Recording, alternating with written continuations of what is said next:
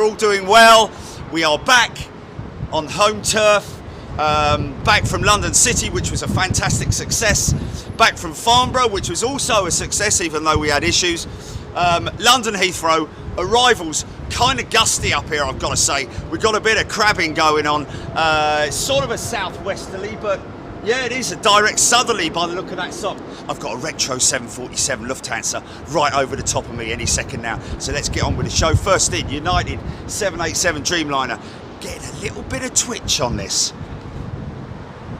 Oh man, let's just hope I can get that. Let's hope I can get that GP.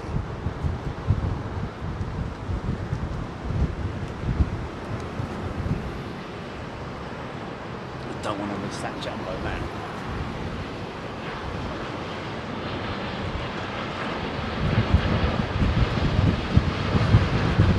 Pointing her into the wind. Watch that left side, watch that left side.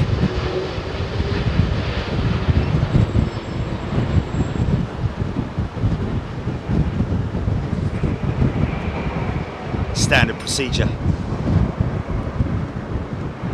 Departures going out as well, folks. Singapore Slinger. Let's just grab this quick. There she is. Retro 747 with Lufthansa, still flying the skies. Saw her booping her nose through the departures hall at Frankfurt.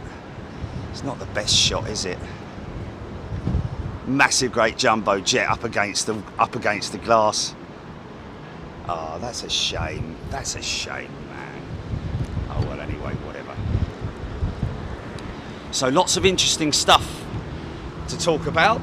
Well, some interesting stuff to talk about. Hope you're all doing well. Hope you've had a good week. We have. Very successful. Oh, what's that banging on?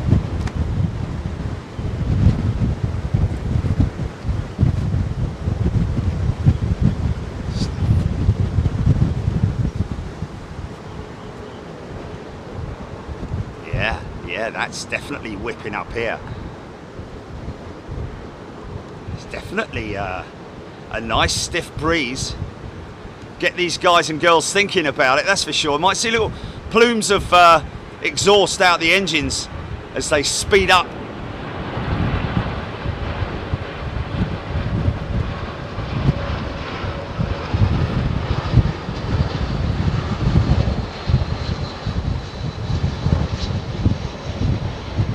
Nice, very nice. See the sock don't tell no lies.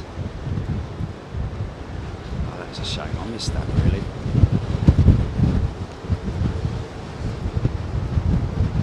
Was it?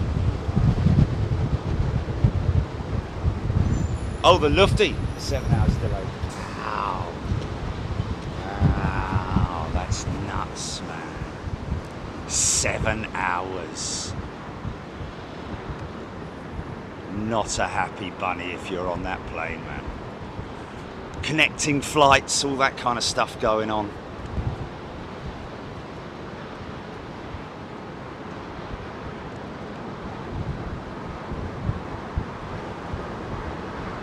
(757) Iceland Air.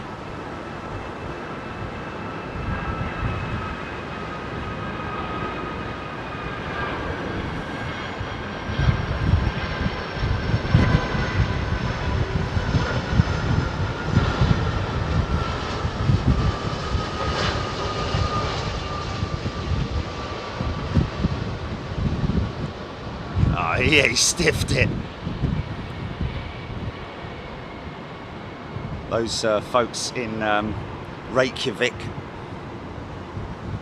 very used to windy conditions. Landed there myself in the 737 MAX and the 767, wasn't it? Flew both aircraft. Nice looking aeroplane, that, isn't it? That's a good shot right there.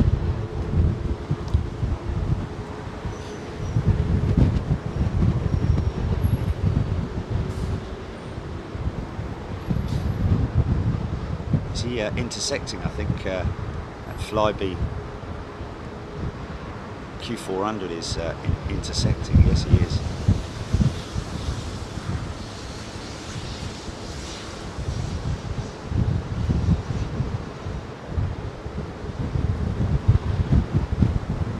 So lots, well, not a lot, but I think how many total uploads have we got from Farnborough, Gilly? It's about 5, is it? We've obviously got the first day we were there, non-flying display day, where we looked up close and personal at the 777X, the 900 of the X family.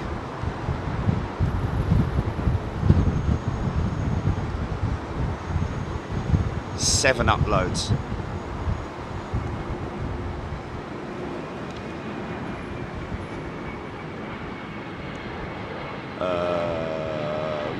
Which ones? We got the yeah, but we still put that the 777's in that segment. It's not in that segment, is it? Or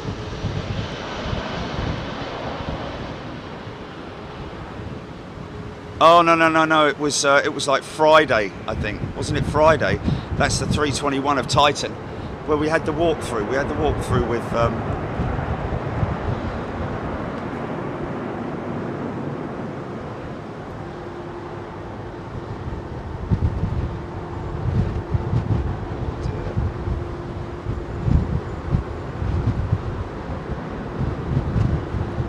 Oh really? Wow.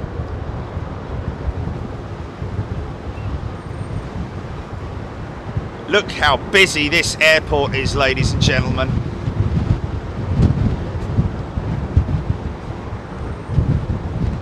For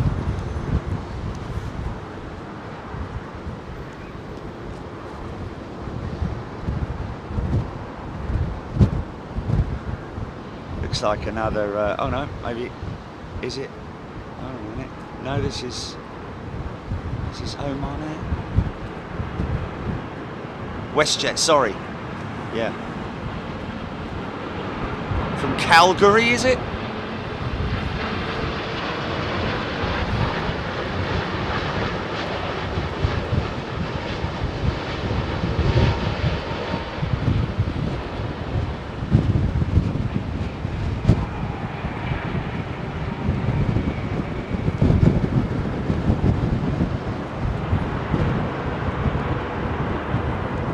So, which part was that in the bit that was?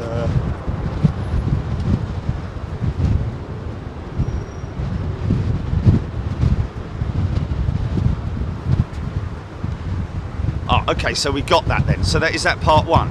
Is that part 1?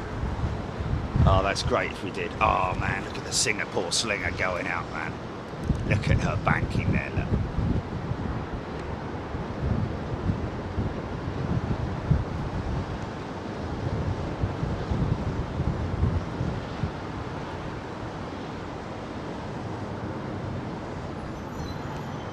That was it, Sunday, that was it, yes.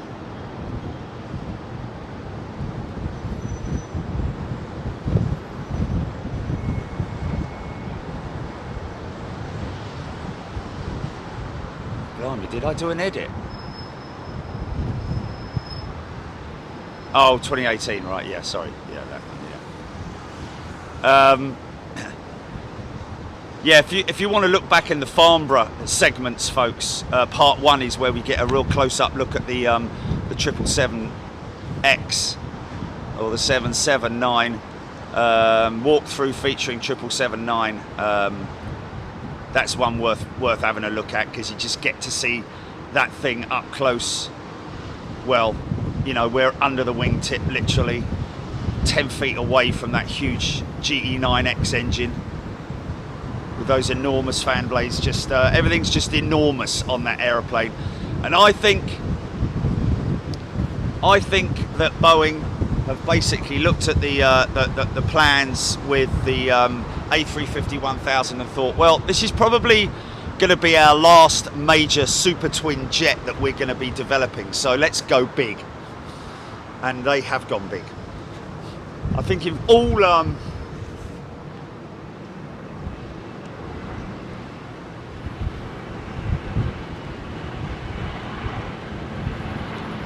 it's crap. He's serious. Let's go.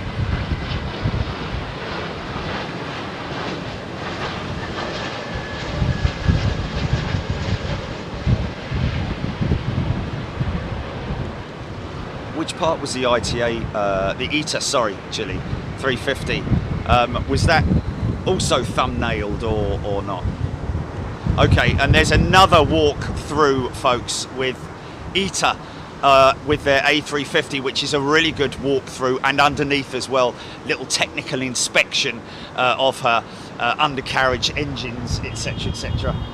Absolutely fantastic, and also very interesting to hear. Was that 777 firing up?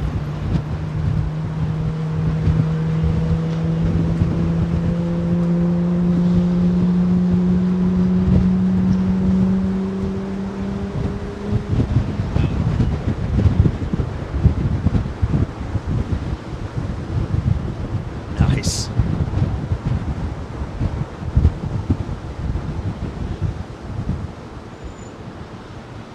See, that's what I do try and do, folks. I try and keep me big gob shut when there's aeroplane noises going on. So that big number one whirring away right now. Number two's about to fire up.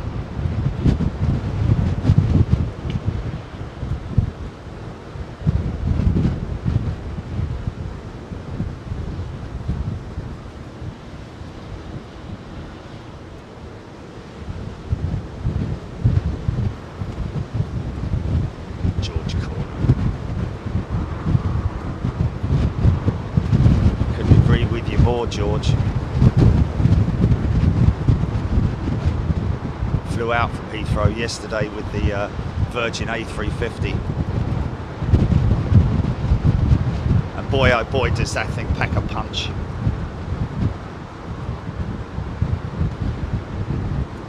Certainly the last time I went out of Heathrow, he literally went through the gate. Now if you're a bomber command or know about Lancaster bombers and the throttle box on a Lancaster bomber, they had the gate, which is right up the top when they were heavily laden with bombs and fuel, and they were literally down to personal feel of the pilot. If he feels he's going to run out of runway, he'll throw the thing up through the gate, which just fires up the magnetos even more and pushes the superchargers, kicks them right up through the backside, and gets that thing in the air. And that's kind of what you feel when you take off on a Virgin 350, I have to say.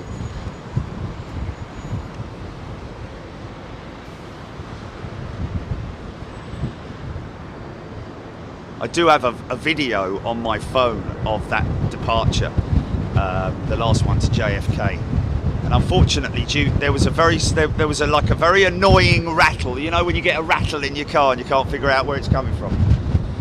Well, unfortunately, we had one of those, which is a high-pitched sort of rattle, which stopped as soon as the wheels left the ground.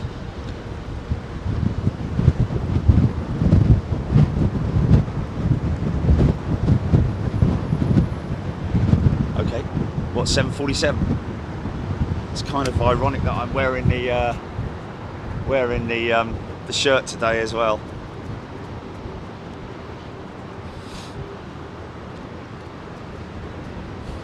Seven, 6, 7.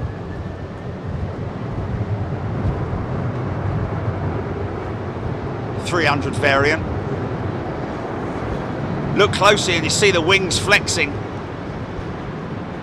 as the pilot makes little tiny incremental adjustments to the pitch angle, engine power, got his hands on the throttles, or her hands.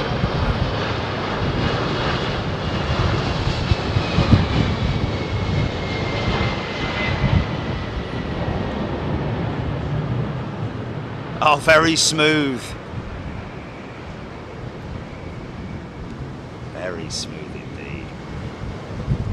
767 rocketing out of the southern runway. That's a 400 variant. Big super stretch with Delta Airlines. That's one of the big major orders that came out of Farnborough was, it was Delta, wasn't it, with 200 odd 737 MAX orders with options for more. But the biggest bit of news that I got was about ITA and their plans for the future.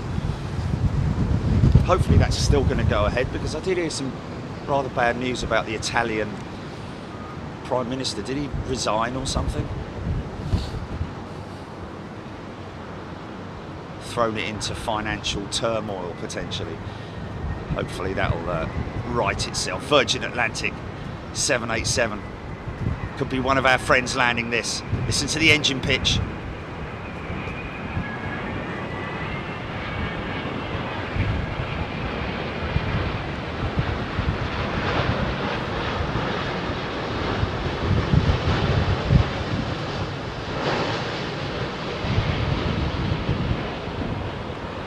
Yeah, nailed it.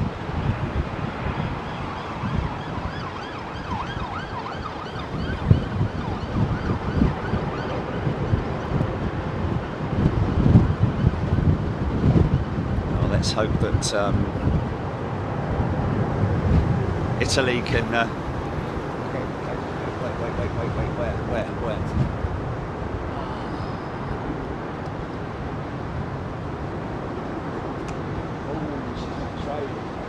Oh, she's glinting in the sunlight.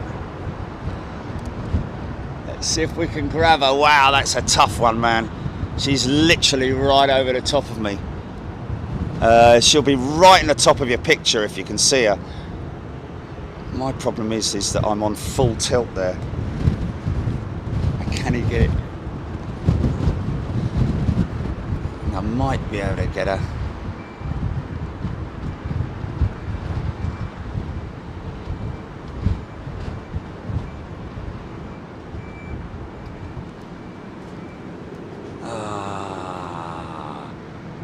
Oh man, stand by.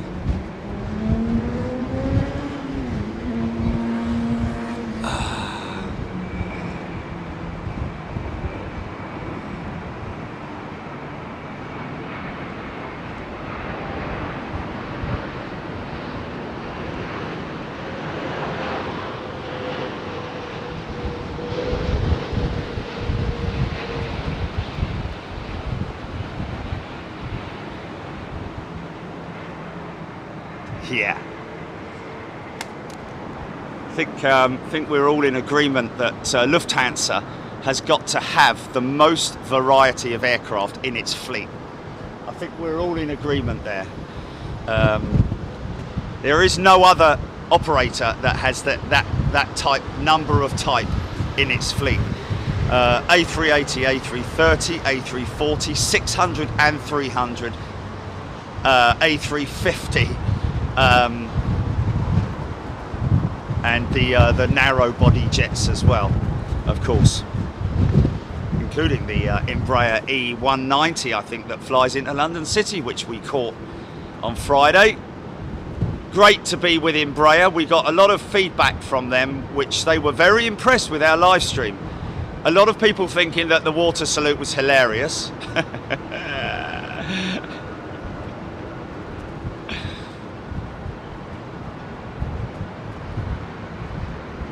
Big windscreen wipers on the E190. I'd say pound for pound the biggest windscreen wipers on any airplane I've ever seen. Look like a pair of windscreen wipers off an old Bentley Mulsanne. Mind you, saying that, Bentley Mulsanne was actually quite a small windscreen wiper. More like transit windscreen wipers.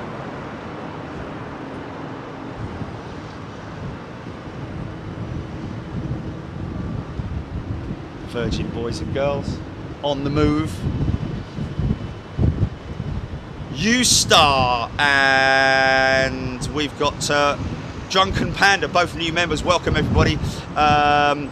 Richard Mortara, that ITA 350 is now flying between Roma and Los Angeles right now as we speak.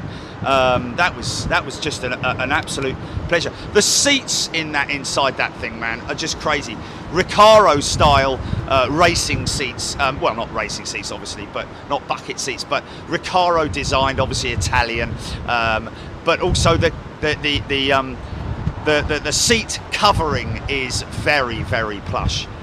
And they are announcing that they have gone all Airbus with Airbus now, with their fleet, with their future fleet. A339s, 350s, planning to be, and also the Neos and A220s, I think, as well. Planning to be the most eco-friendly airline in the world.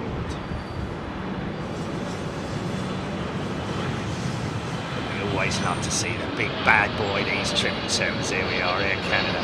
Got the Amy Winehouse fling, look. No problems. Bosh. Very smooth.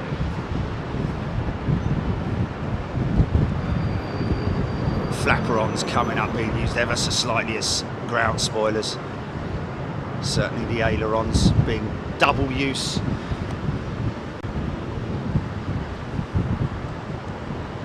Ground spoilers when they're on the ground, obviously, and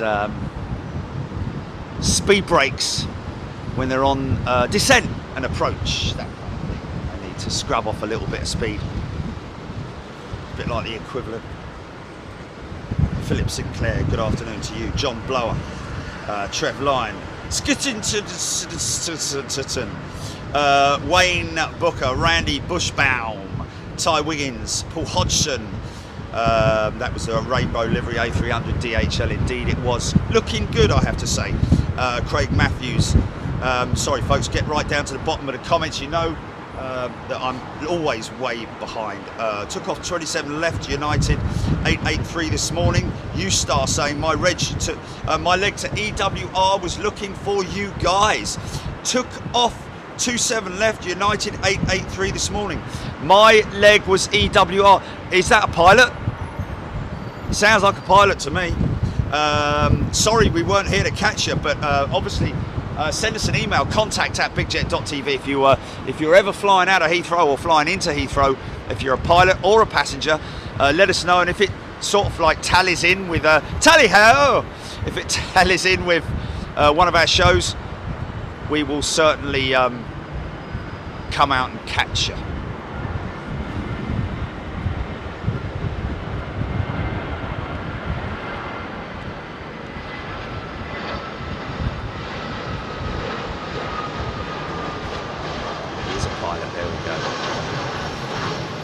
So is he back now, or is he still in flight? Thank you, U-Star. United pilot. What is he? 767 or Dreamliner, or maybe even the 777-200. Yeah, Newark, New Jersey. Okay, here we go, folks. Look at this.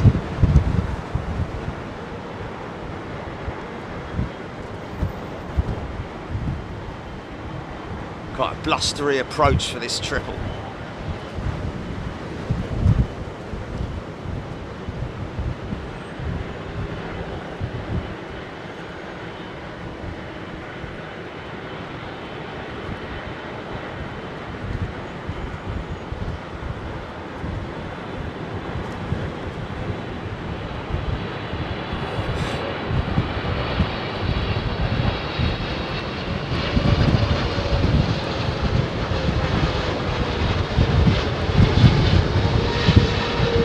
On the 7.6, is he? Nice.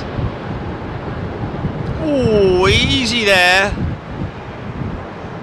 Quite a aggressive switch to the starboard side.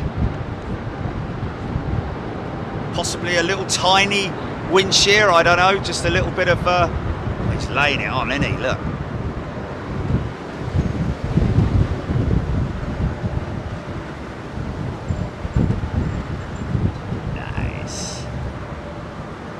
Star's one of his rides right there. Great to have you on board, Star. Gareth Flynn is a new member. Welcome, Gareth. So yeah, we've got a lot of stuff coming up, folks, still. Now that we're kind of through the Farnborough scene and we've done the London City piece. By the way, Liam, I've got to say a big shout out to Liam. He might be watching now. I know he does watch the show. But a big shout out to Liam and all the crew at London City. Going to be doing more stuff with London City in the future, folks. Even an evening show over there, airside, and looking to get up inside, or at least on the railings of the old tower. Of course, they don't have a manned tower at the airport anymore. It's all done remotely in Swanwick, which is, oh, don't get me going on the geography. Is it Scotland, or it's just the coast of yeah, it's Wales, isn't it? I don't know, man. Wait, it's in Derbyshire. Oh, it's in the Midlands. Oh, flipping it. I thought it was like the last. Oh no, oh, I don't know.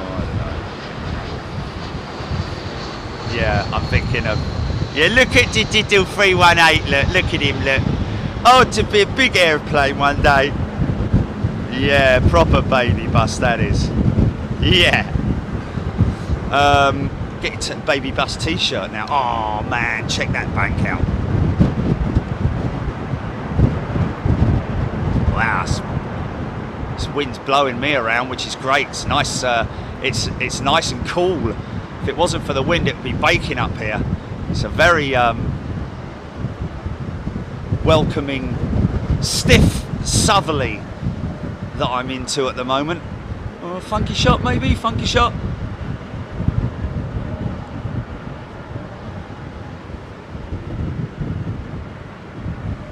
Oh no, it's an 8-hour turnaround, the Stansted show. It's going to be arrival only.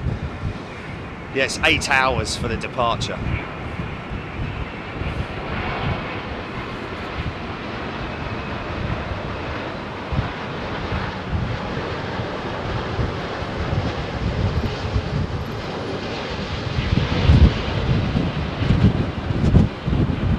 Nice.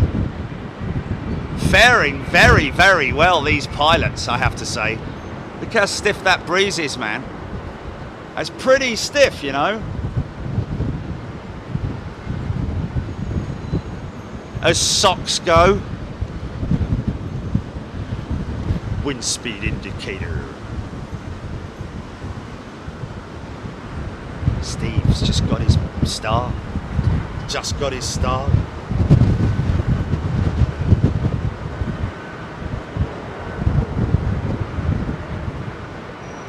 Good afternoon, everyone. Ashley loves the other shows, but Heathrow is the home, isn't it? Yes, it is. Feels like we're home. Welcome home. Simon Eyes, 41, HGC, EGPX, Paul Skilling. Good afternoon, everyone. James Doink, Diane, 78, Ty Wiggins, DJB Planes. EGPX, DJB. Well, it might be a couple more day DJB planes, or a couple more weeks. It might not be bang on the 2 years that you're thinking of. You can hear that United's engines whirring away there. And to be honest with you, if I was given the option to fly, I think I would probably prefer to fly the 767 than the Dreamliner. Oh, I don't know though. I'd like to switch between the two. How about that? Don't want much. I think this is a dash 10, isn't it? This is a 10? Or is it a 9? Or am I just... No, that's a 9. Sorry, it's a 9. Easy, son, easy, easy, easy, easy. Tipping it into the left side. Fly it in. Yeah. Now it's a vehicle. Ain't no airplane no more. Just love that busy look of Heathrow.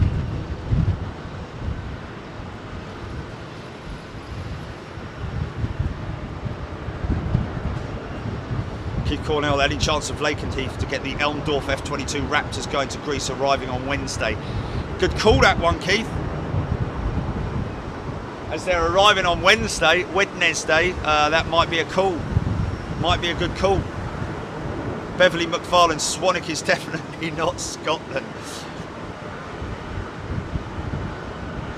Yes, but anyway, all done in Swanwick, on big screens, with sound being fed through, real-time sound also being fed through to the operators, the air traffic controllers. Sorry, they do it all on big screens. Incredible. We're hoping to get up there at some point. So even when we were being driven around the airfield, the operator, the operations airfield officer, had to call up the tower at Swanwick to get clearance to cross a runway in London. How about that? Qantas 787.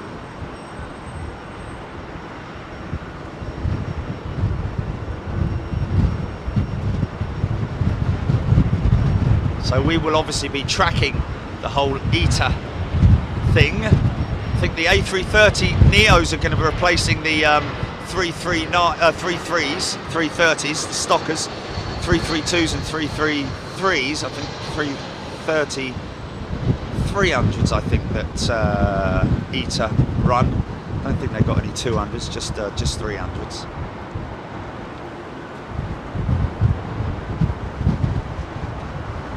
Craig Matthews.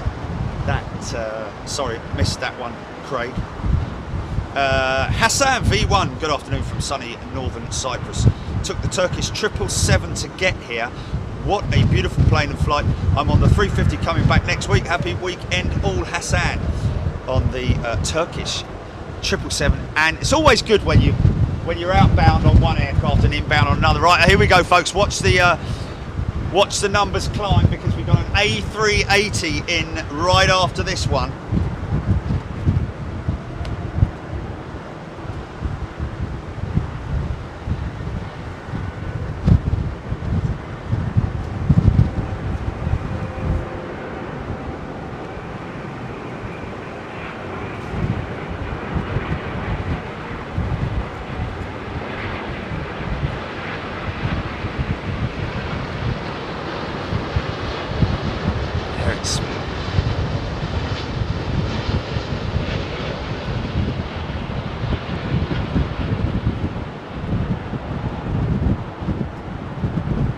Oh, nice.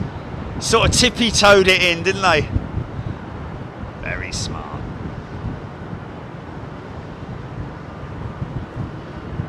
Very low departure for them. Very low departure. Okay, here we go. Next in, folks. Whose is it? Looks like BA. Oh, wouldn't it be... It's Emirates, is it? Okay. Wouldn't it be great if it was Etihad? Out of the blue.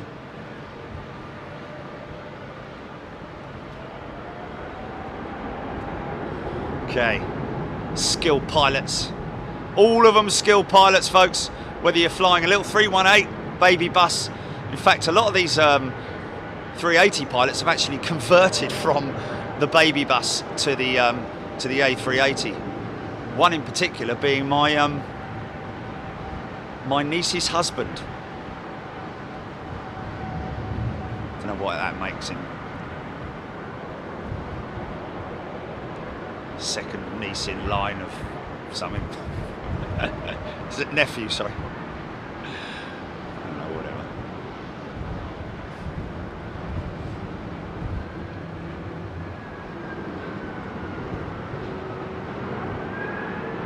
Look at the rudder. Easy, son.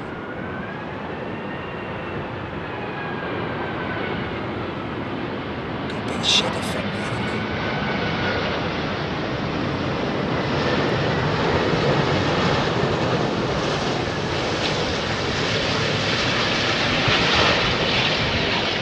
Oh, he's floating it. He's floating it. Bosh! Nice. Way beyond the keys, man.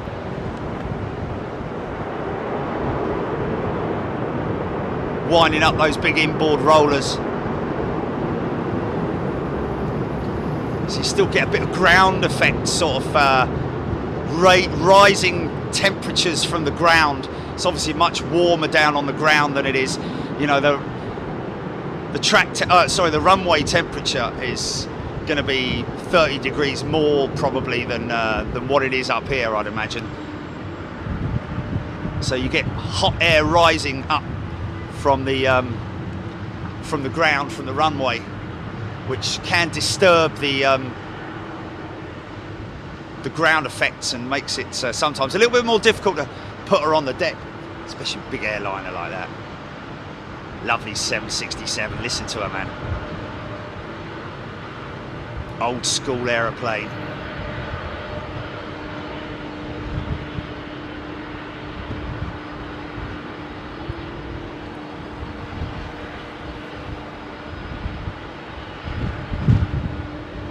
Oh, this could have been our man, couldn't it? This morning. Gutted. And he would have gone out. Oh no, it's southern runway, isn't it? We missed. I think we missed Qantas. Right. Ah well, it is what it is.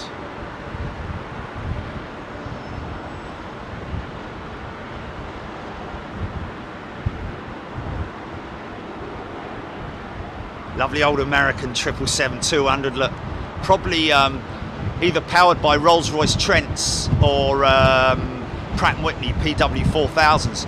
Kind of look like rollers to me. I think it's a 300 actually that's the Pratt & Whitneys. I think this is Rolls-Royce Trent 7s perhaps.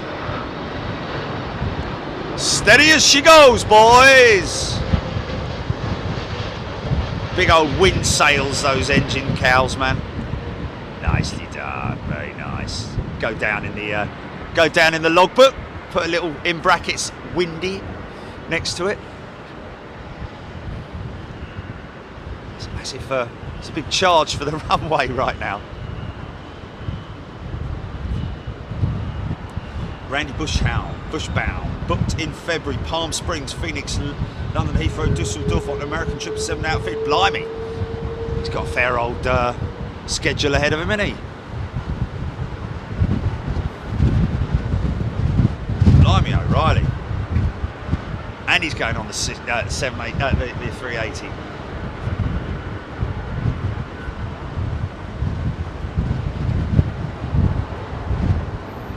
Winthorpe, minimum requirements to captain an A380 for Emirates is 7,000 hours.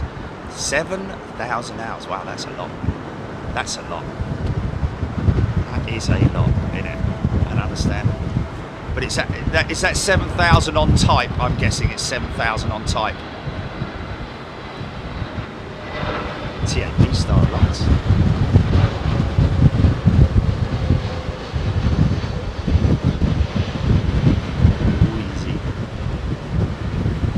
So we are now in a position, kind of, to start looking at our next overseas shows, because that's what it's all about, what we do with Big Jet TV, with our wonderful members, which we get to go on spotting trips every month, one to the US and one to Europe. US obviously with our first class and super class members, and of course Europe for our premium and also first class and super class members. And I think now that we're done with all the travelly bits in the UK, Farnborough obviously was quite exhaustive in terms of you know, especially with the 2 days of excessive heat that I had to stand in. But we're all done now, it's all good. And we're looking at possibly Madrid, folks.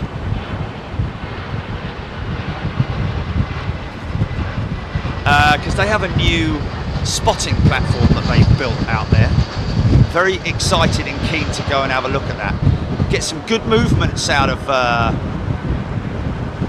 get some good... Oh, he rode that. Nice little bit of aero braking there. There's Qantas going out now. G'day.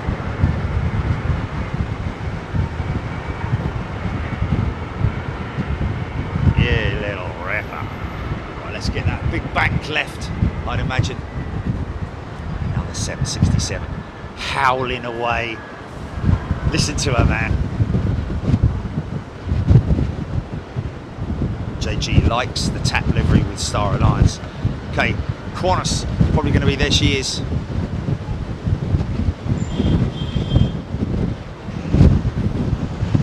Whoa, look how bumpy that climb out is.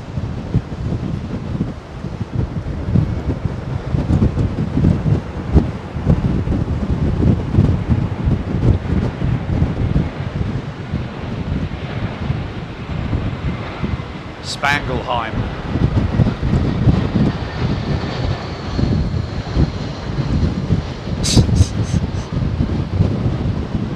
Okay.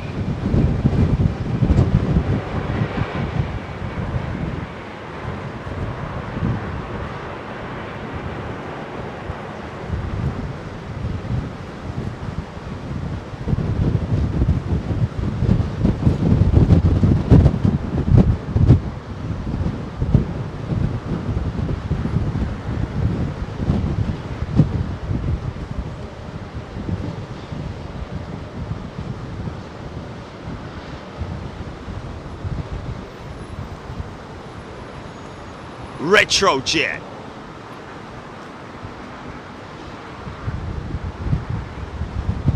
Jane Urquhart, we can see your chat. Thank you very much indeed. Gary Lyon, cargo jet 767 en route, saying a 12:40 arrival. Thank you, Gary. Let's see if we can get that. Is that on Flight Radar 24, Jilly, that cargo jet? 767 freighter. Yeah, 12:40 arrival apparently. Hey, what's that? Is that Q8 pushing back out of T4? Look how busy T4 is now, folks. The hustle and bustle of London Heathrow is back.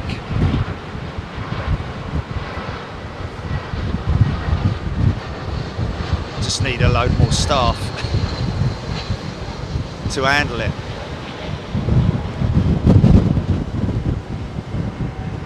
Good that British Airways have averted a strike. Good to see that. Didn't have Arthur Scargill standing on a soapbox. Rather sat down around the table and talked like adults. And resolved it. Whether it's to everyone's liking, I don't know. But at least it's been resolved, and that means one less thing to worry about.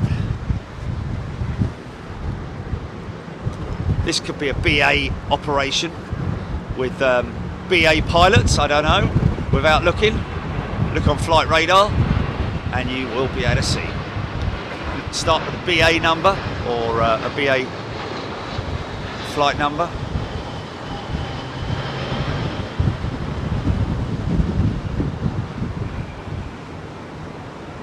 Starting up. Oh, so that tree was starting up. Into the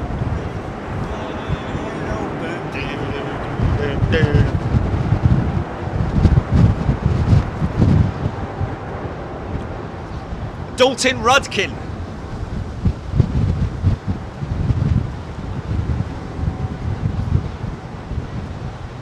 Oh, so it's, oh, okay. Well, that's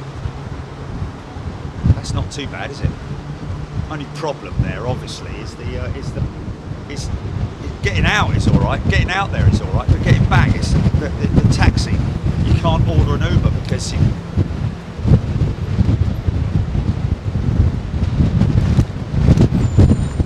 Yeah, probably worth it, mate, because there's ample parking there, isn't there?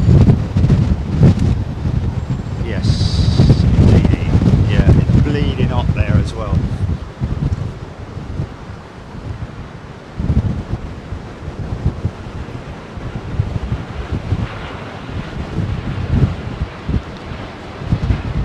Is it on Google Earth yet? Do we know?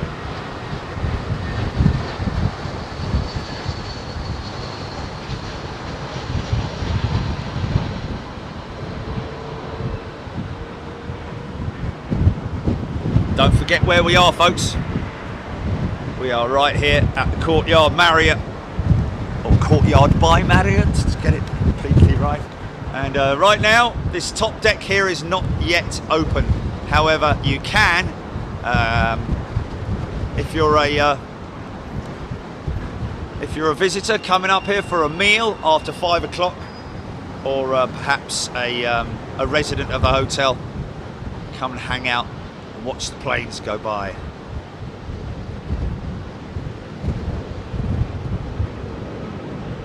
American 777-300. Easy, son, easy. Little bit of shed effect there. Look at the wings flexing.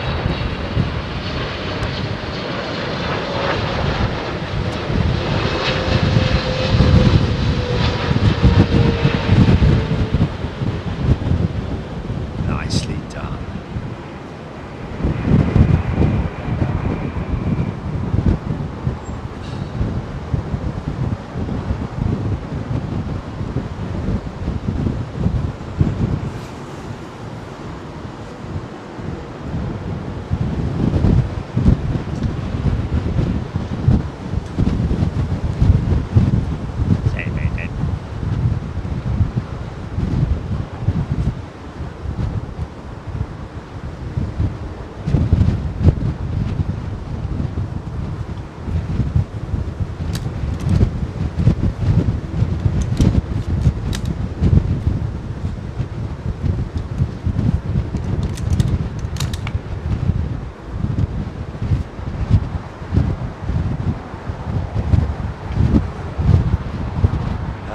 Dalton, didn't we? Dalton Rudkin. Still lots of 380s. Qantas is 380 in Qatar. Of course, we've got Emirates and BA as well. So a good healthy stock of. Very, very sorry to have missed our good friend Ian Calton. Who's a captain with Cathay Pacific. He was flying out he was flying out on, I think it was Friday, out of London Heathrow. Great shame that we missed him. Or was it Wednesday? Or was it Thursday? Oh, God. Anyway, we missed him.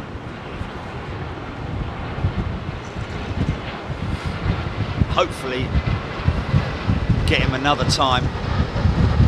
Yeah, I'd much rather have done that on Wednesday as well, to be honest with you. In hindsight, of course. Oh, very smooth, very smooth.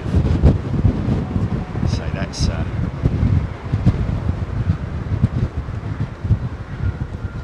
big old lump being towed, look. Margaret Byrne flew with Air Malta last week. Ryanair has taken them over. They were just lovely, have to say, beautiful plane. Interesting. Ryanair have got Air Malta, have they? Have they? Is it? There's an Air Malta jet.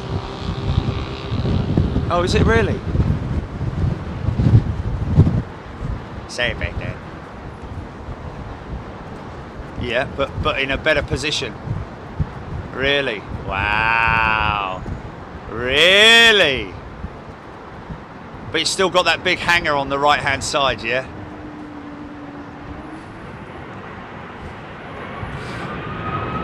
Really? Oh, easy!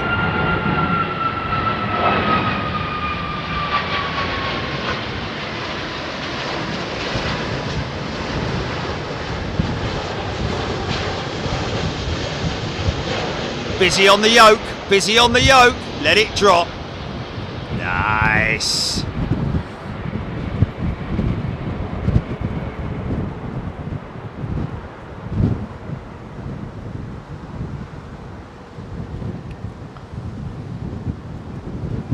Oh, good. Good. Good. I'm glad that's the case.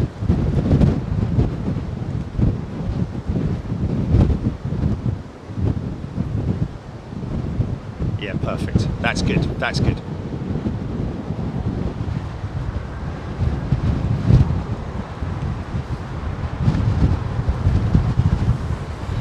Oh.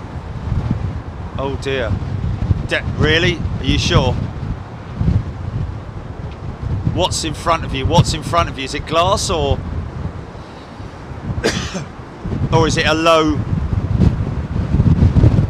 Okay. Okay. Okay. So you don't need steps then. Don't need steps then. That's fair enough.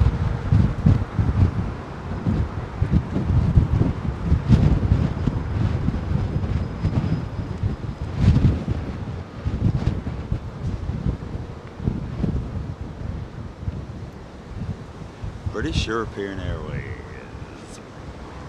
Comets, Tridents, 707s.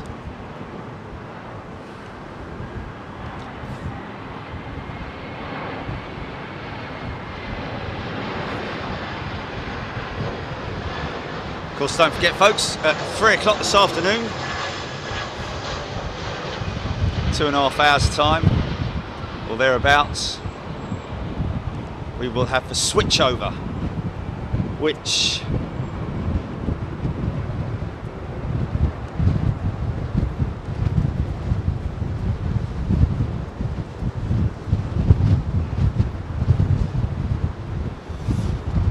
Nick Sinclair, we do have a mic muffler, my friend, but there's only so much you can do when the wind is howling away, and I think, to be honest with you, it adds more atmospherics, because at least you can get an idea of what's going on. It's quite cool. It sounds like a war zone.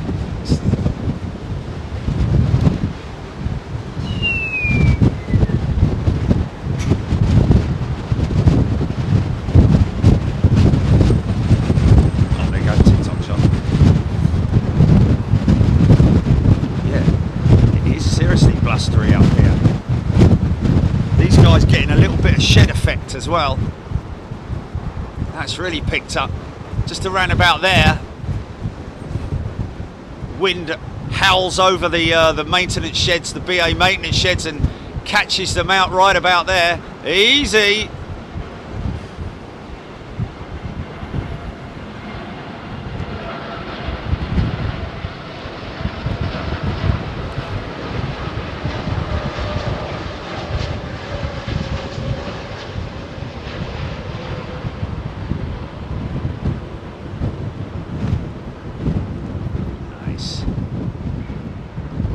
She's down.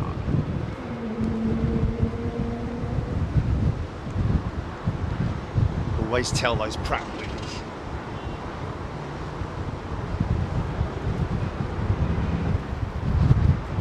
Stephen Morale is a new member. Welcome, Stephen. Big Jet TV first class member. Welcome. Yeah, nice little size comparison there. Little A220 Mini 350, we call it. Lee Woolmer, straight in or back in. Welcome back, Lee. Straight into Superclass. Lee, thank you very much, and thank you to everybody for your amazing support here on the channel. Keeps the wolves from the door and keeps us running a full-time operation.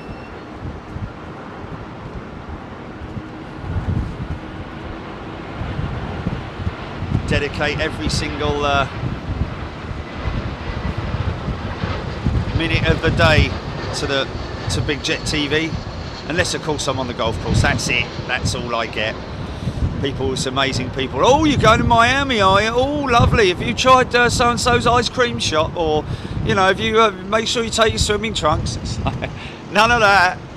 No. We don't go overseas to go on holiday. We go overseas to work, man, and it is literally work as soon as we get there, non-stop. Until we leave.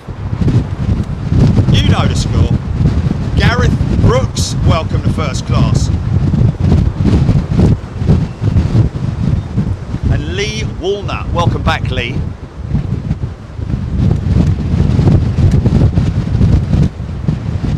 Linda Holmes looks cool when the aircraft are lined up. Does look great, doesn't it?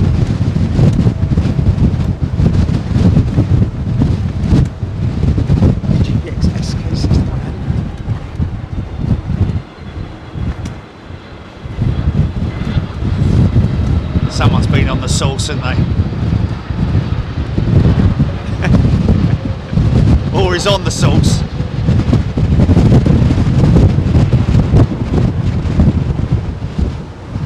Ballooning it. Little bit of ground effect there. Call it ground effect. I don't know if I'm right in calling it that. Wow. It is blustery up here, man. Wind has really picked up. Look at the sock. Look at the sock, man. So he's going to hit the ground. He's going to hit the shed effect around about now.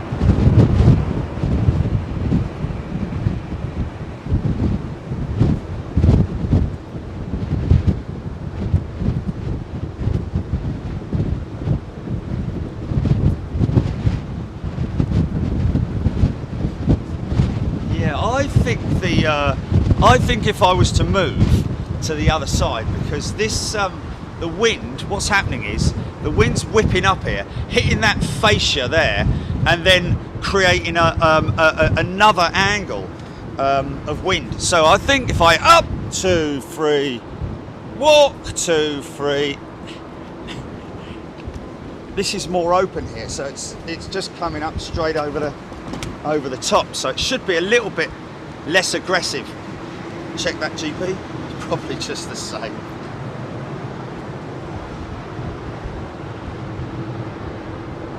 No, but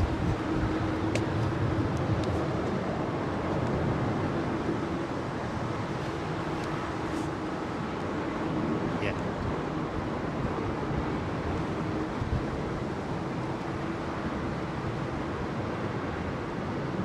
Look at those wings flexing, man.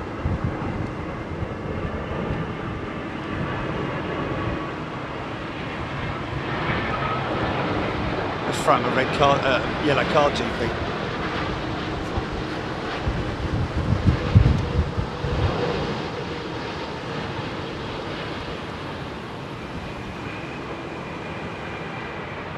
Nice. 767 going up. It should be a little bit less blowy, I'd imagine, based on the where I am now.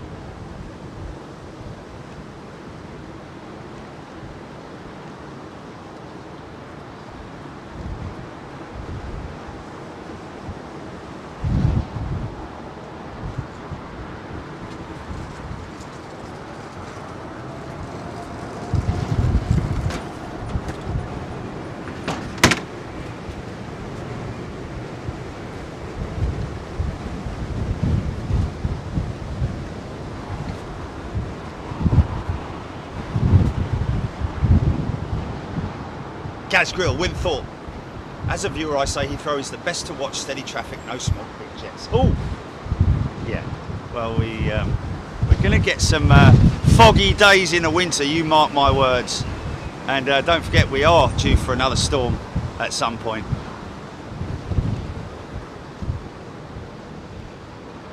That's quite a steep climb out for a Dreamliner, isn't it? It's not your average departure angle.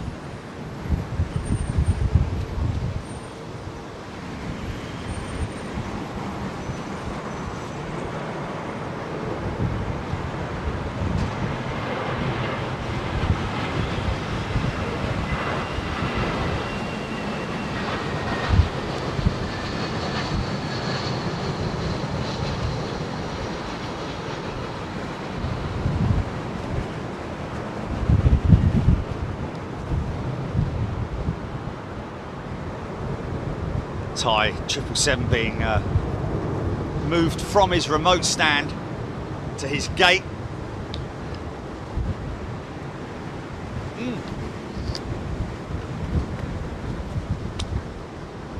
Jumbo GP, jumbo alert.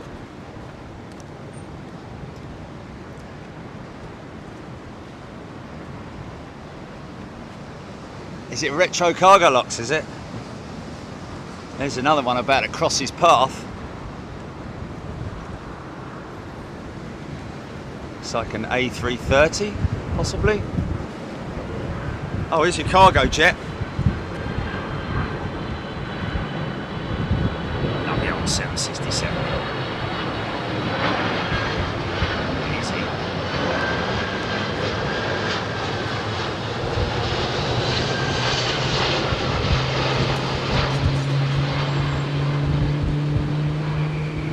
No, it's not.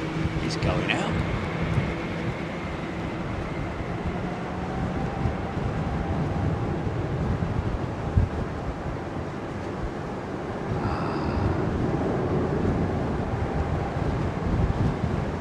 Retro cargo lux.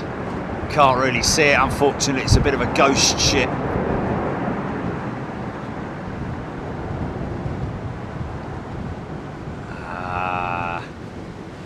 So that Thai triple's starting up. Interesting.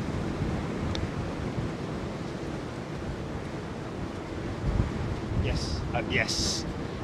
Britain's busiest airport, folks, this week is the Storm Eunice segment. As I get a number 2 start.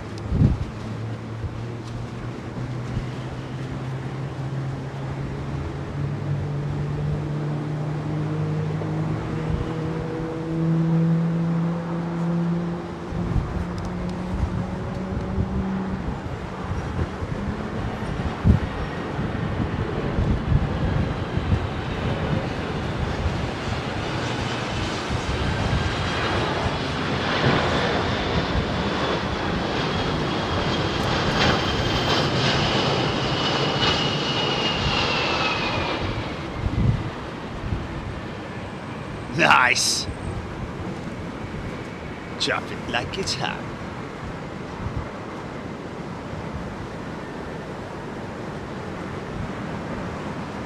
What? Is that now?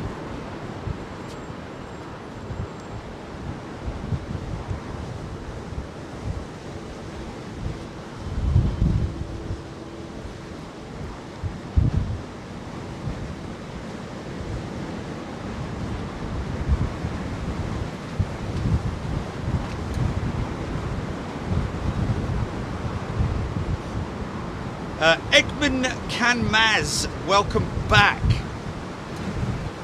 Kevin FB thought he saw passengers boarding remotely. Interesting. I didn't see that. This is definitely a 787-10, isn't it? Looks like a big long front end on it. Long that jet is, man.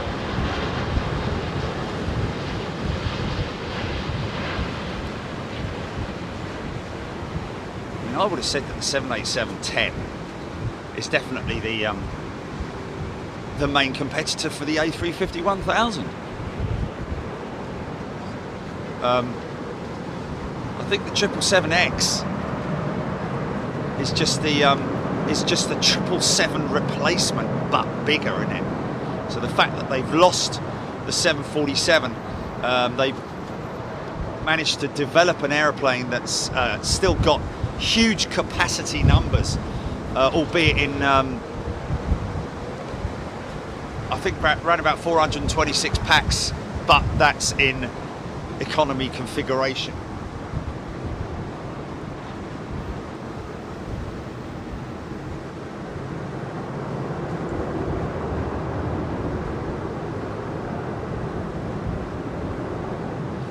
Virgin Atlantic were using their A330s for the Brussels runs, their freighter missions. Now, of course, that's taken up with a dry lease with Titan Airways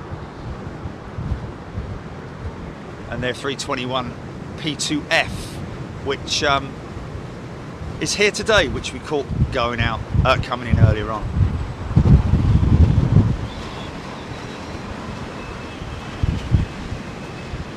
Although when we were in Brussels, the 321 went tech, didn't it? And it was in the hangar,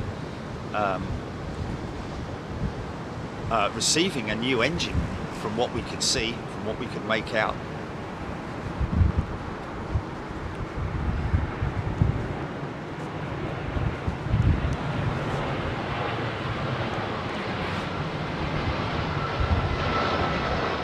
$5,300 people watching us live right now. Thank you, folks. Great to see you here. Hope you're having a fantastic weekend, whatever you're doing.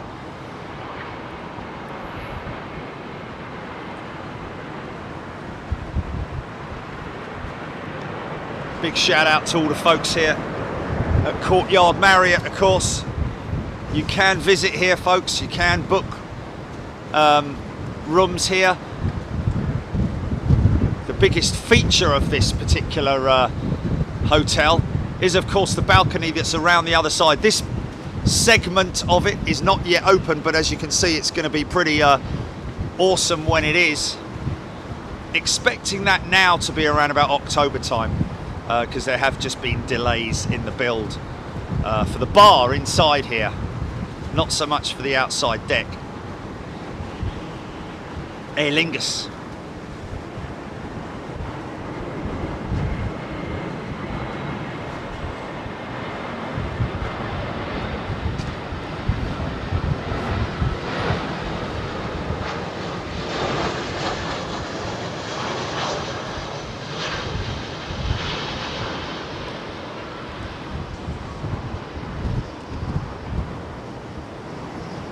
Great to meet up with Joe and the Gravity team once again, looking after Embraer on Friday.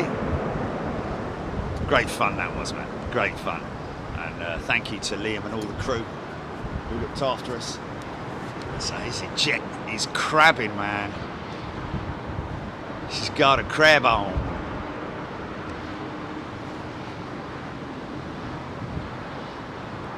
Hello, special livery, innit? Is this Etihad F1?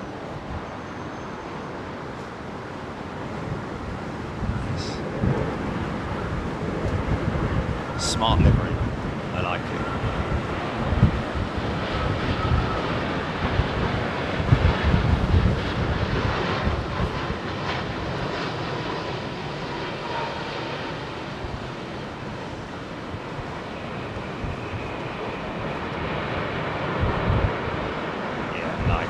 Bring back your 380, come on guys, don't be shy. Just bring her over here for a warm-up, you know, familiarization for your pilots and so on and so forth. Let's get her back in the skies, making another 380 operational out of London Heathrow.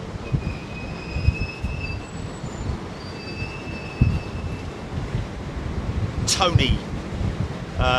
Helen Clapp, Sandy Humby, Larry Osborne. JG's liking the white livery part on the old Aer Lingus livery. Yeah, it does look very old and tired now, doesn't it? Compared to the new livery. But that's what happens, you know. The Lufthansa old livery, although it might be old, it doesn't look. It does look tired, but it looks very retro-y now. Even though it's not that old.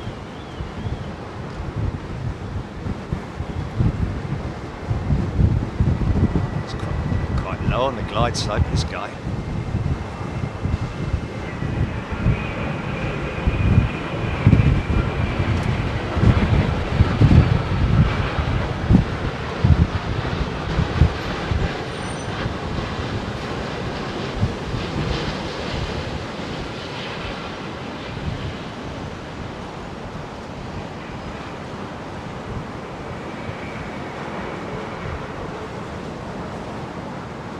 Coldstream reversers.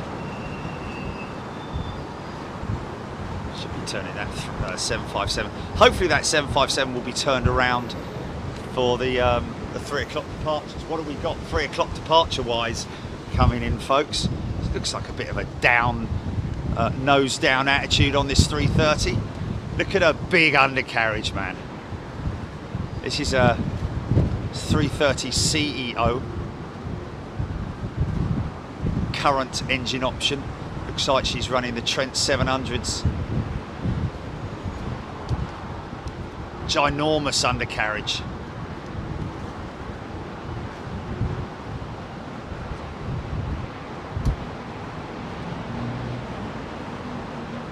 Safran, I think, manufacturers of the undercarriage systems on a lot of the Airbus jets. Oh, this is Delta. She's crabbing, man, she's crabbing. Look at that big wing flexing away.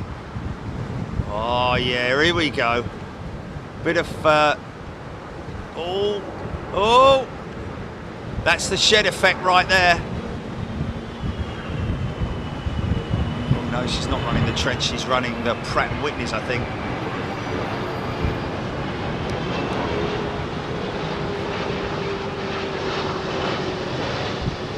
Easy. Easy. There we go, she's down. Little bit of a white knuckle ride.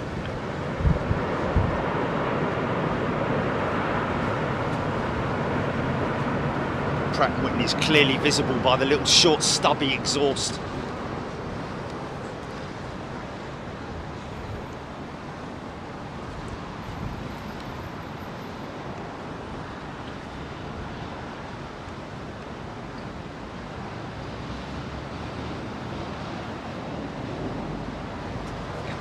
Pacific's A350.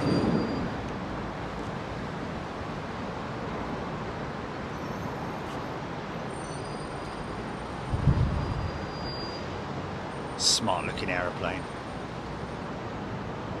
Be good to see them get back up to full strength. These guys were hit really, really hard by COVID, operational wise. Most of the major operators survived purely on cargo movements, making their aircraft available for cargo, especially the PPE stuff right at the get-go. It's dropped off a little bit now, the demand for cargo jets.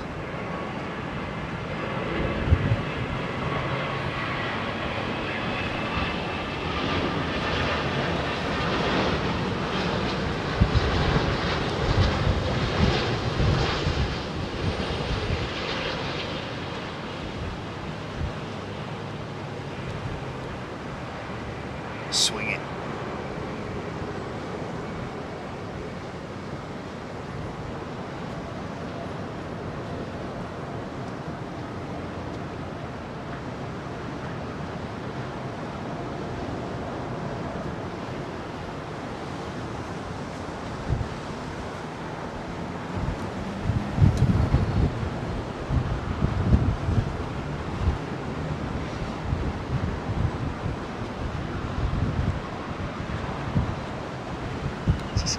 Too bright up there.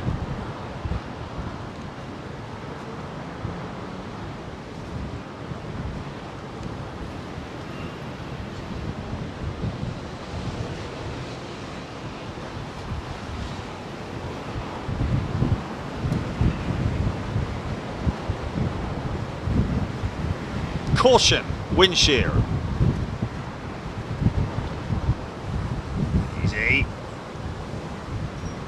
Shed shear.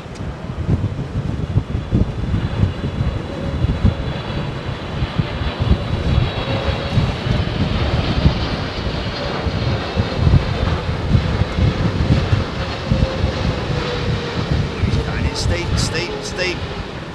Nice, straight in.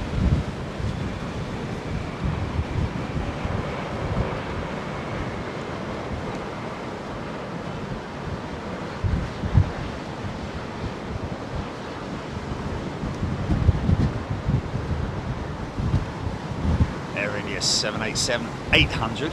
I think it is, possibly.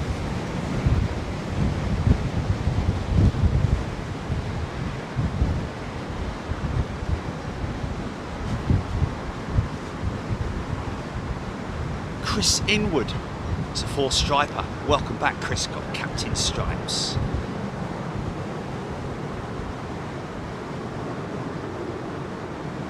Ian Cumming, Qatar 380 just over Epping on the way in. Thank you, Ian. Over Epping. So that's behind me, isn't it? Epping Forest. It's the Battle of Epping Forest. The Battle of Epping Forest. Right on your door. Diddly-diddly-doodly-doo. Sorry.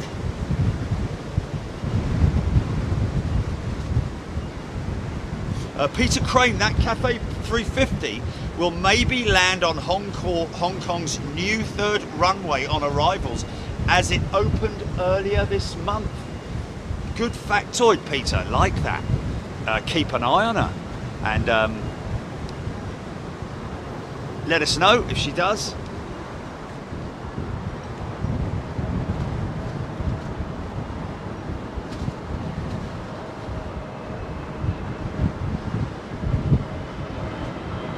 Sky. Yes, ITA Airlines as well, isn't it? They like to be called ITA Airlines. We've just all got to get used to that now.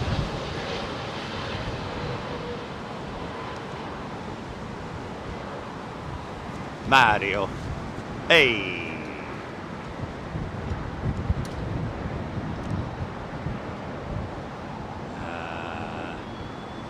She's still a ways out from turning on, isn't she?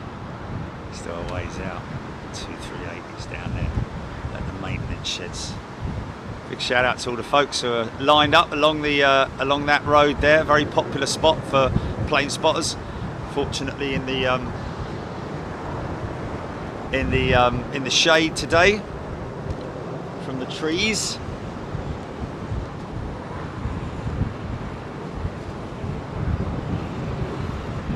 Cause it's the Battle of Epping Forest. There she is, I can see her. I can see her. Just crossing London City now, I think, by the looks of it, or just turning in over probably London City, I would have thought, or about to. It's kind of the right... there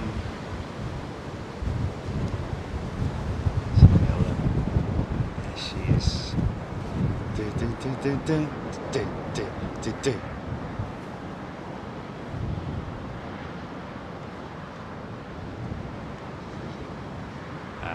Let's see if I can grab it just underneath that. There she is. Yeah. So that'll be literally turning in over Greenwich any moment now. Still got a little ways to go actually before she starts to make her turn. She's already sort of like at an angle towards the glide slope before she's established around about 10 miles out.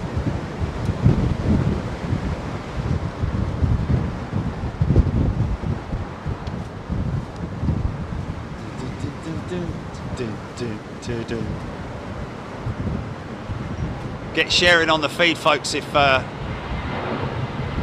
any of your friends or family have never seen an A380 before, or have just heard about it but never seen it before. Share it with a comment or something. Check this out, the world's biggest, well, is it the world's biggest passenger jet? I think it is it not? 747-8 is has a huge capacity for passengers and far more for freight, that's for sure, than the A380. But even the 747-400 has more capacity. In fact, I think even the 777 in passenger configuration has more freight capability than the A380 in passenger configuration.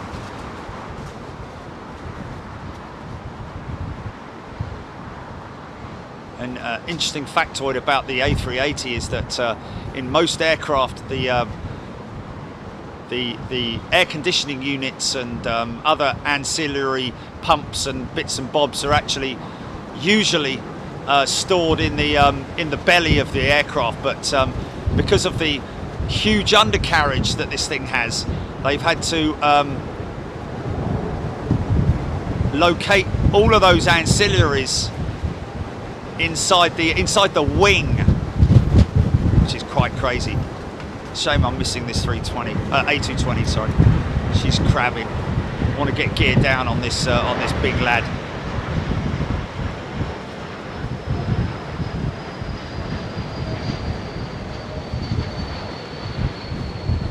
Here it comes. Outboard gear first, or wing gear, and then the body will drop. Looks kind of odd at that angle, doesn't it? With just the, and now giving birth to 35 tons of undercarriage, and there it is. 5 greens. Continue approach. Final checks are done. And now a nice smooth 3-degree approach into London Heathrow on the glide slope.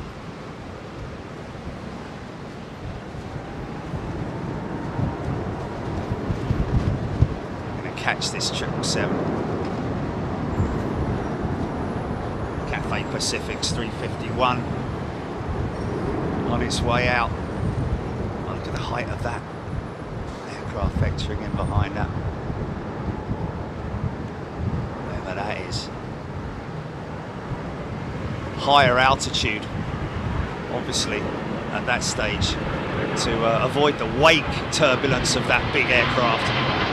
Even from 10 miles out, she can pack a punch.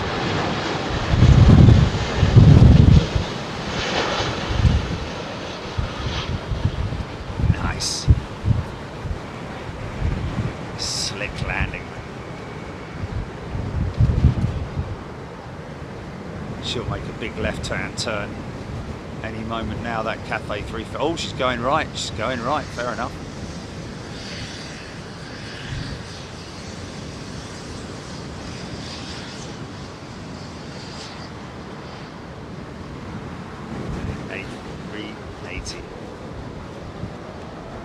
We see the numbers rise when the 380's on its way in. Jeff in Mass, your London City's live stream of the Embraer E190 E195, sorry, E2 Profit Hunter was very special, so special I bought the Herpa 1200 model. Did your E2 195 get approved for? All of the approvals and certifications will be finalised at the end of the year. Parking trials, of course, we witnessed, and anybody flying on the Virgin 350 will have undercarriage cam, and you get to see how skilled the pilots are in getting that thing on the centre line as well, and tail cam as well, of course.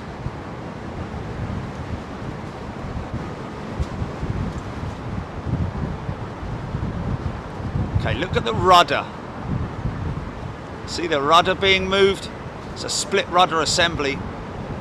And what will be interesting is the ailerons on the outboard element of the wing. Don't know if you'll catch it, but you'll definitely see it. Look at the outboard section of the wing.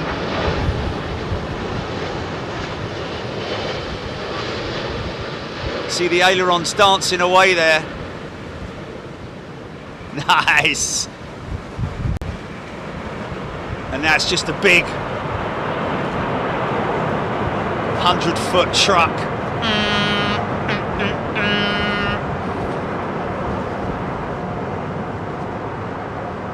With 180,000 pounds of thrust in the engines. Oh, is that bamboo? I've just seen sneaking out right behind the bamboo Dreamliner. Where's that? What did you say? Atlas Air 747 over the top, GP? Which direction? Okay.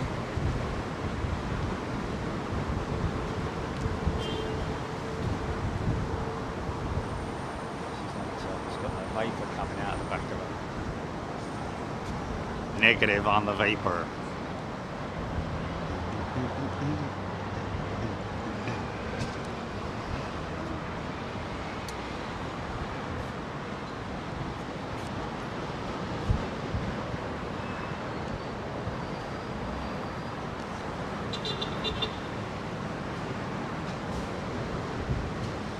Head for T4, her new home, which I think Qatar are trying to monopolise myself. I think they're trying to get one over on Emirates. I don't know what it is they're going to be unveiling on the Terminal 4 roundabout, but oh, maybe I could ask my friend at Qatar. That would be a good one. I can ask him. He'll be able to find that out very, very quickly. Oh, hello, 767. It's an old workhorse, isn't it? She ain't got no winglets.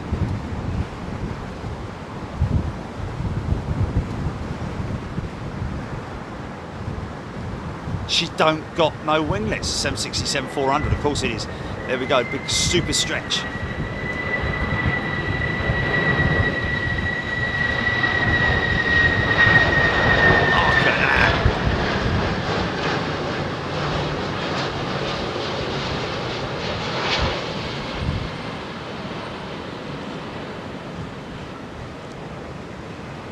Whoa! People on the right side were riding that for a little bit, going, okay, come on, come on, come on, come on. Get it down, get it down.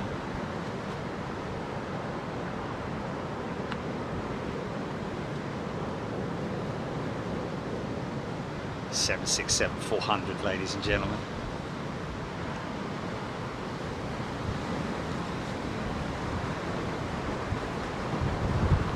Ty Wiggins, enjoy the Qatar 380 while you can. They're on their way out if the CEO has anything to say about it. Okay, well, we will see what happens with that, because at the moment their A350-1000s are certainly not, well, I guess they are in service, but maybe on other routes, but certainly not doing the London Heathrow route at the moment. Sandy Humvee BA Tiddler before the Bamboo 787. Yeah, good livery on the Bamboo, I've got to say. There is your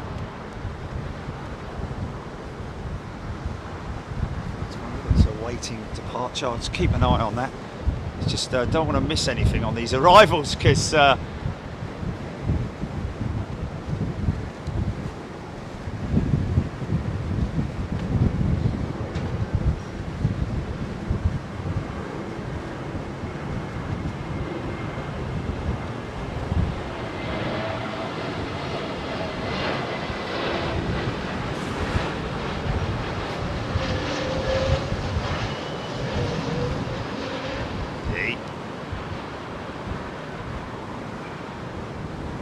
wow, his angle of attack looked a bit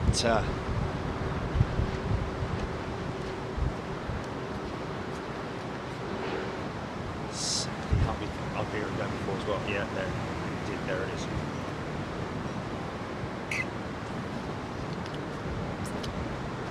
Alex Compage, I think that's Chris Norman.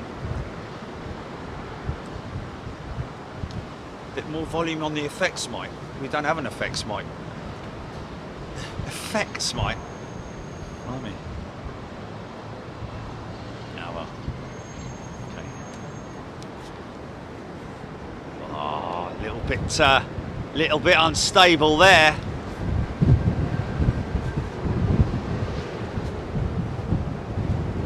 does he think we are? BBC? Sound man standing next to me. Can you turn up the effects mic, please, John? Oh, we ain't got an effects mic, Jerry. Wow, it looks quite slow. Slow and low. Wow, look at this.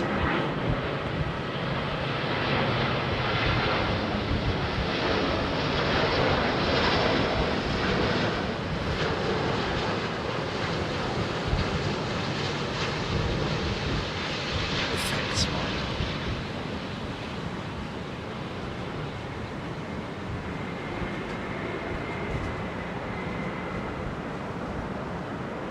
It's very smooth, calm landing there with British Airways.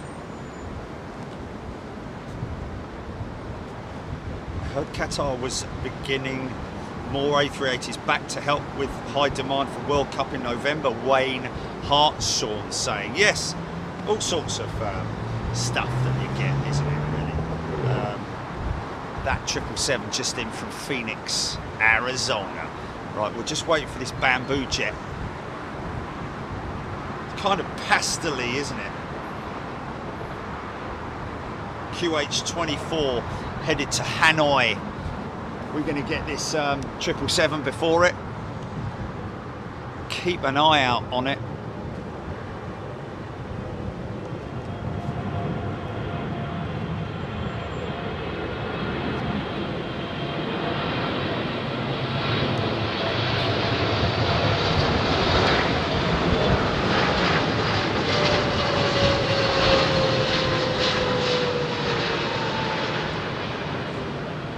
Nice. I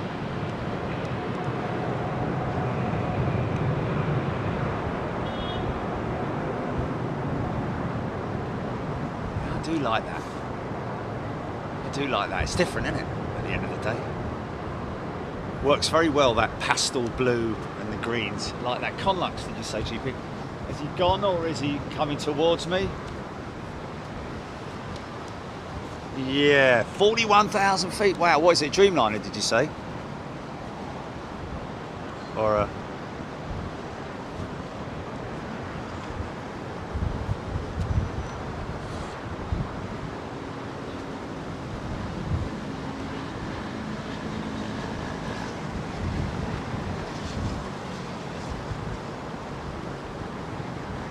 Oh, Chris, yes, I'm aware that the headset, it's nothing to do with the headset mic, my friend, and the mic is this mic, my friend. It is a very good mic that's used commonly in the industry.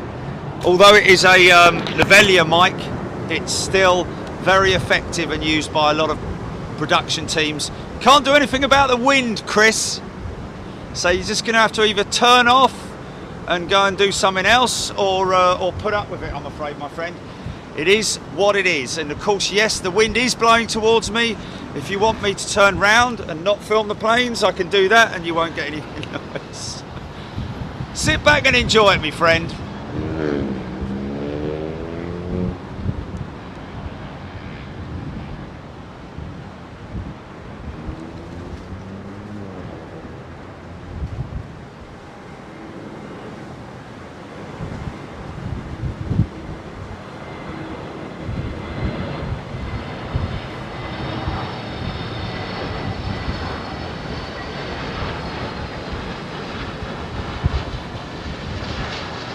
The pax capacity on the 321 versus the E195 E2.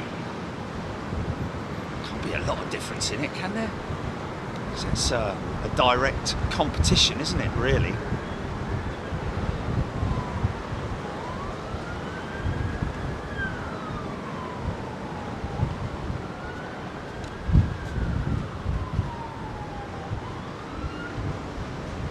Incoming Iceland Air 757 on radar. That's a bit of a shame. Like to have caught her going out after the switchover. And of course, bear in mind, folks, that you know, we are. So here's the new livery with Aer Lingus. Very much got used to this now. It's like anything new was always a little bit. We've got another 382 out.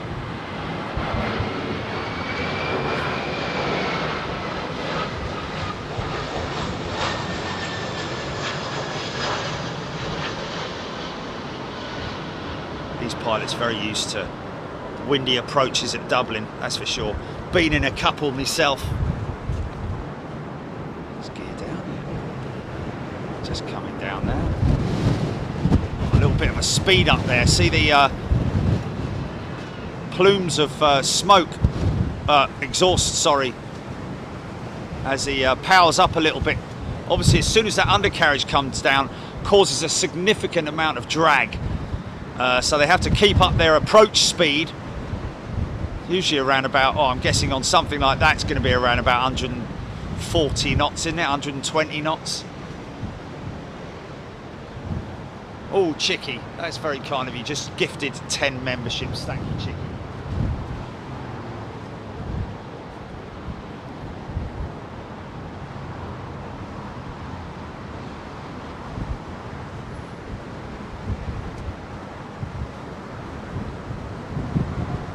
BA by the looks of it. Gary Barlow, you remember? Must be having a slow news day then.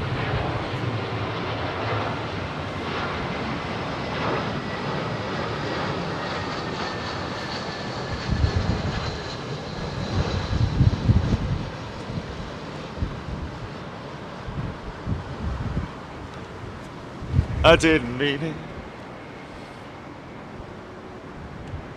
Okay, here we go. Might see little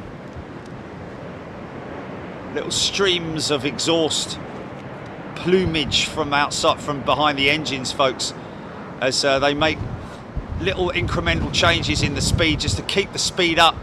Auto throttles, of course. He's got his hand or her hand over the throttles, but it's I think a Dreamliner is auto throttle. I think they're auto throttle on this as well. Of course, they can jump in at any time and make any changes that they need to, especially with the go around instruction. Big aeroplane, big sail, horrible vertical stabilizer at the back. Making little pitch adjustments. Here we go.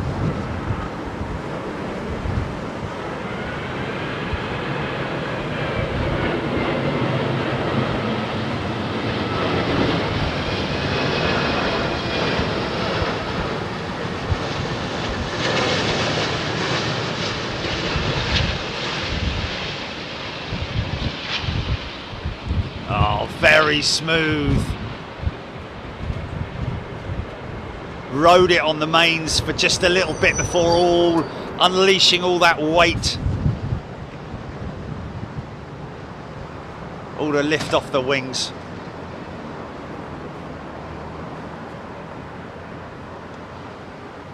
Very smooth. There's going to be some unhappy people on this Air Canada. Shut that door. Shut that door.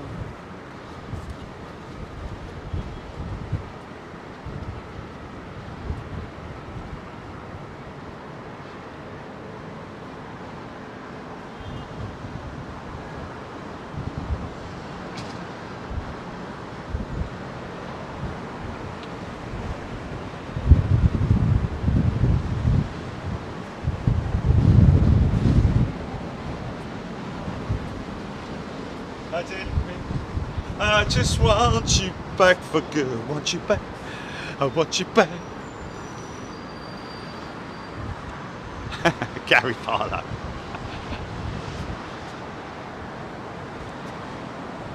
That snaking away there, look. Calligraphy in the skies. Nice S.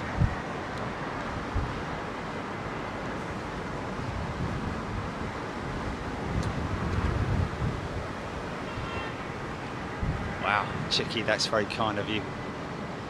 Folks, if you're going to gift membership, would be don't do anything just yet. I have recommended that if you are going to gift membership, wait until we are at least around about a week away from a Euro trip or even an American trip, just so that we can let those gifted members get a sense of what it's like to be able to go away. Oh, nice.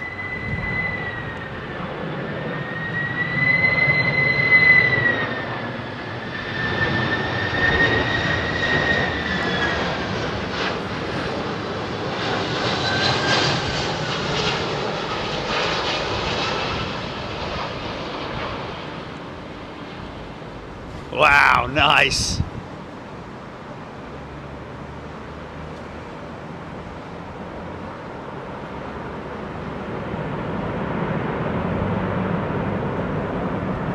Unleash the power.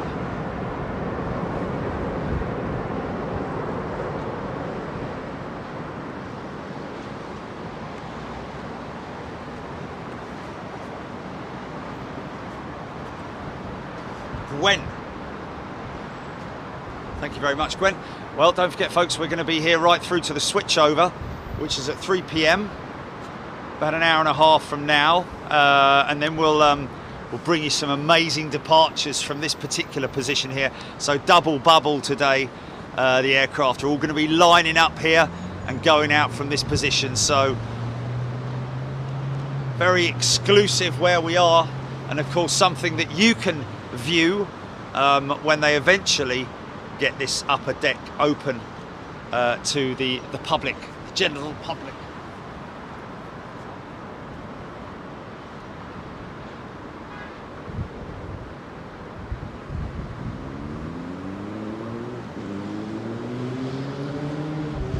Not sure where our next live stream's going to be from, Jeff, but it's likely that it's going to be Madrid. Mentioned that earlier in the show. And 330 Neos with Virgin Atlantic are going to be probably towards the end of the year. First 330 Neo. We're working on two things with Virgin at the moment, folks. Obviously that delivery of the first 330 Neo from Toulouse. We're going to hopefully be there exclusively with Virgin Atlantic, and also got a call tomorrow with the folks from Virgin Orbital. Is it Orbital? Is it Virgin Orbit? Oh, bit of a high attitude on this one. Get that nose down. Oh, easy.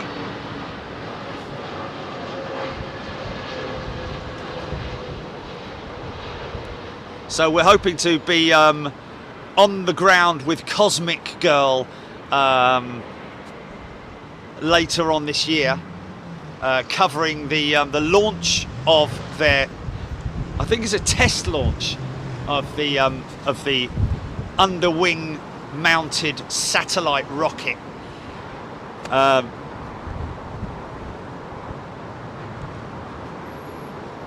hello, look at this ATR.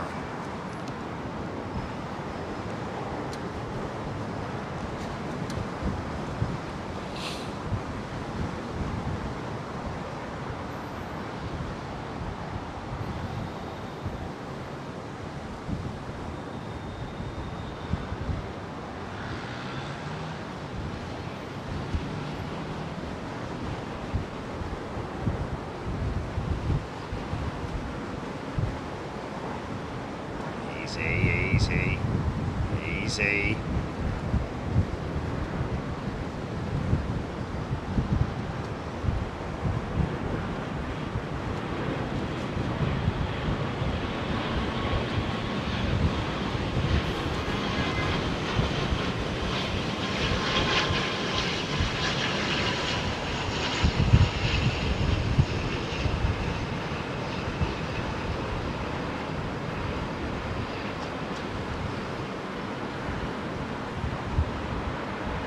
Nicely done.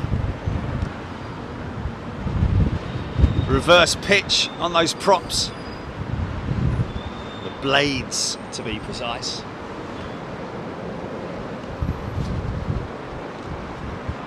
Oh, look at it going out. It's a shame, isn't it? That's a shame. Oh, here we go. E190. E190 E2, I think. KLM. We're going to be covering the. It's not E2. Is it an E2 or not? No, it's not. It's just a standard Embraer, isn't it? It's a Oh yeah, no. It's a 195 E2. There we go. Sorry. Should have noticed that by the winglets and the size of the engines. So this one going to be going into London City later on this year, hopefully. We'll catch the inaugural operation.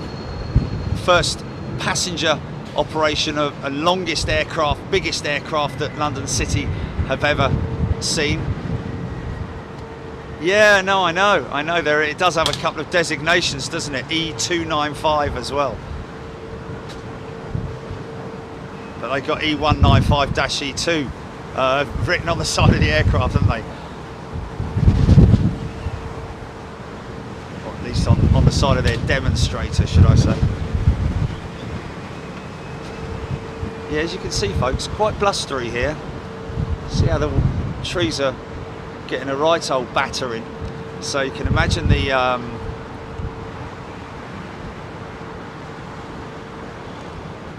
workload for these pilots as they're on approach.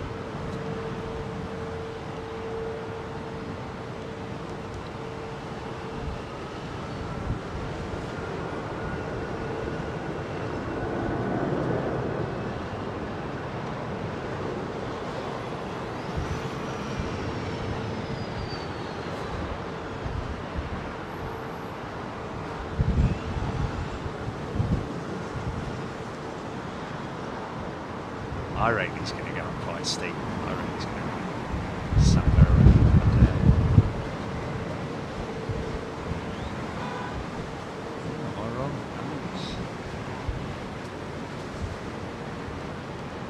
Lovely old 757.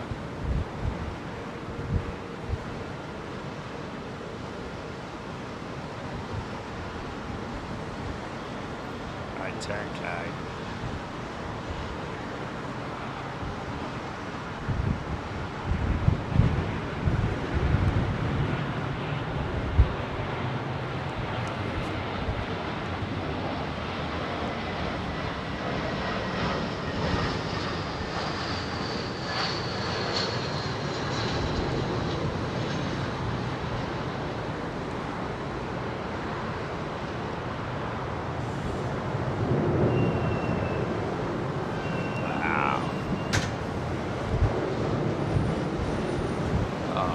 Sake.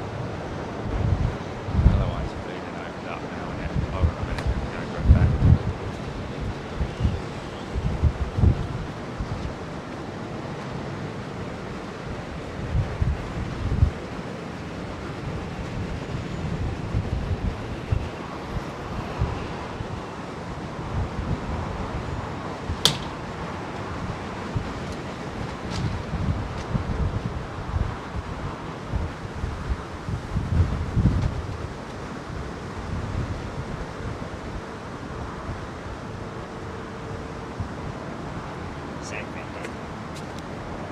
Air France, raison d'etre.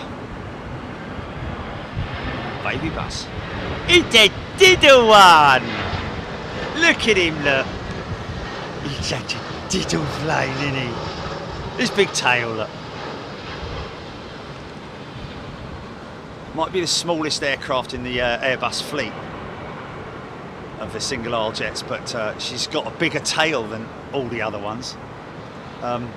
Purely because of how short her fuselage is, that they need a larger vertical stabilizer, like a boat stabilizer, if you knows what us means.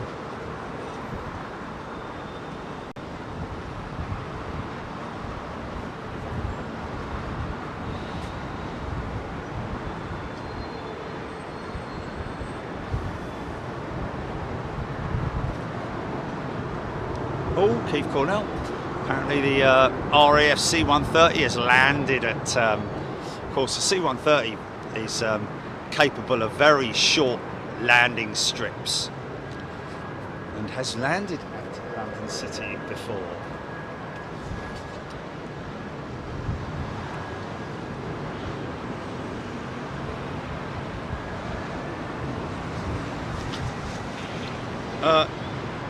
Jeff in Mass. The unions in the US turned down the Embraer 175-E2 because of its added weight. It's called the scope clause. Embraer gambled they would approve it. Well, there isn't an E1. There's an E190-E2 and an E195-E2, not a 175-E2. So maybe a typo there. Yeah. So interesting. The unions in the US. What unions? What unions? Because of its added weight. Okay, the E195. Surely the E195 or E190 can't weigh any more than the A321 or 320. What's that all about? I'd like to know more about that. What's that firing up? It's a 777 by the sounds of it.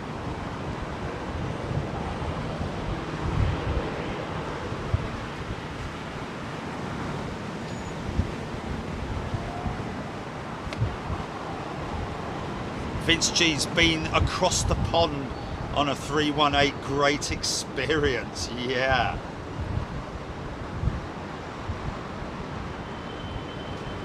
Saudi's Dreamliner in from Jeddah.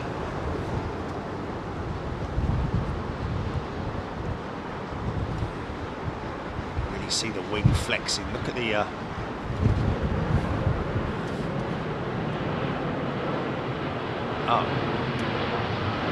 I haven't mentioned that at all. 190 and 195 are the two main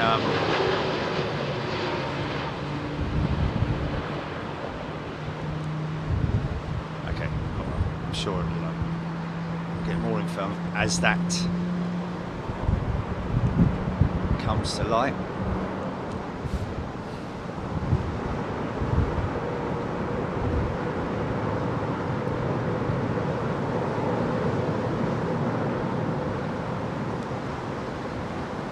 See how the unions control an aircraft's certification. Sure what that's all about. We'll have to find out. Give go duck. Stuart Watson, does E2 mean edition 2? Possibly it does.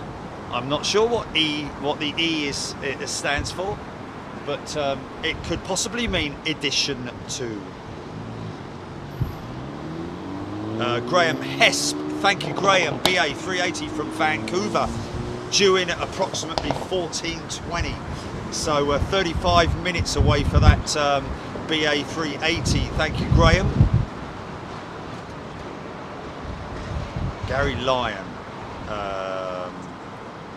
Would you say Faro is one of the windiest airports?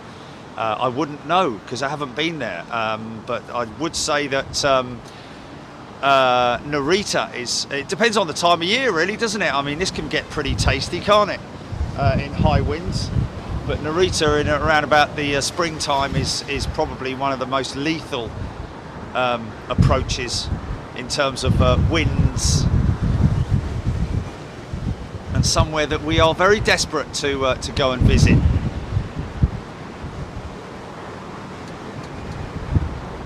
Oh, Sandy Humby, E for Embraer. Very possibly. But why would they call it the Embraer 2? 190, but very possibly E is for Embraer. I can't see any reason why it shouldn't be. Sort of makes sense, but I like the E for edition. Normally you'd say second edition, wouldn't you? Let's just call it E2.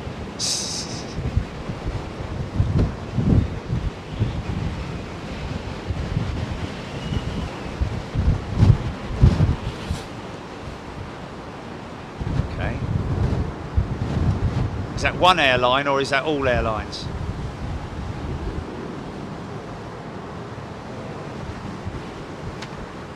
Oh, okay. Thank you, Timmy. Scope is all about maximum takeoff weights. Okay, so they were too heavy, is what they're saying. Oh dear. Well, to be honest with you, I know that Airbus are very strong in that marketplace, but I think they're still making the CEO variant of the Embraer, the Embraer 175, and the older variant with the CF34 engines. just about to push back by the looks of it.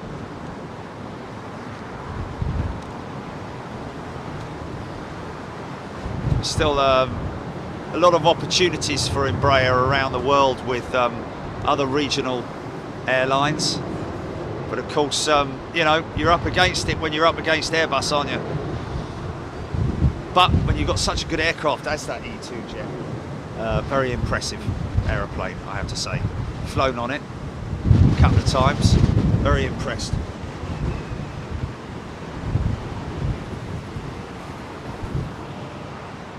Darren Emerson, good afternoon. Alan B, I recently flew in an A325neo 325 Neo. Very nice. A325. A325. Now I'm massively confused. Is that a typo possibly?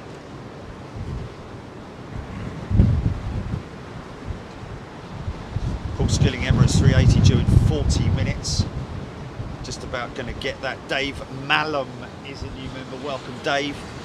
Get involved in the chat, folks. Talk to me if you want to talk to me about if you want to give me information on what's happening, and also if you've got any factoids about aviation, please bring it on. I love all that kind of stuff. And talk jets, big jets, little jets, whatever you want to talk about. If you've got information, news or anything like that that you've read somewhere, or want to start a conversation about something, get involved in the chat.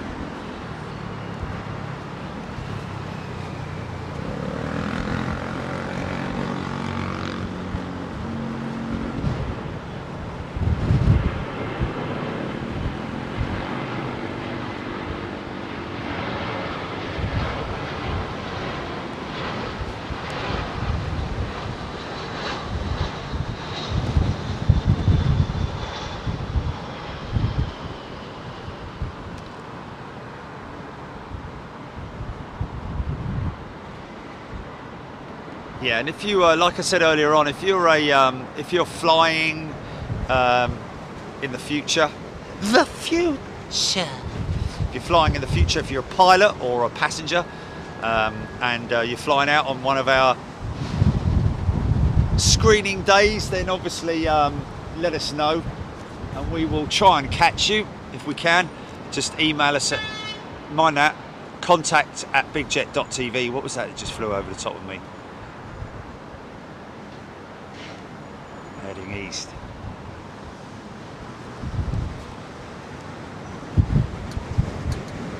So really freeing up these gates here now over at T2. Canada's still active there, Singapore Airlines as well. I think Singapore have always been over at T2, so David Rutherford, Alaska Airlines just ordered more of the regular E176 for their Horizon Airlines. There you go. Well, that's good news. Stuart Watson. 380's called a Super, yes. Air traffic control, and also the pilots will call Speedbird Super. Certainly do that in the US. I don't know if they call it Super here. I think they just call out the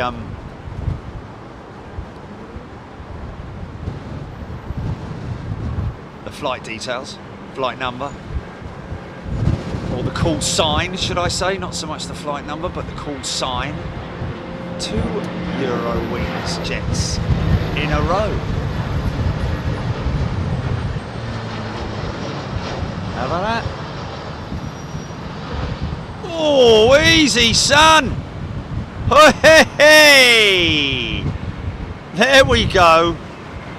Little bit of oscillation going on there.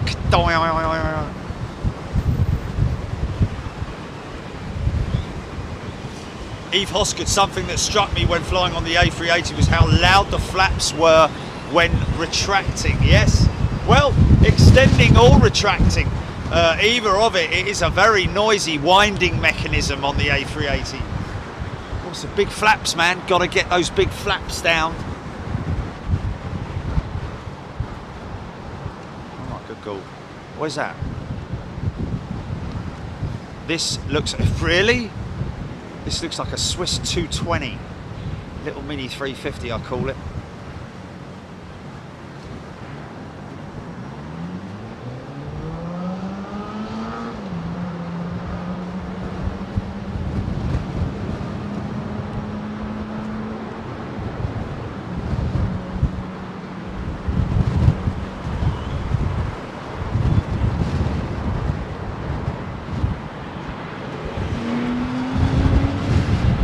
Tasty, isn't it?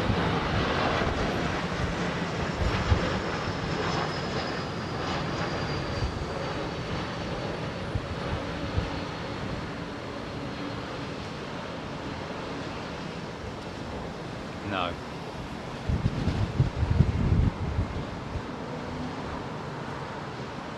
Yeah. Yeah. Just as. Yeah. Yeah.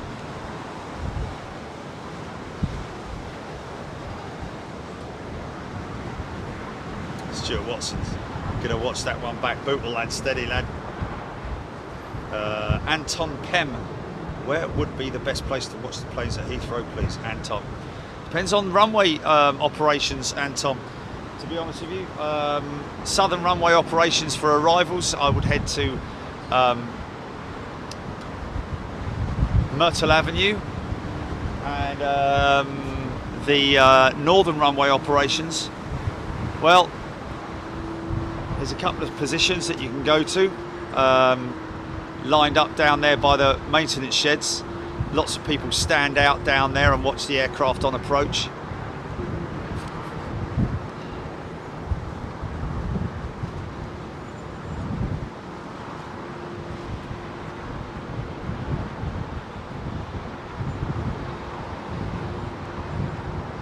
There is a dedicated plane spotting area here at London Heathrow, although it's not the best in the world, right outside the Heathrow Academy, because some smart aleck went and planted a load of trees in front of it, so you can't see very much.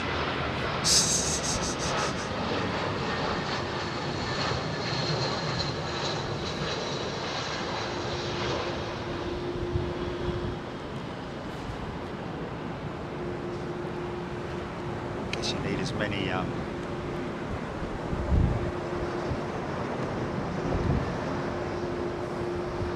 trees around an airport as you can possibly get in it, soak up all the carbon. Road traffic carbon, that is.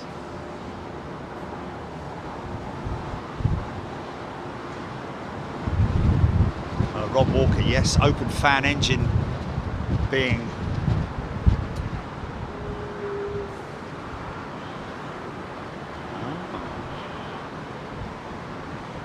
open fan system, which is more or less being developed, thank you Rob, by I think it was Rob, wasn't it? Was it Rob? Yes, Rob Walker, mentioning about the open fan system. Nothing new on that type of engine that's being proposed by Airbus. It's nothing new about it. Other engine manufacturers have been working on that type of open fan system for a number of years now, in terms of developing something which is more or less one of these giant engines, but without the engine cowls. So if you can imagine an open engine, why they call it open fan, with a forward main fan blade assembly driven by a core assembly, which is the usual compressors and the combustor and compression units that are turbine engines, turbine units and compressor units, but with a aft smaller fan as well, which is which also goes to aid probably in the gearbox drive for the forward fan assembly.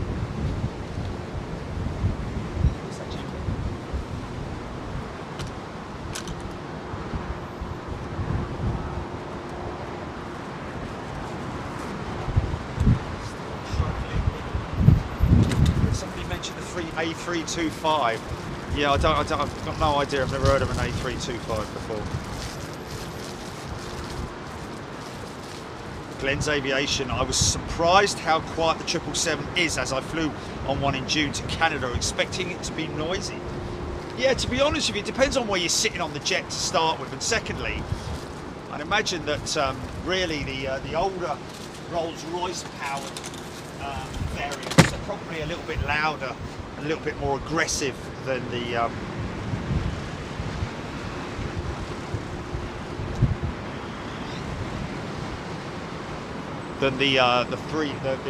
General Electric powered units.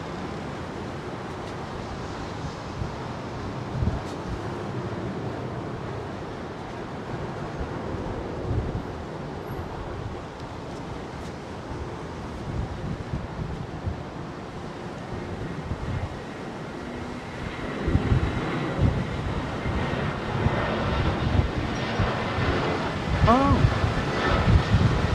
Yeah, man. Oh.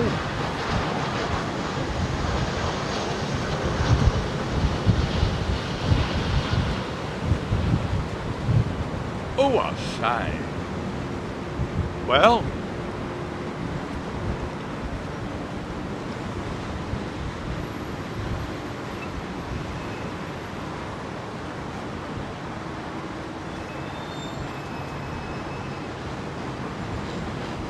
Rosemary Amma putting a stay at the Courtyard on my Christmas wish list. Well, by that time, we are hoping that this upper deck will be open and operational.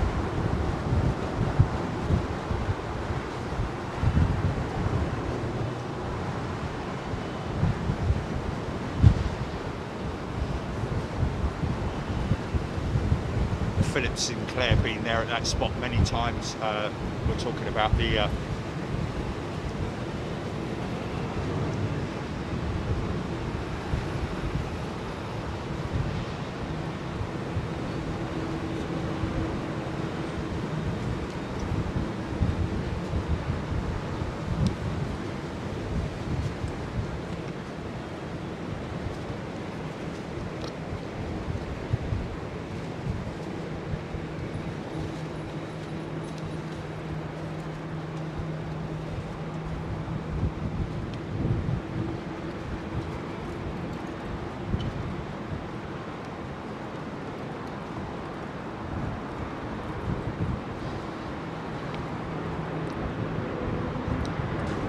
say that these guys are definitely the busiest US operator out of Heathrow, without doubt.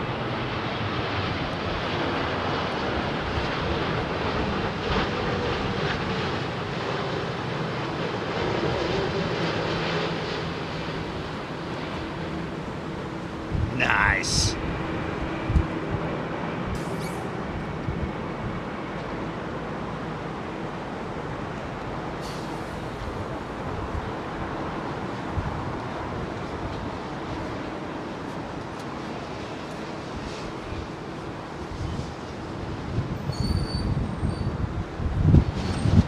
Thank you, Darren.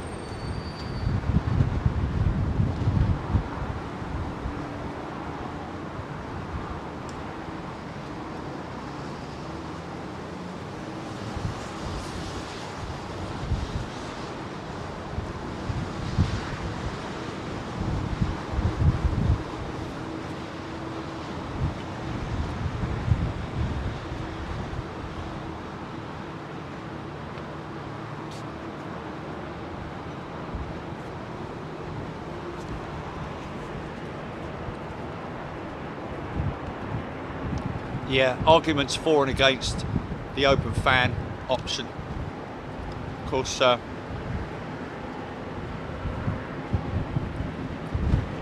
this is a Qatar 777, isn't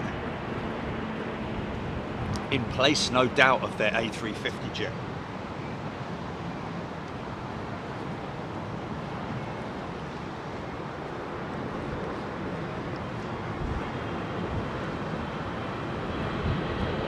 Sure what the latest is on that whole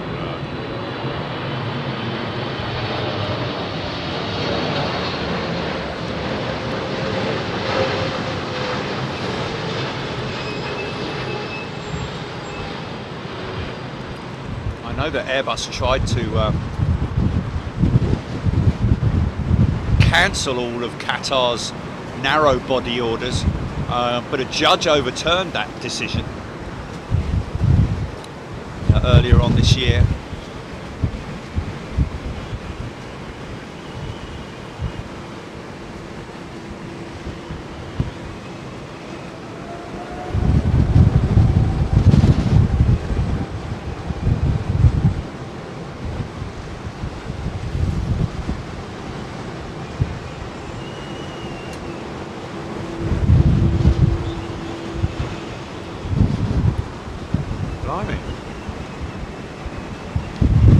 I take it that's the Saudi jet that's just come in waiting for a gate, is it?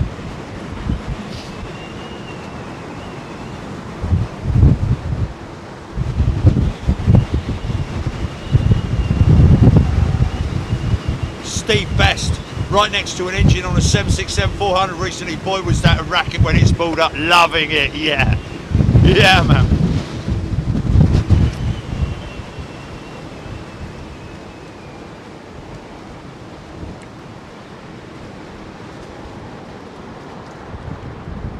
Oh, we'll have to get that, Jilly. Post-it note that, yeah. Send me a WhatsApp on it as well, and then I'll put that on the board. Who's that that's given us that information? Captain Sky Marshal, thank you very much indeed. We'll put that on the planner. Etihad returning with their A350-1000, well, actually operating their A350-1000 into London Heathrow in September, so we will plan to cover that.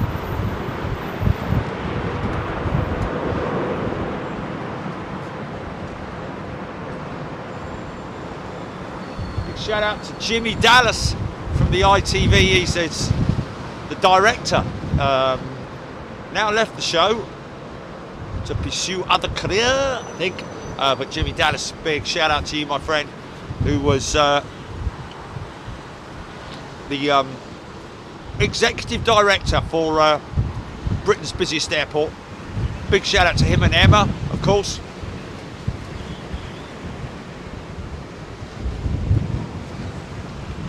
And the rest of the team.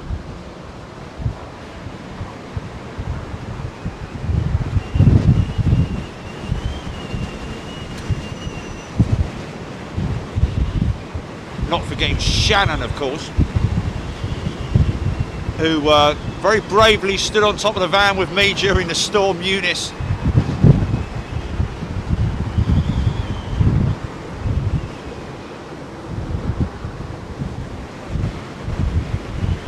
And you can see just how they handled it here at London Heathrow this coming Tuesday night on ITV. I think you can download ITV Hub if you haven't got ITV or something like. Oh, it's Wednesday, sorry. Yeah.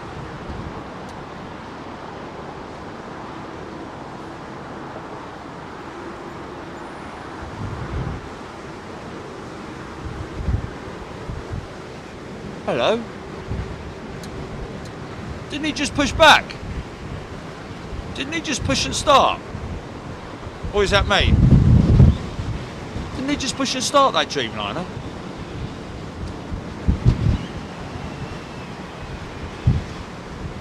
Oh, just landed, is he? Oh, okay, sorry. Blimey.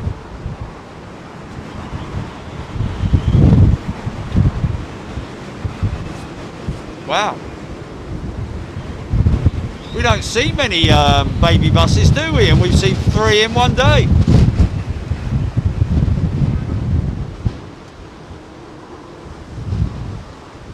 And the original Tarom baby bus.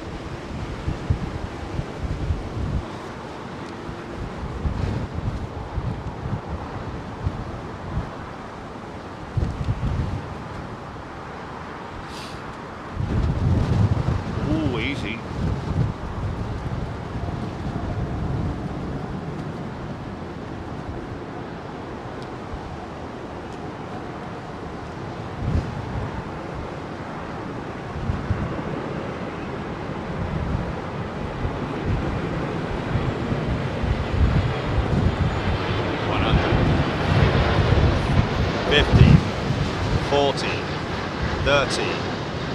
20, 10, retard, bosh. I know they don't say retard on the Boeings. I know it's an Airbus thing. Just like saying it before you all start. Then.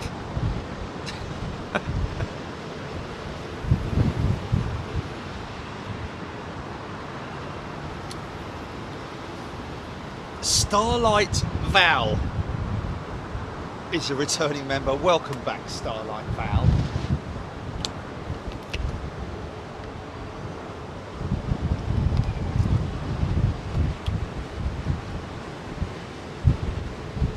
Bootlad Prestwick seems to be getting some interesting stuff passing through. Yeah, wouldn't surprise me. Some sort of like unofficial freighter operations and stuff like that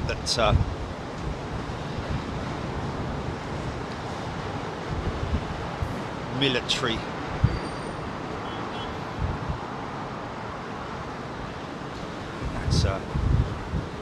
that's either Air Canada or Air India, isn't it, that Star Alliance?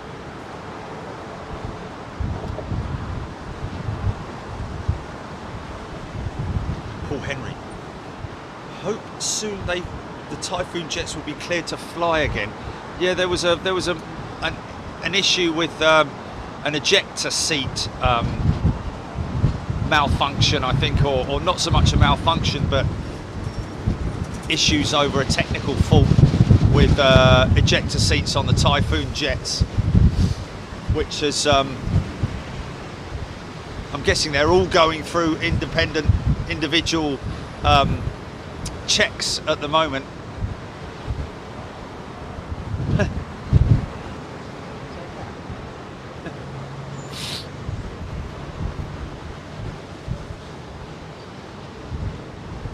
Stephen Offord, I remember seeing back in the late 80s and early 90s at Farnborough an open fan engine. There we go.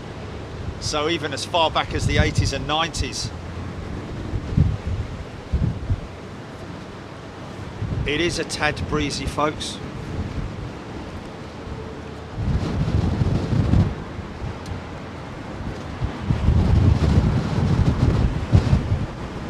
What time? Hour already.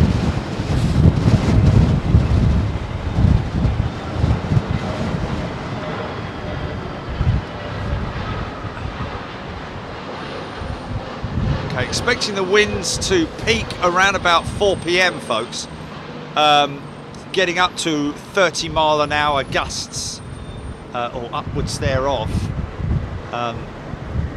So once the switchover is done, well, actually between now and the switchover, we could see things getting a little bit tasty for the pilots. Welcome back, Andrew Esperland. Darren Emerton, wind currently 230 degrees at 19 knots, expecting gusts up to 25 knots this afternoon. There we go. Well, there's a big gust for you right now. You can see blowing a direct southwesterly now. From the southwest.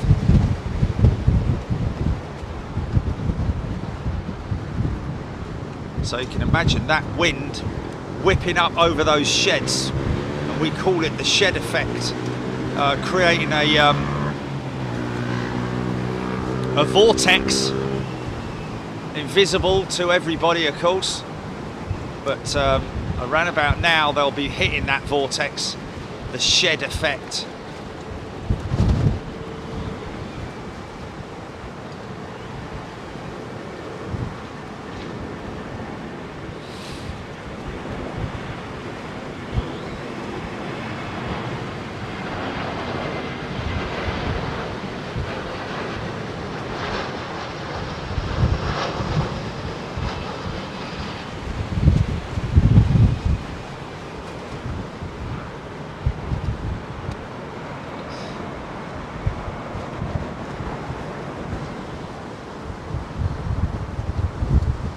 Graham Nutt, good afternoon to you.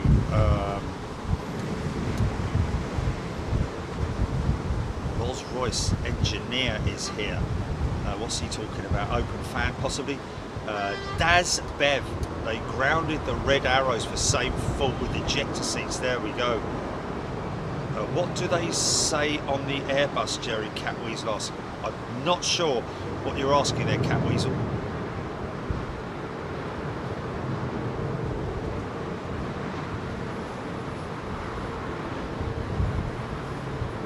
Stephen Bale's 35-foot antenna is swaying a little bit in the wind. Wow!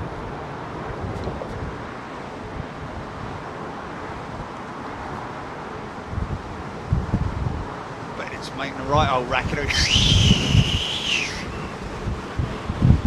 Andy Dowling, runway switch is always 3 o'clock every day, regardless of whatever's happening.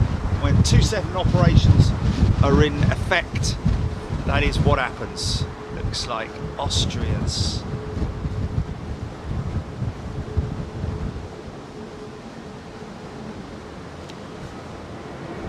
Easy, easy, easy.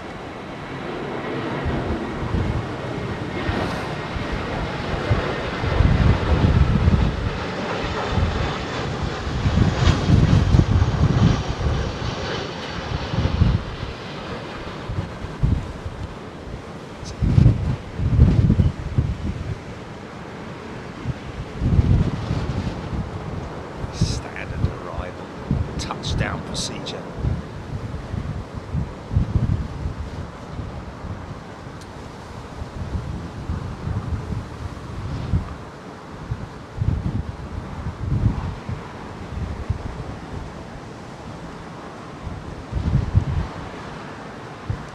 So we had a double bubble 380 arrival, Julie.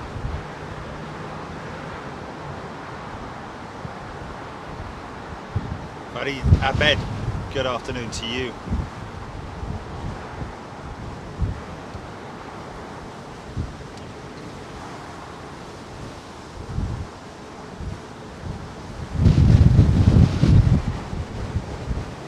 John Appleton, 68 days to go after waiting 3 years for a Virgin flight to Orlando. Wow!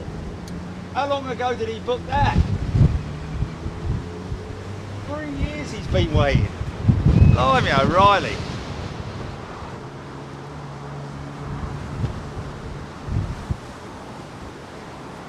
Paul Henry red arrows are fit to fly again. They have all clear.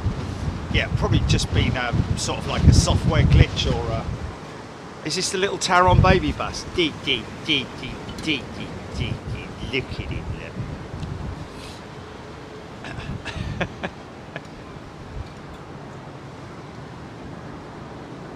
They're extending their gear quite late, actually, from what I'm seeing of the approaching aircraft. Just because of those blustery conditions, cause a lot of drag on the aircraft. I mean, you have to manipulate the engines. Photoshop plane, I used to call it, didn't I?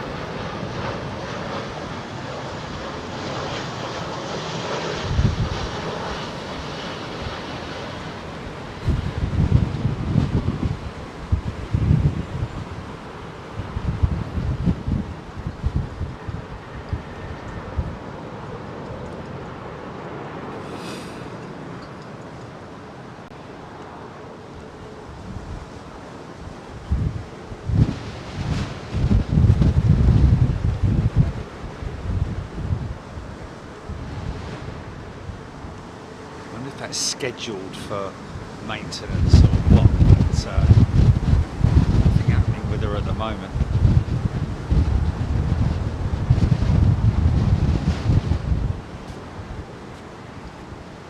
Cynthia Allen, good morning from Brazil. Still having so much fun staying in the flight path from the takeoff of Brasilia Airport. Cynthia, that sounds fantastic. Yeah. Whilst all the other neighbours are shaking their fists at these planes, we're welcoming them with open arms. Lower, louder, please.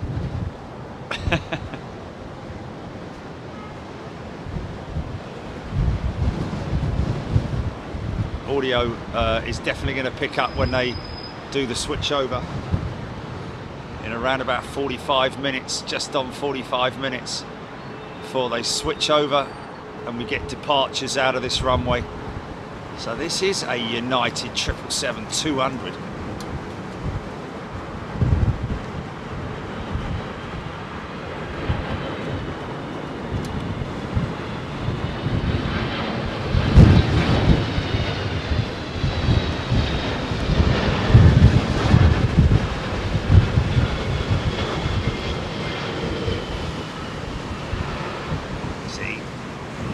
Oh, there you go. Now a big kick on the rudder, straighten her up on the centre line.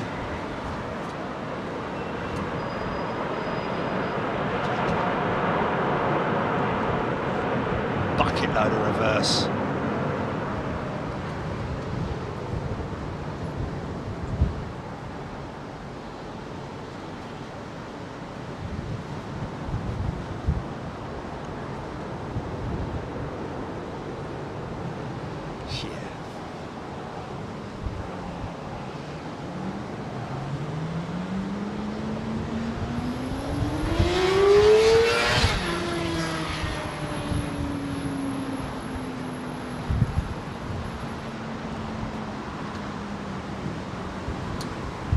Richmond Miller.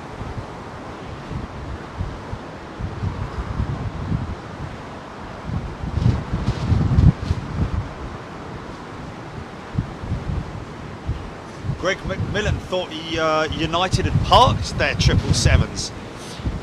No, not yet.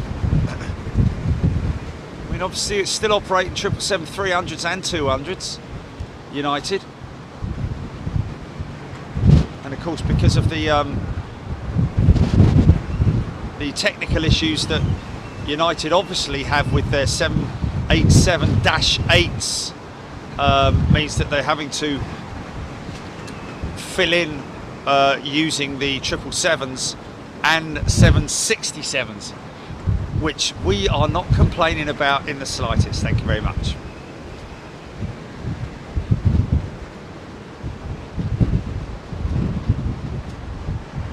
So maybe a westbound jet that.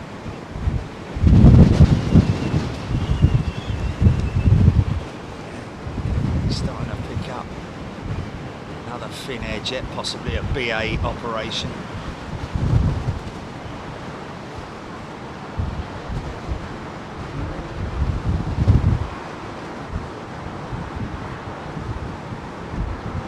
British Airways pilots flying these jets, folks.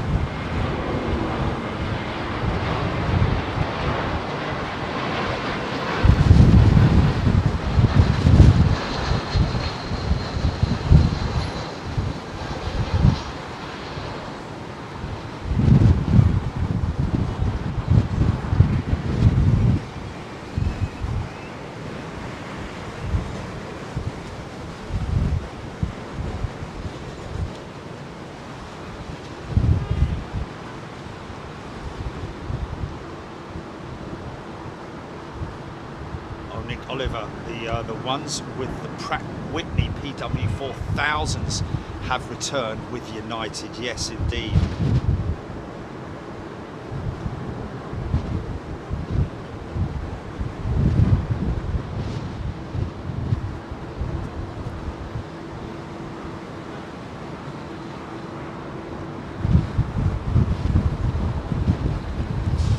We still have option to use the paddock, folks, but to be honest with you, because of the and I'm sure that people appreciate the fact that, you know, what is critical when you're doing this is visual, is all about visuals. And when you've got the option of standing on a roof overlooking the southern runway, having that beautiful Concorde in your shot, along with straight down the taxiway shots, aircraft lining up to go out, also aircraft completely unobstructed, no lampposts, no trees, no ILS, no trucks going past you, and so on and so forth, and ruining your shot. we obviously have a far superior location, which is from the Heathrow Van Centre roof, which we're very grateful to be able to have and bring that for you. But like I say, there's nothing stopping us going in the paddock at any time. Our contract is still running. But as you can appreciate, like I said, much better views. Very smart, soft touchdown. Much better views from the Heathrow Van Centre, of course. Much more scope to look around the airfield. Whereas, of course, with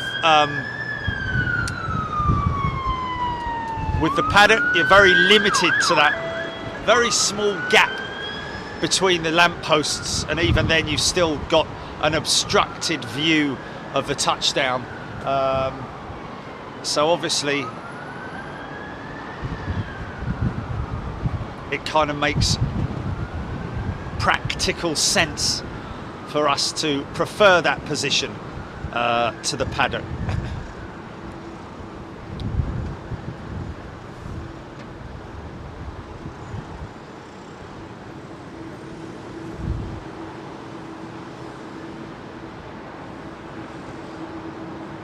We will be at some point in time, once the upper deck is open here, folks, we will be negotiating discount structure or code with the folks here at the Courtyard Marriott. They're desperate to do it, of course, but people still booking to stay here, which is good to see and hear. And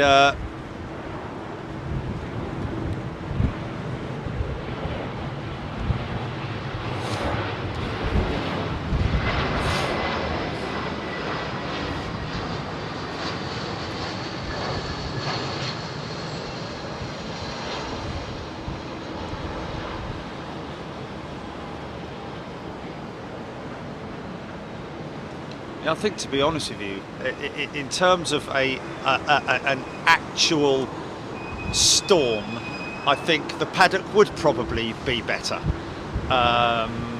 because you get to see the aircraft crabbing, which you do from Heathrow Van Centre as well, but it's more of a direct look straight down the middle of the runway, whereas Heathrow Van Centre is at an angle. And it's brilliant, it's great, you get a full shot of the runway as well.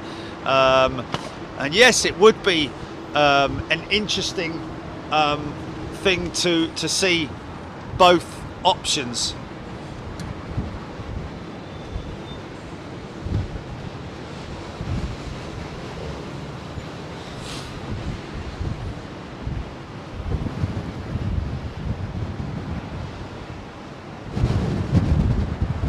But that's just what they are, Julie, rumours, isn't it?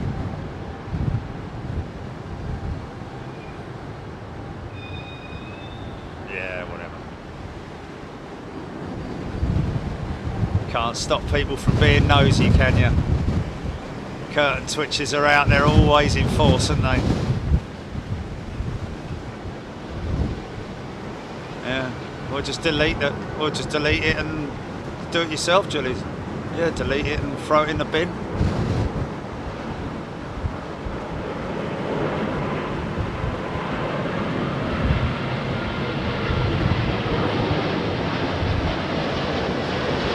Nice.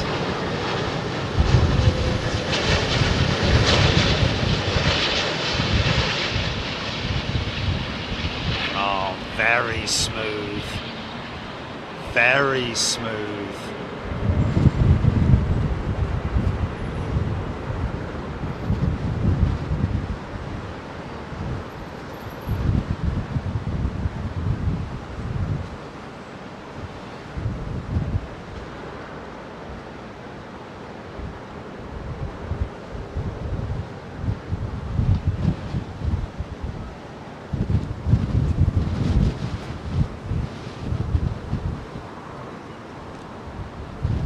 The leader of the pack.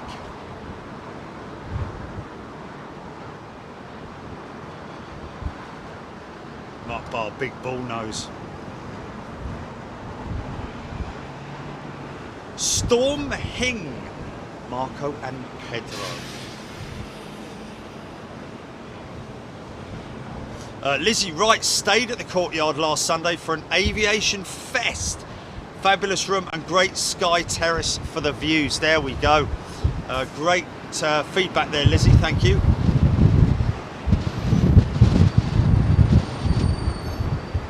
Nick Woodward, can't beat the Sky Bar at the Courtyard. Definitely worth the stay. There we go. Paul Jones, another 380 inbound, 4 out. And in fact, there she is.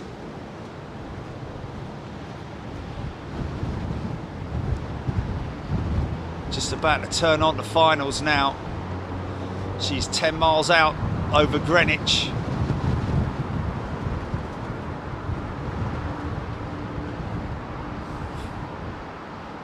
Fully established.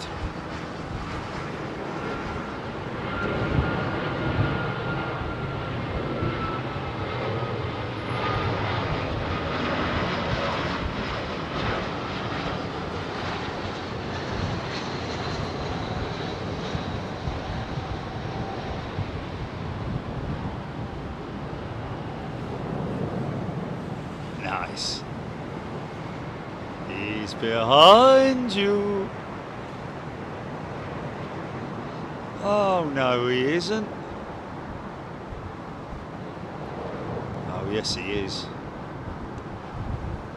Nice.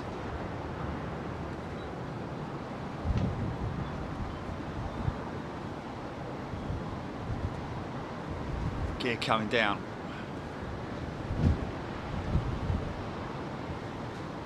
Is this another BA jet, GP? Oh, this is Emirates, is it? Okay.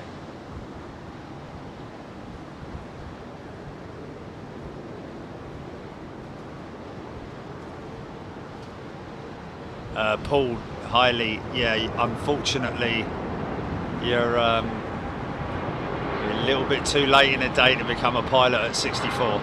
I mean, airline pilot, no, but you can still fly a light aircraft, get your pilot's license, nothing wrong with that. But although saying that, haven't United started rehiring pilot, or at least putting it to the FAA, regulatory body, that they should consider making the retirement age for flying up till 70 or 75 or something like that, didn't they? I read a while ago. Yeah. Well, let's face it, at the end of the day, an experienced pilot is much...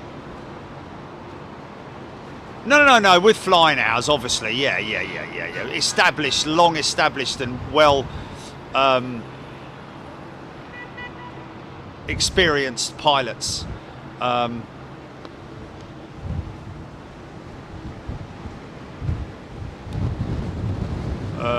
Beyond, yeah, but they have the most stringent health regulation in any yeah,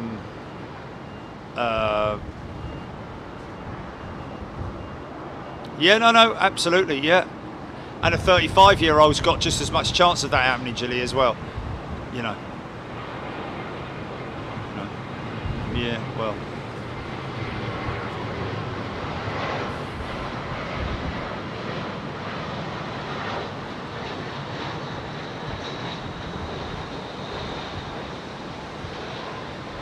Of course.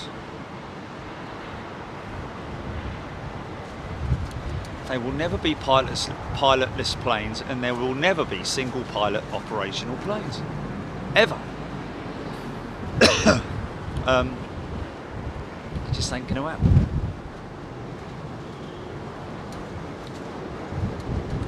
$1,000.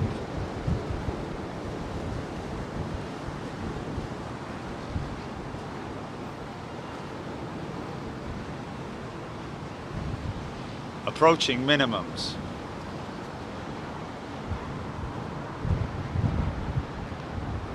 Bloop, bloop, bloop, bloop, bloop.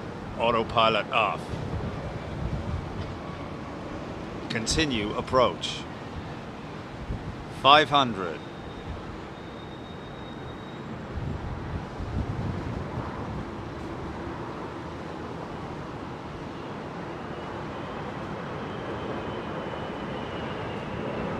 Over the threshold now.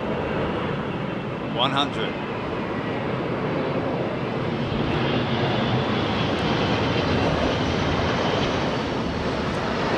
50, 40, 30, 20, retard. Oh, he's floating it. Boshish, it's kind of. Not much of a bosh there.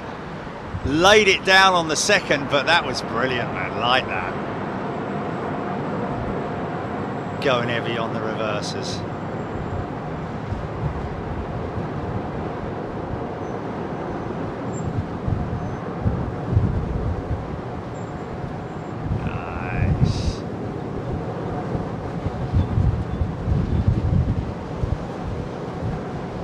Still going. Still going. Wow.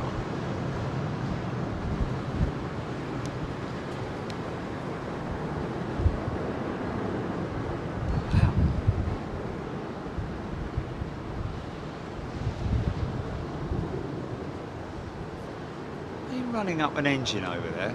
There's a big plume of smoke coming up. And it looks to be sort of like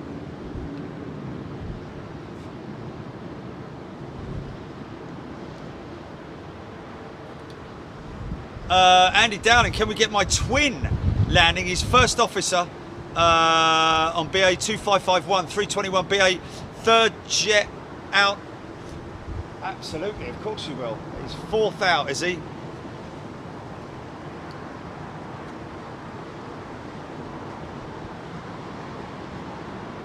Martin Smith, if the 380 had vertical wingtips fitted, would it make them more eco-friendly and give better fuel consumption? Well, Martin, to be honest with you, I think that the A380-900 was offered to customers as another variant, and it did have larger winglet, kind of A350-esque sort of blended wingtip. But the current wingtip, winglet that they use, which is kind of old school, which is very much like this one that you see here, is on the A380. But interestingly enough, it is, you know, if I think the reason for that is because of the fact that it was developed around about the time before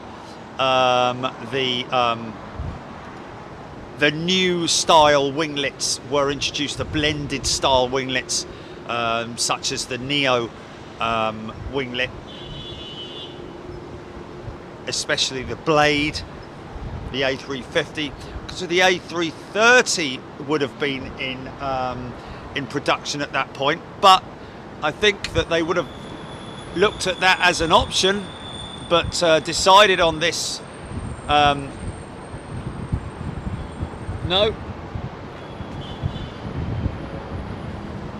Okay, fence style winglet that looks like a lufty Neo.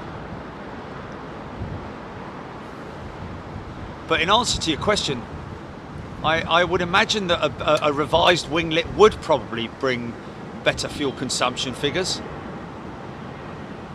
and also a better ride for the customer. But it is such a big aeroplane, hardly know you're flying on it, to be honest with you.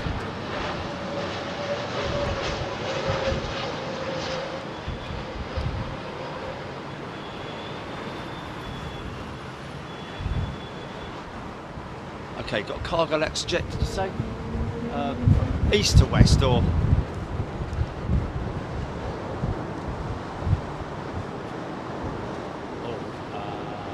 Okay.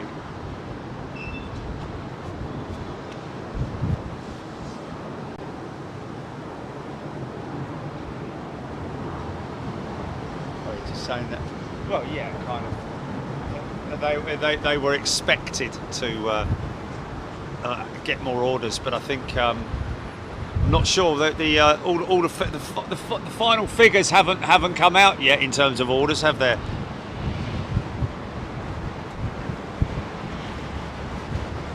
No.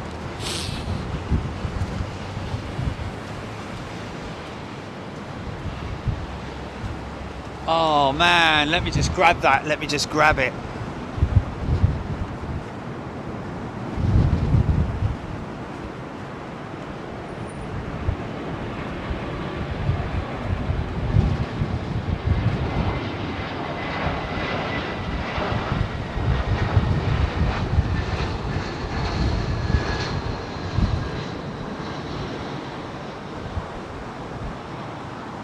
Big old fluffy cloudlet.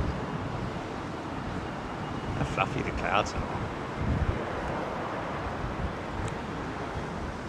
There's some high winds up there, man, I'm telling you.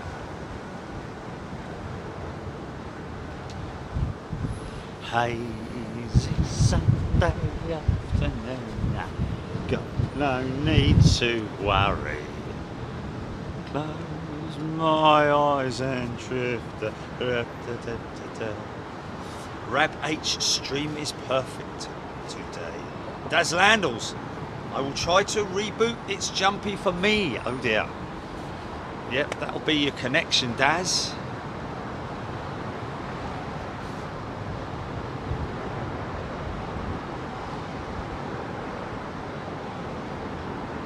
Really? Finnair 350 Vegas to Munich. Is he directly over the top, or is he look at the look how odd that, look at that cloud, look how odd it is. What that, yeah.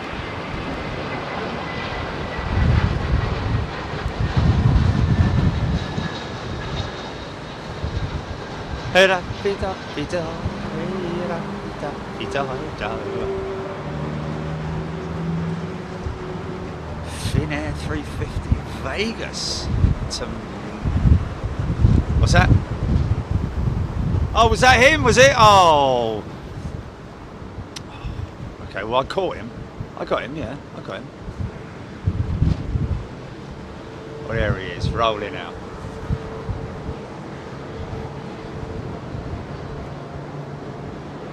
Hey,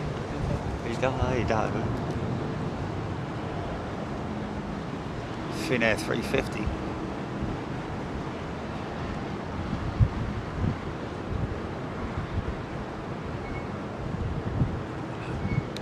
Q8 trip. Looking a bit moody now in this light. Wind's dropped a little bit.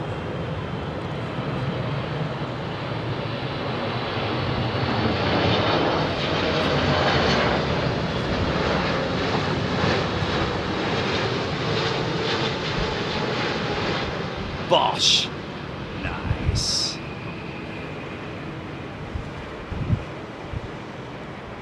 Look at the horizontal stabilizer shaking away, folks, as the dirty air flows over the wing, over the top of those ground spoilers, upsets the airflow.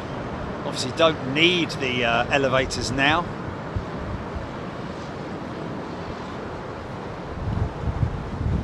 Wow. Now that sun's gone in, it's a bit apocalyptic. Look at it. Crazy.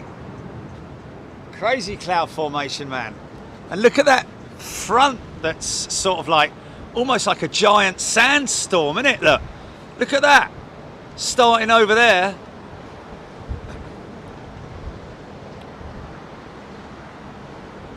Kind of crazy, that. Dun dun dun. Blimey, it's not fire, it's not smoke, is it? Do you know what? I have a funny feeling that's smoke, mate, because I'm starting to smell it And I'm telling you what, that is engulfing all of that area over there, causing a yeah, look at the visibility. The visibility's dropped right down. Look at that. Usually you can see right over there. That is, are you sure there's no fires out there towards yeah, look, it's coming right out on the airfield here, man. I'm starting to smell it as well, grass fire type smell. Yeah, no doubt about it, man, no doubt about it.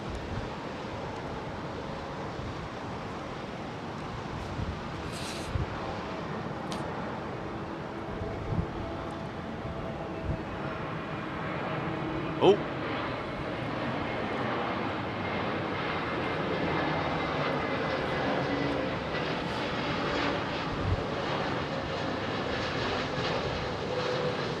There's definitely some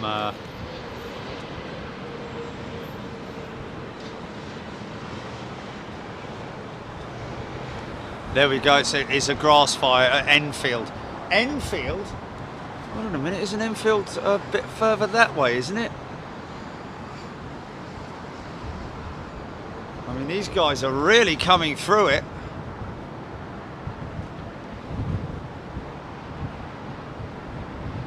So visibility will have dropped quite considerably, I'd imagine, these guys being told.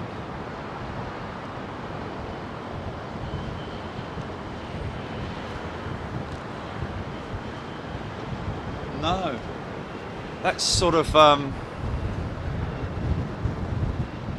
Guildford way, sort of like yeah,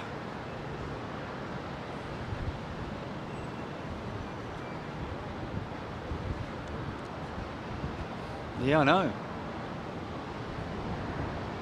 It's engulfing the runway now. Southern runway. Visibility is dropping by the minute.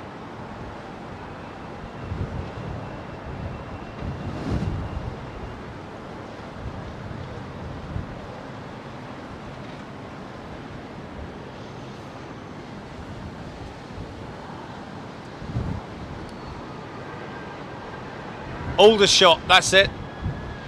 That's it, Aldershot. There we go. Farnham way, innit?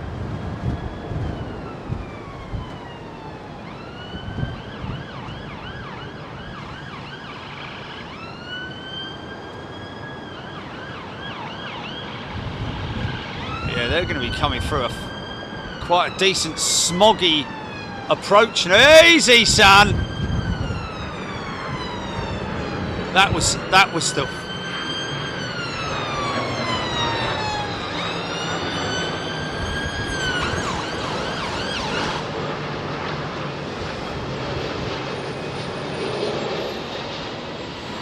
easy. Ballooned it.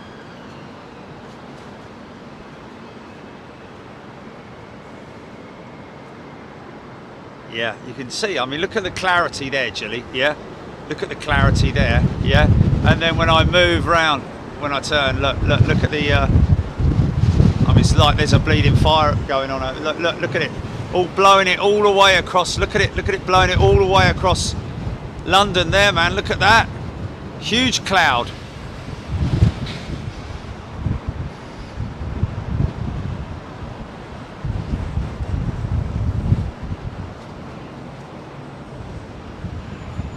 Straight at me.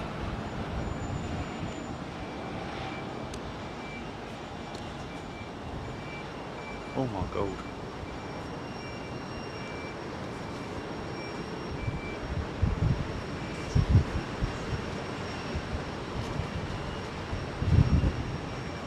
"15 minutes till the switch over, folks."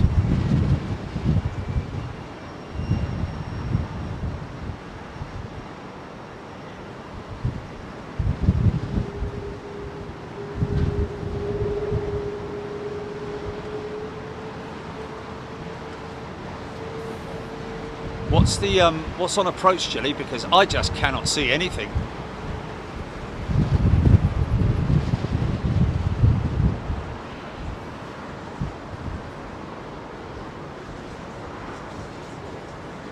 Okay.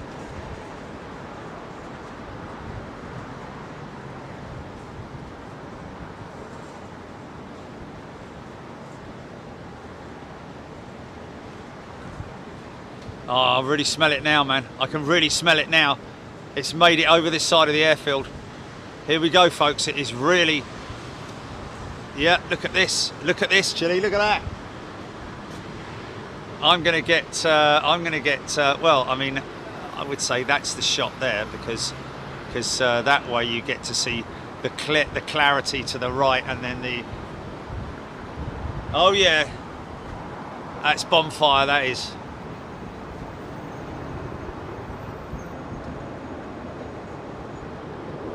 Merlin Fly, the fire is a good 10 to 15 miles southwest of London Heathrow, but the wind is blowing the smoke that way. Yeah, indeed. And also, let's remember, aggravating the fire as well. That is what is the ultimate nightmare for a firefighter, is high winds, trying to battle fire in high winds.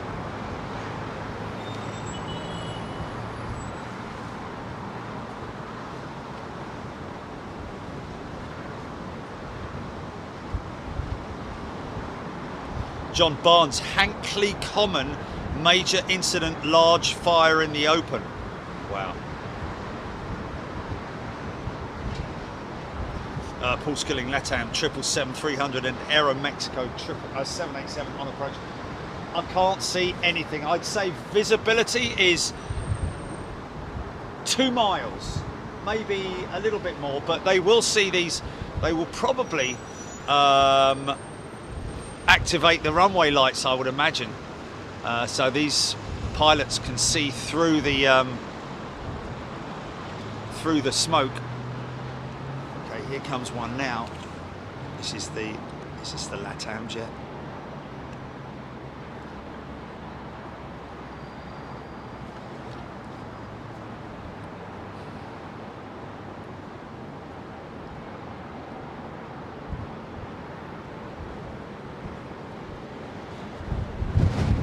Etihad.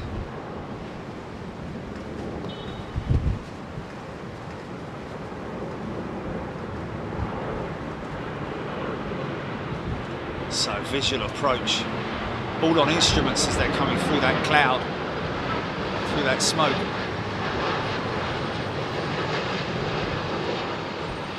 Using the head-up display.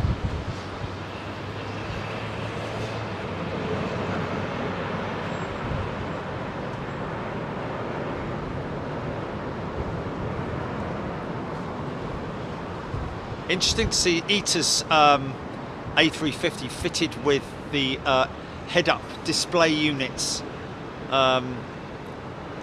Something that I was told that the A350 was fitted and wired up for head-up displays. It literally just needed them retrofitting. And I think that because ITA are planning to introduce the A339 into their fleets, that's why they're bringing the head-up display unit across all of their aircraft, I'd imagine. Wow, very low departure for that 380. Look how low she's going out, man. Normally you're way above that that control tower. It's a very low departure. LATAM's 777 through the smoke.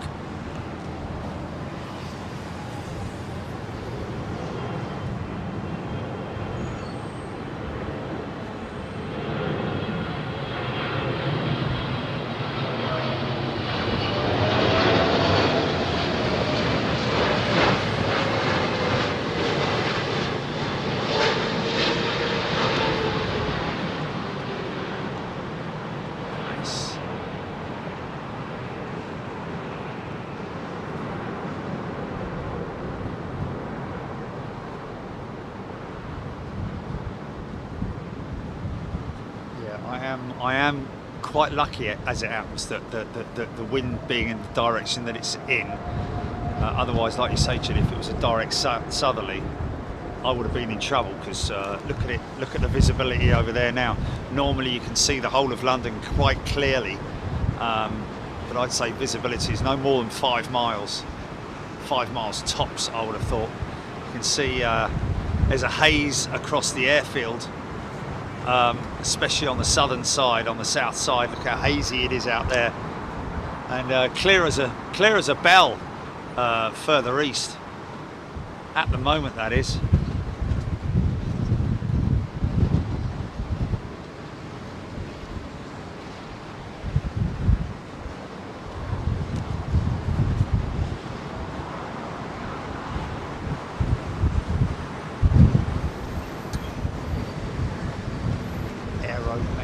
Dreamliner following. Here she comes now, just about making her way through the smoke.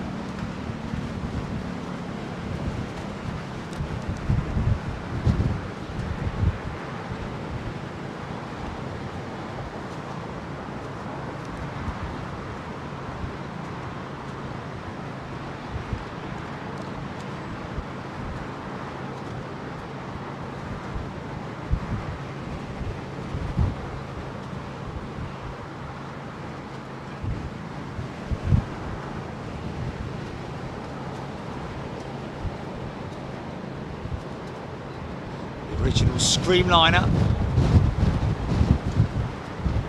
airflow livery, like it.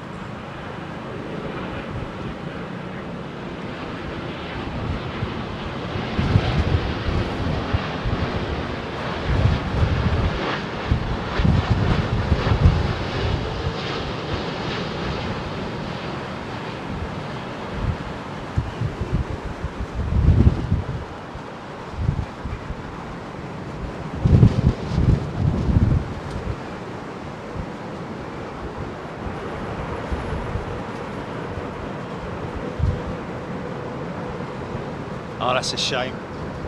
Another 10 minutes. Emirates going out on the southern runway.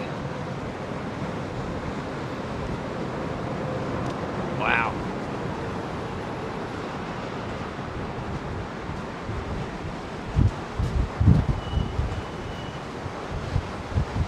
Stephen Parslow, 20 days before I fly to LA.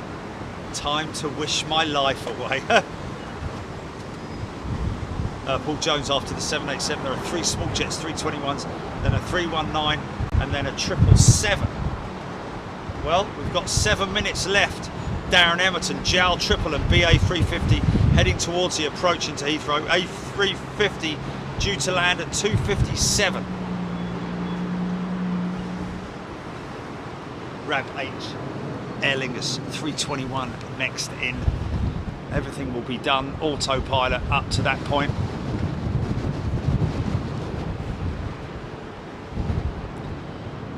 Monitoring the instruments, especially the approach, altimeter.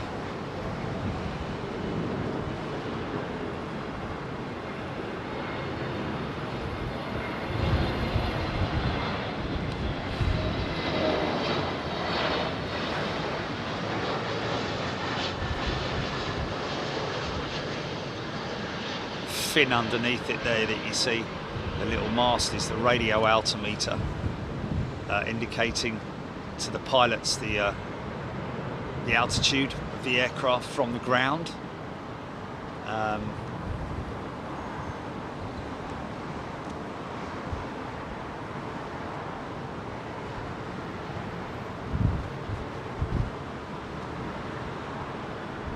Mark Barr can smell the smoke in his garden. Well, if you live anywhere in London right now, you're going to smell that smoke, I'm guaranteeing it. Grass fire, great shame. I just think of all the little animals. I also think of the absolute herberts who cause these fires. It may well have been quite natural. A lot of the time, discarded cigarettes or barbecues or silly things like that. Sometimes, don't get me wrong, could be an element, a tiny slither of glass. What the hell's a piece of glass doing in a field or whatever? Oh! Look who's coming out here! Here we go.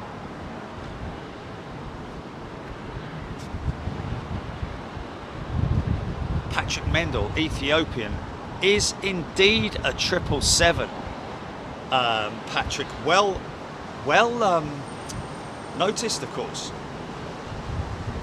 Matthew Lafferty, BA380, holding at 7,000 feet, 380 that just took off. Oh, hold on a minute. Matthew Lafferty, BA380, holding at 7,003. The 380, the BA380 that just took off, Jilly. So keep an eye on that 380. Holding at 7,000 feet. I did say he went out very low. Did you get that, Jilly?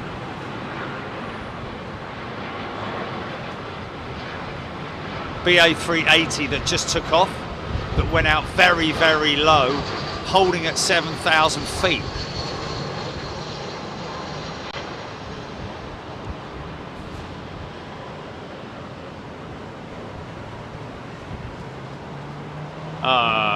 Okay, so he's climbing. Okay, here we go then, folks. They're starting to line up already.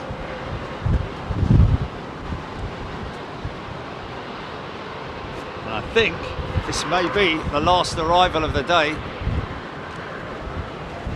But I'll tell you what, that jet needs to get off the runway. Japan Airlines.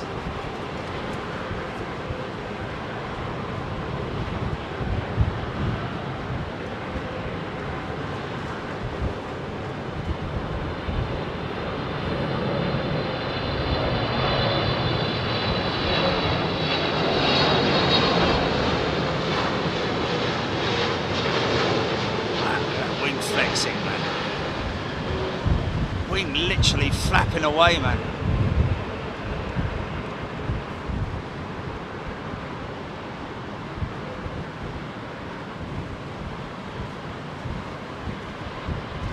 Is that it?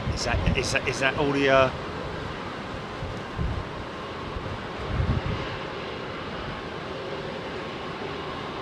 Ian Snelling's over 10,000 feet now, still climbing. Okay, so she's good. Here we go, folks. Oh, Rab H Avianca Dreamliner after the Japan Airlines. Okay, so still got one more in. Yeah, and here she comes now.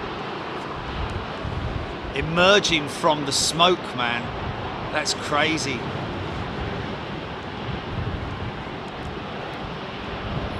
Even hard for me to pick her up.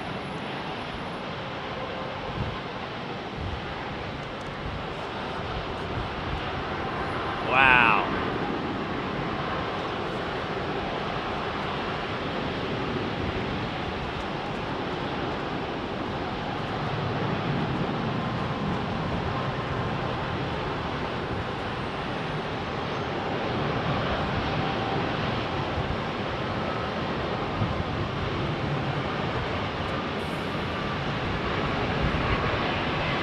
Get ready to crank it up a notch, folks.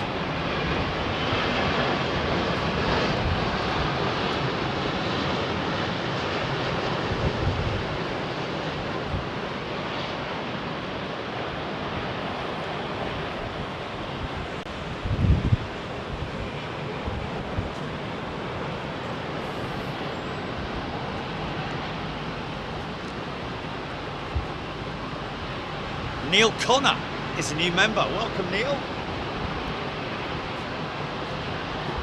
Duncan 038, that from Bogota, Colombia. Andy Downing, take care, all the best. Seems like it, yes. Grass fires south of the airfield at London Heathrow.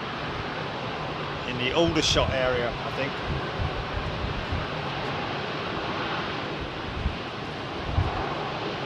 Ian Snelling, that Avianca was the last in on the northern runway.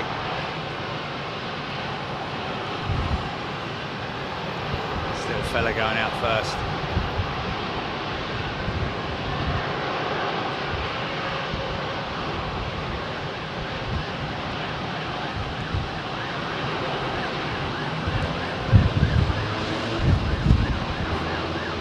Oh no, not nearby.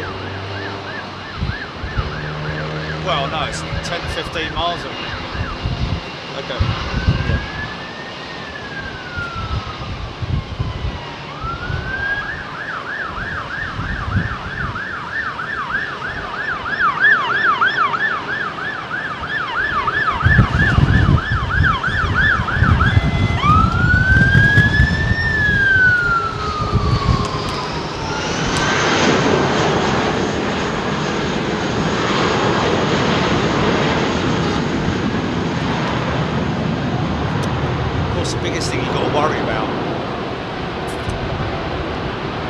Sparks and ash from those fires, igniting other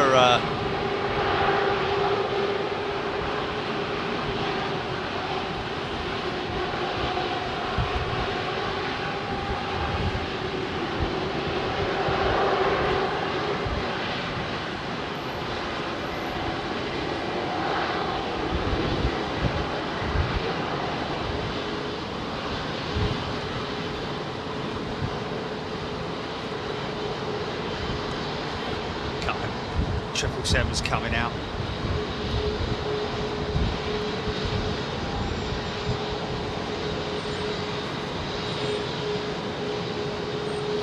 Wow, really smells now. I'm going to stink like a bonfire when I get home.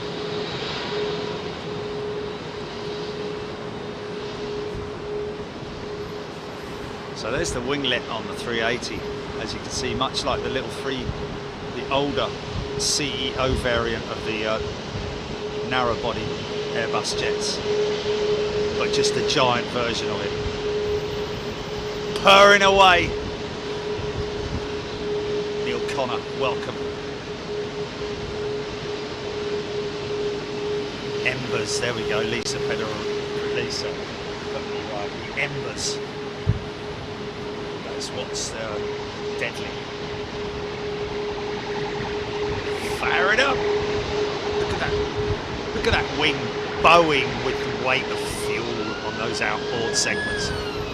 Outboard tanks, of course. There she goes.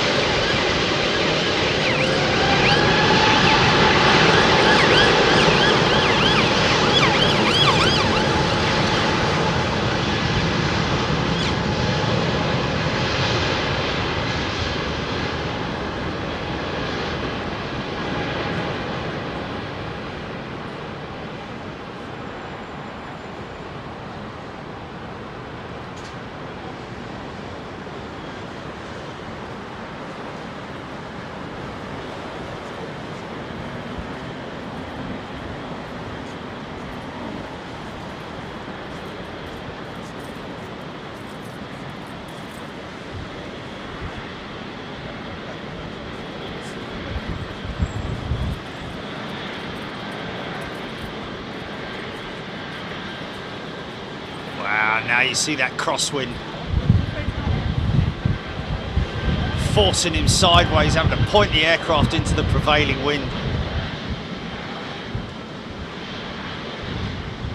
Going to make a left turn.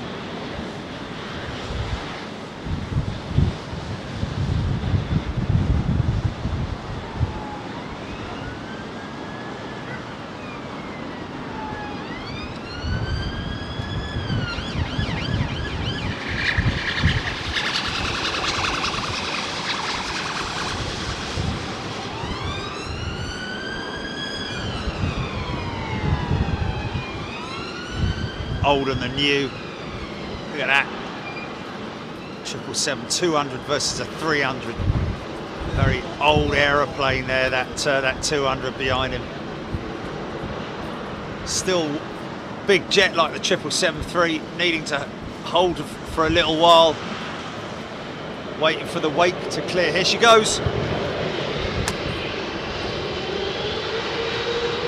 Fire it up!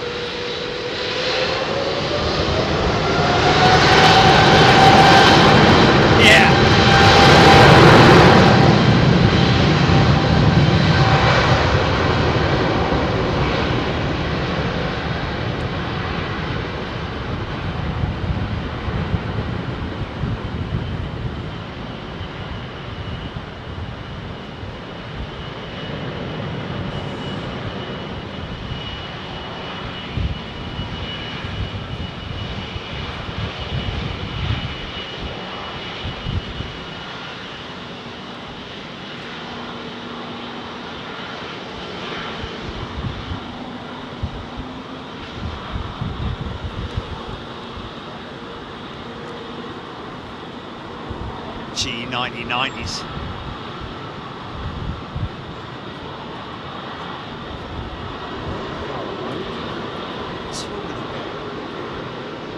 Oh, sometimes do my bleeding head.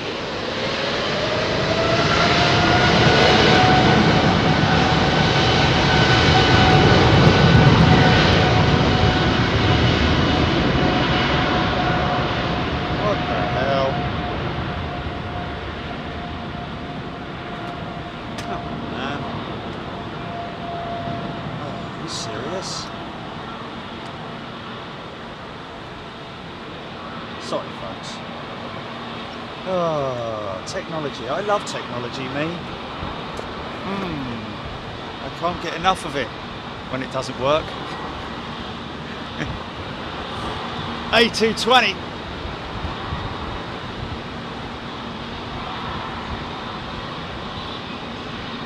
Oh my God, yeah, look at it, look at it. Look, you can hardly see T4 now. Bloody rubbish!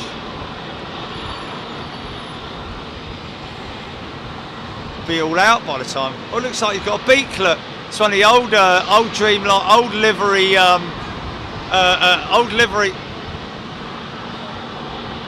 He's got a beak, hasn't he? He's a pretty Polly. Hello, what's going on? It's 220. Come on, son. Parking trials. Parking trials. That's not right. There's something.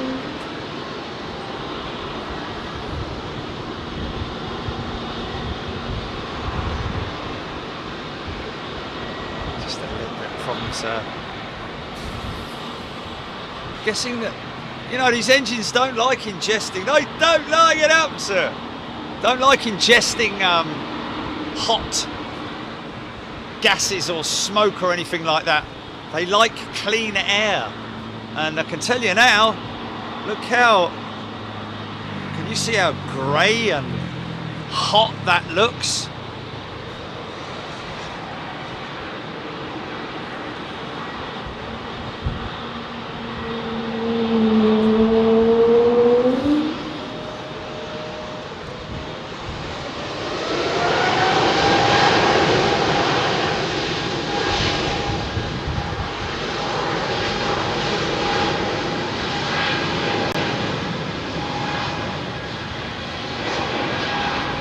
Taking off in the clear blue skies, man. Halfway down the runway, and they're in crystal clear conditions.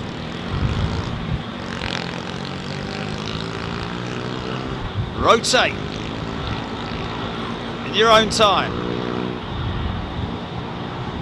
Normally go up quite quick, these little 220s.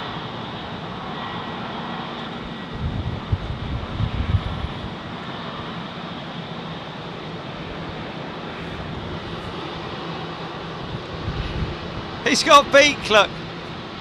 Proper beak. I wish I could fly way up to the sky, but I can't. You can, lad. Oh, I can't.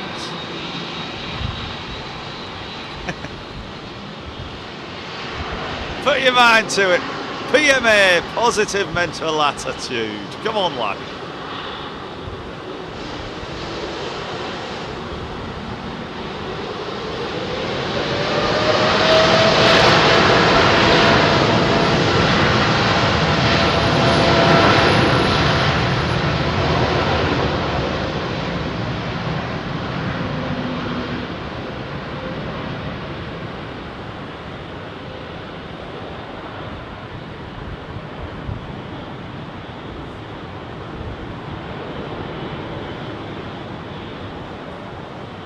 Oh, same right there. E190, 195, sorry, with KLM coming out. Wow, they're really climbing up steep. Look at that one that's gone out, man. Look how. What's the climb rate on that one?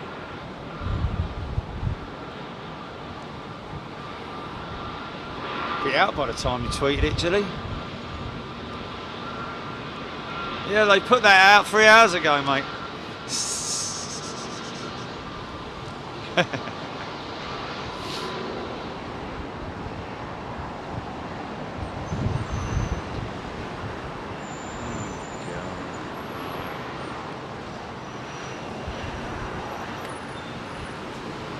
Ravage grass fire about 15 miles away. There we go.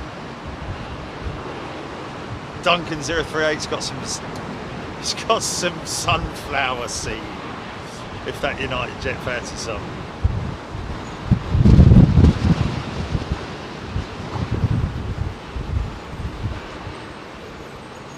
Hankley Common near Farnham. There we go. M3 will be shut then, won't it? Or maybe, I don't know.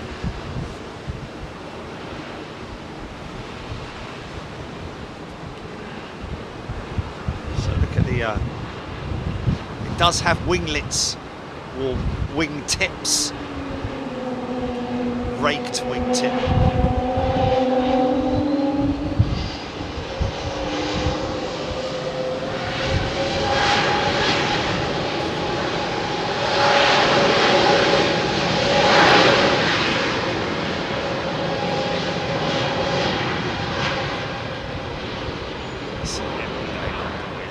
Nice, look at this KLM Embraer.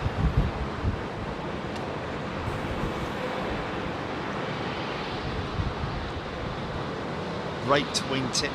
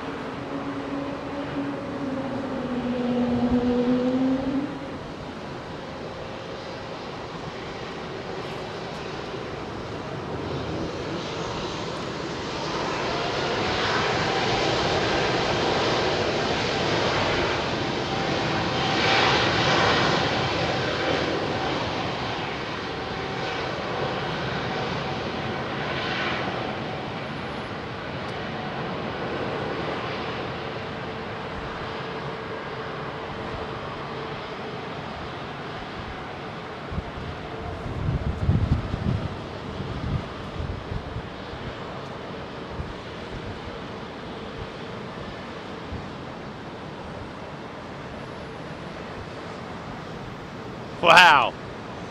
As soon as I leave the ground, man, look at that crabbing, drifting it to the left, or holding it on a left crab.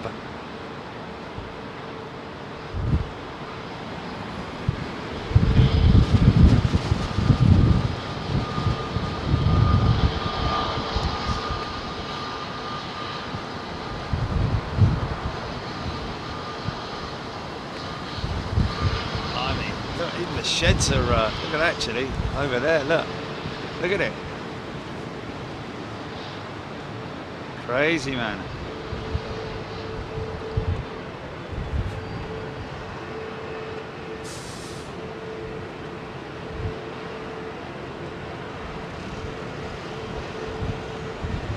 Oh, sometimes, man, Twitter can be the most frustrating thing ever. That's why I actually gave up doing, you know, before I started I was doing Twitter. It was like, you know what, I can't bother with this. You know, and when it's tweeting it, you're like, oh, I can't see it. Where is it? And then you end up tweeting it again, and then you end up duplicating it.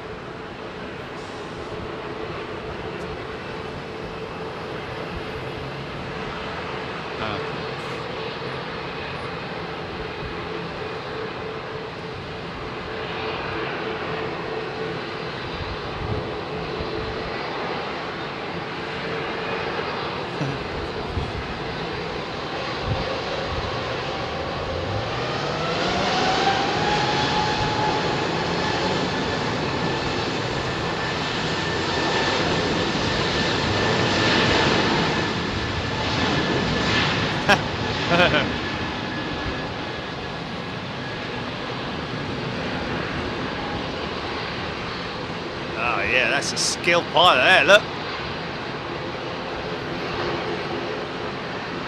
Straight down the middle, mind you, he's about 4 feet from that line anyway. much easier to taxi a plane that's low to the ground, I'm guessing. Straight down the middle.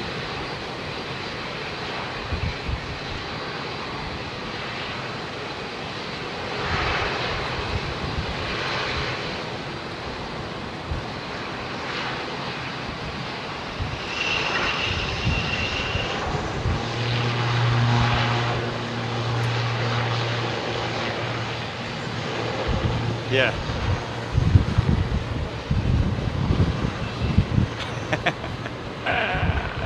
And then you'll go back to it and it still won't be posted. Just try and ignore it, and then I'm going to look over there, I'm going to look over there. Just have a quick look, just have a quick look.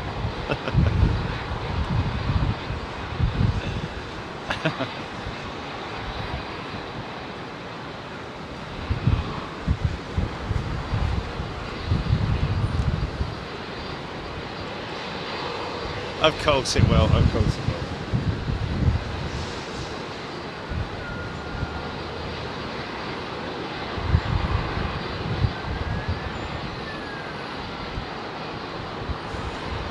Blimey O'Reilly.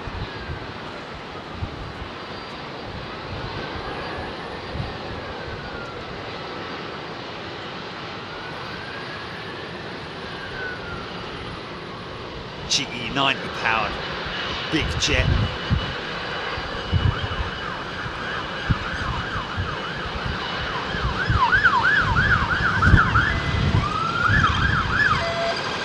Blimey.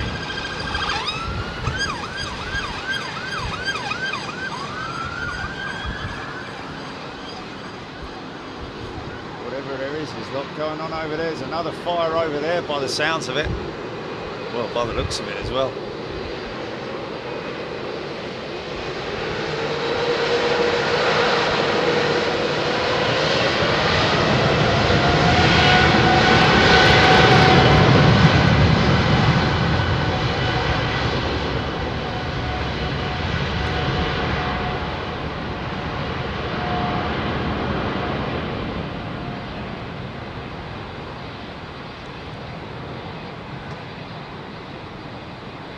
Why did you do a 2-minute video though, Jill? It should have been just like 10 seconds.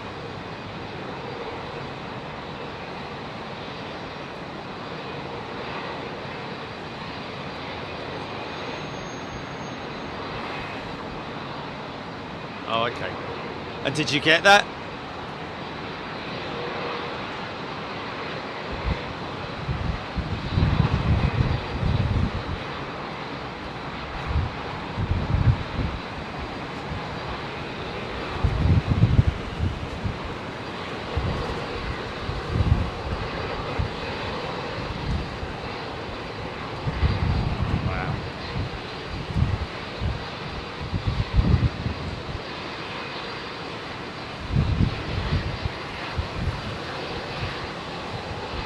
Wayne Hartshaw, yes. Winter storms to fire storms. What was that?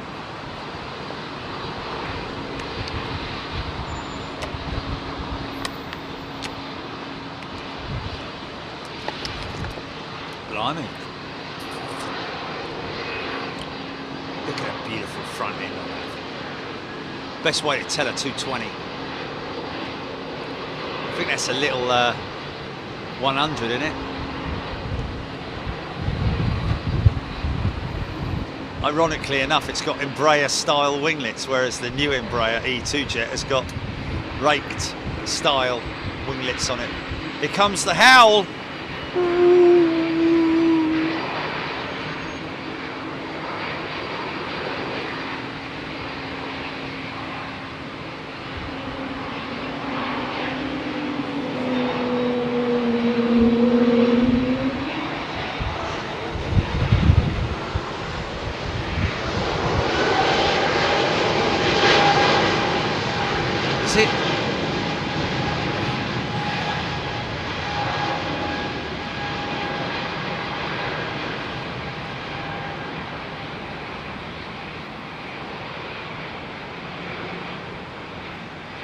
The two Eurowings jets that came in earlier on are both going out one after the other.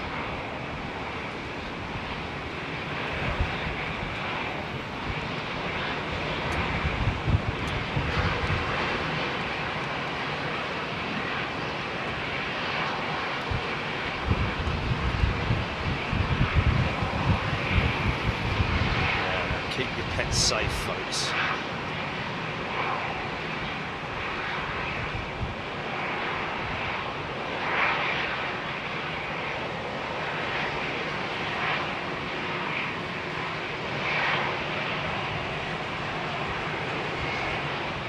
Yeah. Really?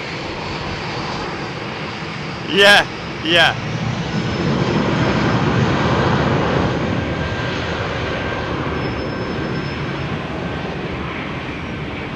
Oh, but that's funny, man. I love that. Oh.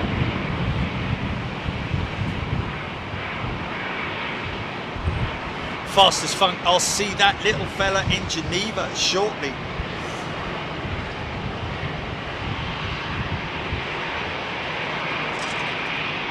Mark Bar, better engine harmonics from this location. Yes.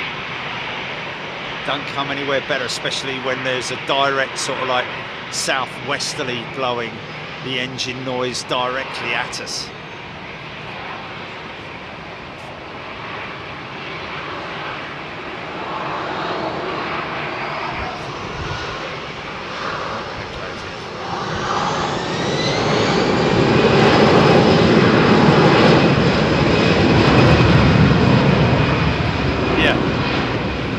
Nose, really, its nose is the best way to ident an A220.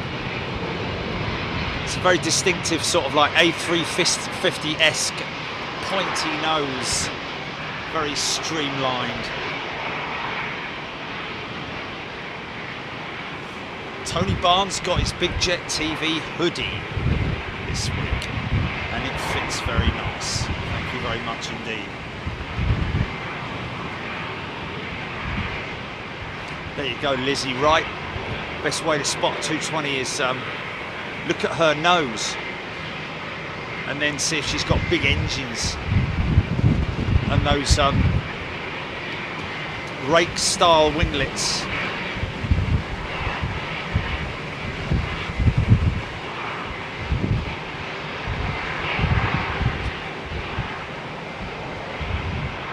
This smoke is now starting to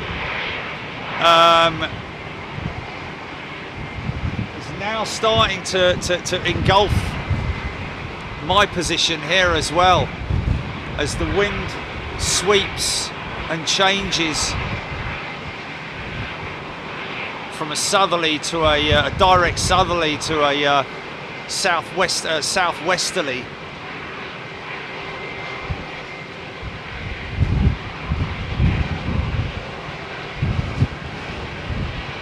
And you can really smell it now as well.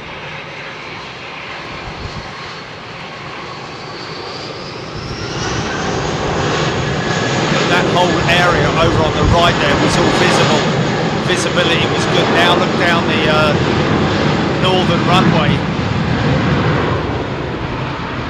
and you can see the visibility is starting to wane. Obviously, once they're up and above the visibility, I don't think it's anything that's going to affect operations here at London Heathrow. I wouldn't have thought so anyway. It would do if it was very close by, I would imagine. You know, like they have to shut runways down and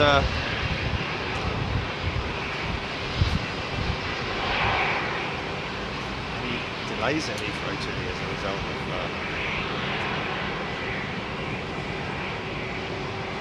I doubt it, to be honest with you.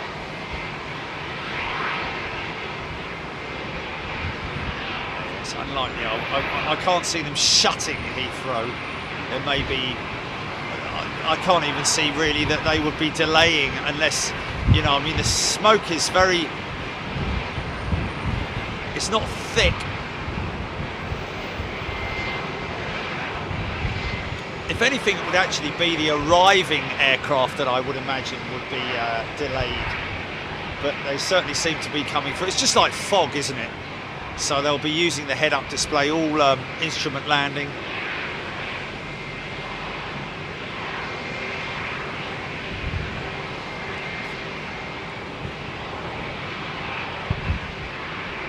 Alan Turner, it's smoke. It's neither rain nor haze. It is smoke, my friend, from fires around about 15 miles away, we reckon.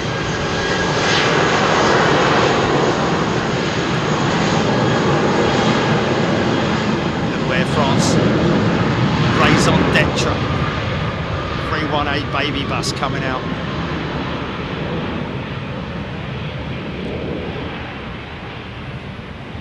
Ferme-le-Bouche.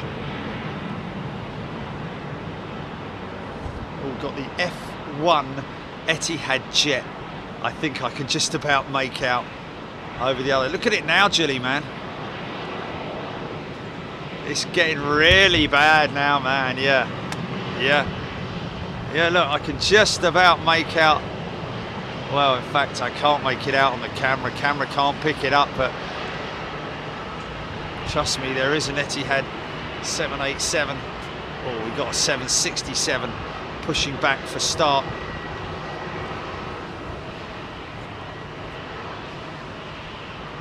Still making it through.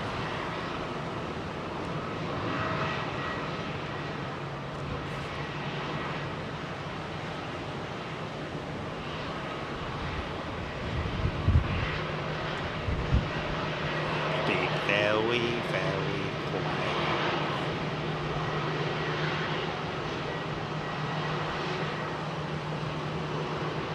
Yeah, it's crazy, isn't it?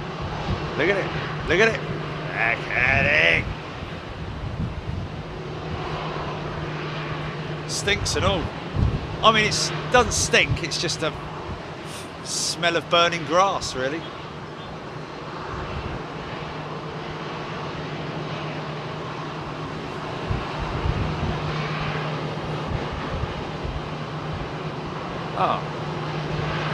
Oh yeah, he's being pushed back.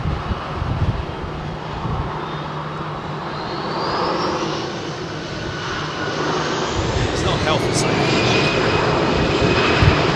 Jason Gamble, welcome back.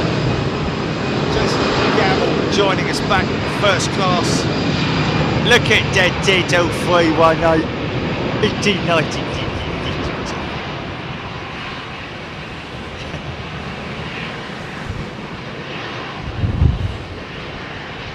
Well, yes, I would imagine that it's the equivalent of fog, isn't it? So it will be category landing conditions. Photoshop plane. Just about fit that Air France on there, can't they? Wow, look at the leading edge of that 777, man.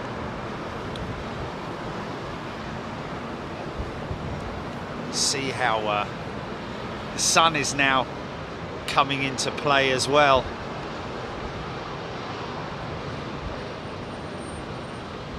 Wow, we are really in yeah, look at it all coming this way, man. Look at it all coming this way.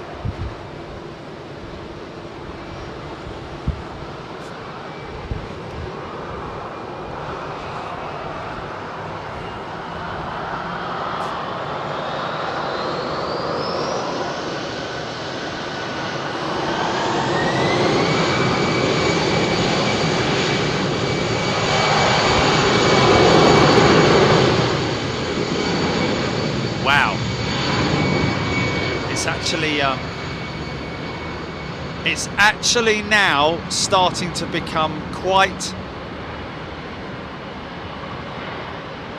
It's actually now starting to become quite thick.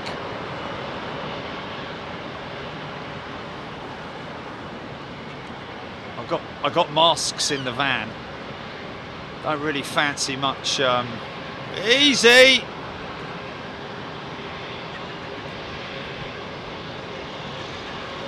Blimey, look at this, man. Look at it now, mate. Look at it now, Jilly. Look at it.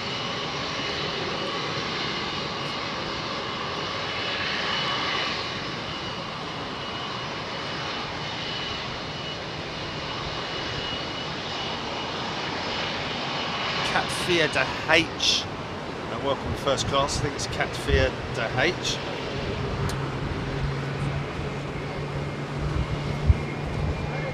Wow. Yeah, it's getting really bad now, man. Engine's still firing up, still starting up. Wow. Yeah, this is really bad, man. Cat Fear H. Thank you, Cat Fear. I'll take a panorama, actually. I'll take a pano if you want.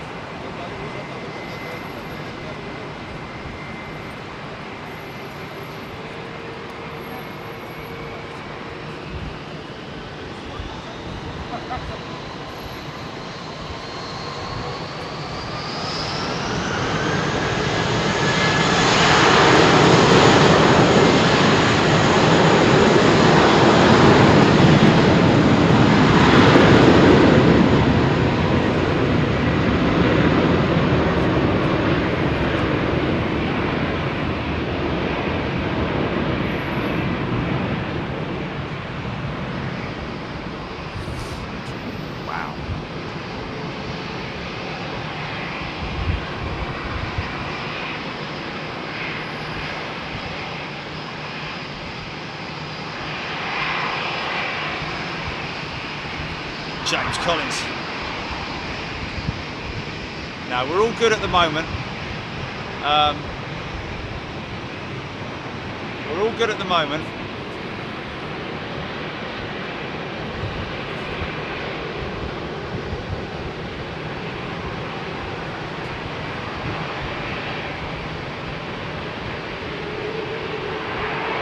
Out comes Old Faithful, Festival of Creativity, making its way out for departure.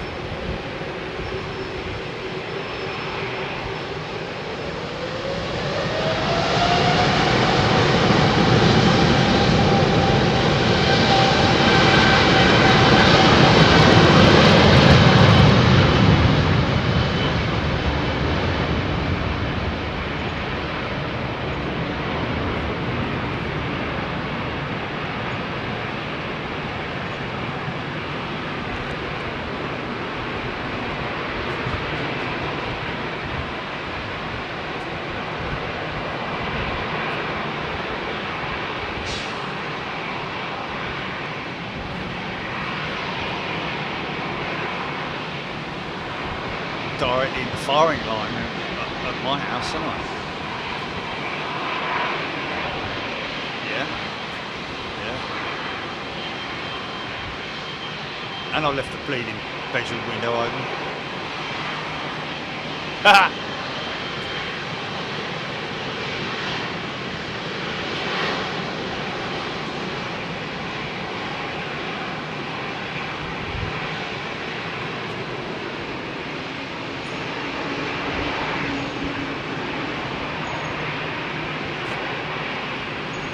Yeah, smoke on the water, dum, dum, dum. Fire it up.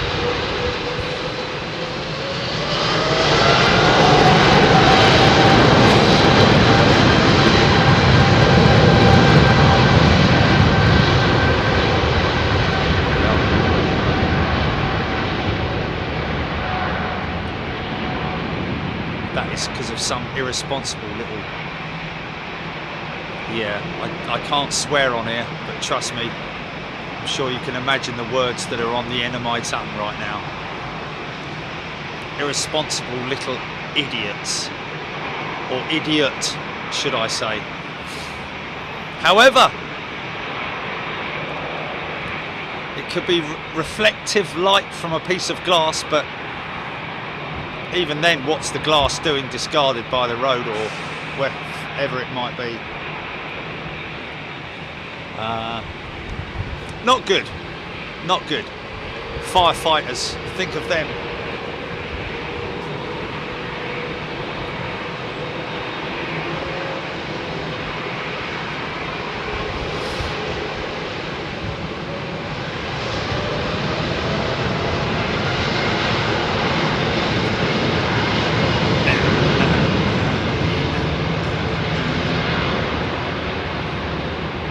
The old workhorse.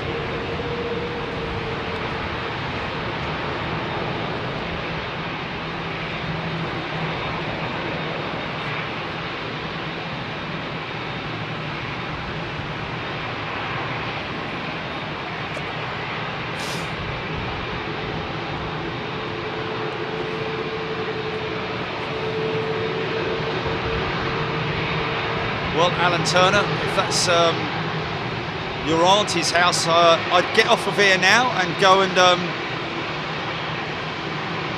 well, if you can, I don't know how far you are away from Enfield. Yeah, I know. That might be the one that these guys down here have been heading to.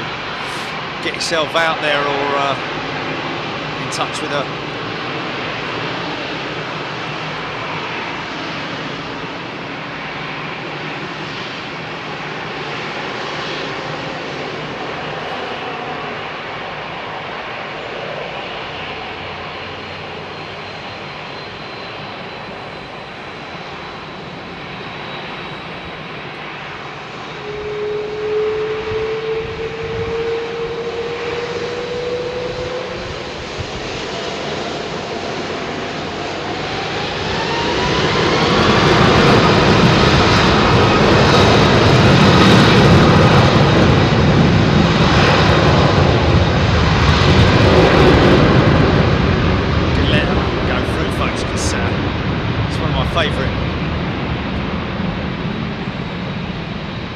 Marked aircraft at the moment, 787 livery with Etihad.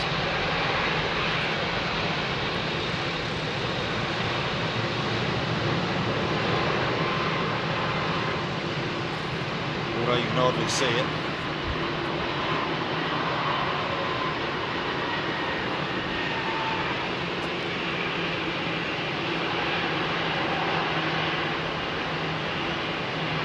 Nice 764 coming out.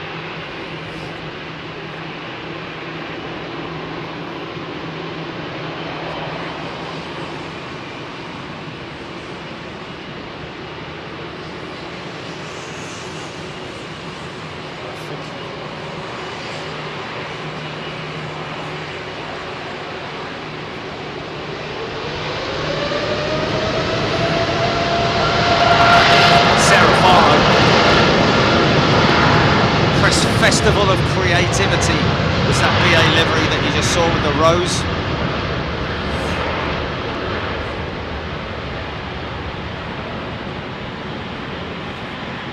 Well, I wouldn't say travels towards Heathrow Airport, I'd say engulfs Heathrow Airport.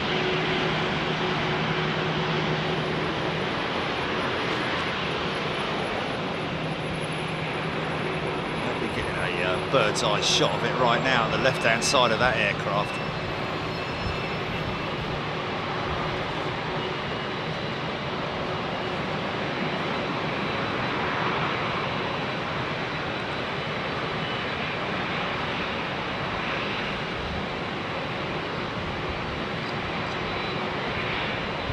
Beautiful 767 with Delta Airlines lined up, ready to go out.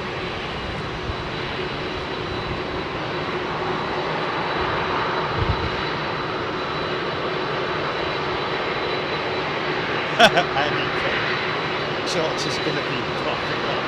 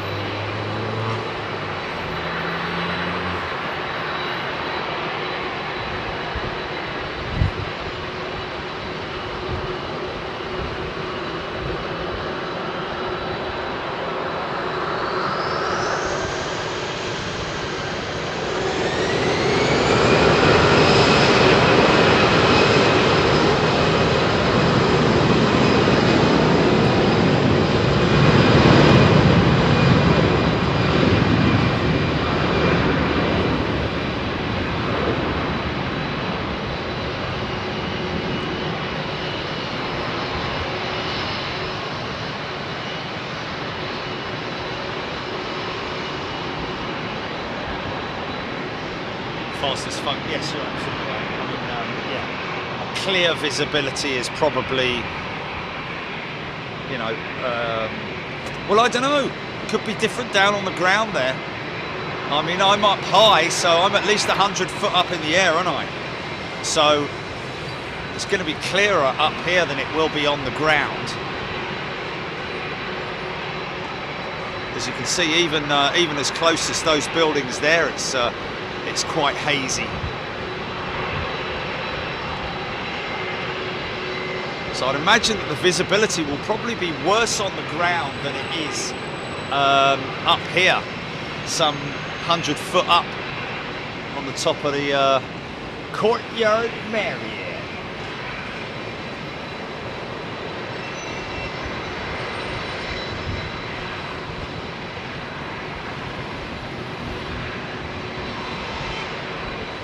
Helen, it shouldn't affect the aircraft's performance ingesting, you know, this amount of smoke.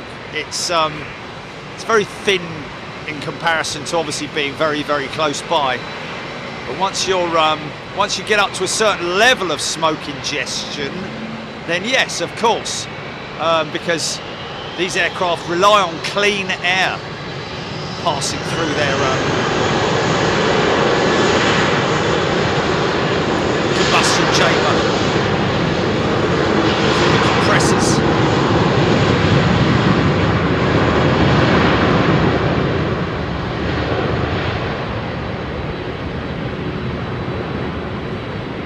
Maybe ever so slightly more takeoff thrust setting with the air being so, well, I mean, it becomes thicker, doesn't it, really, with the smoke thinner as he's travelling out there now.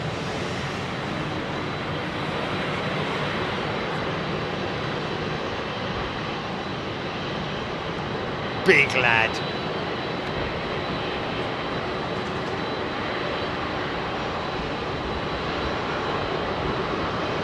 Andy T1. The sunlight is all orange in Chertsey. I bet it is when you're looking up through the sun, through the smoke into the sun. All orange.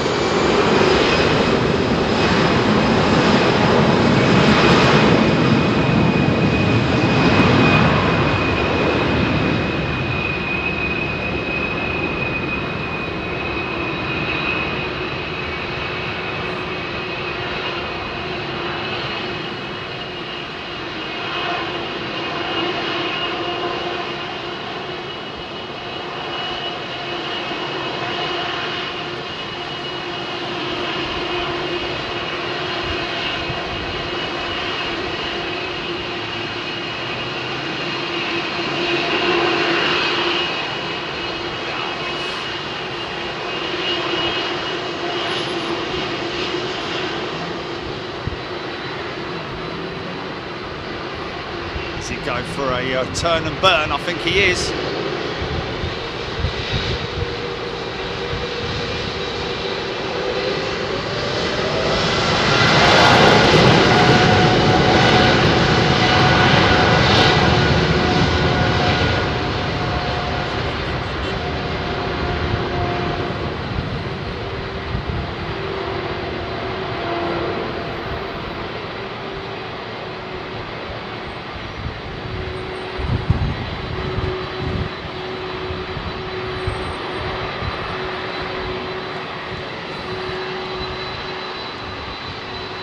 Old school.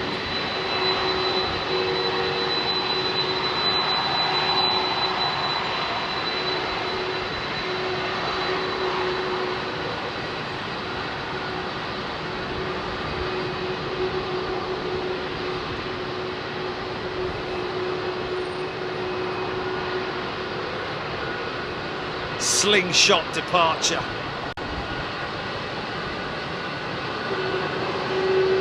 He's rolling it, still rolling it.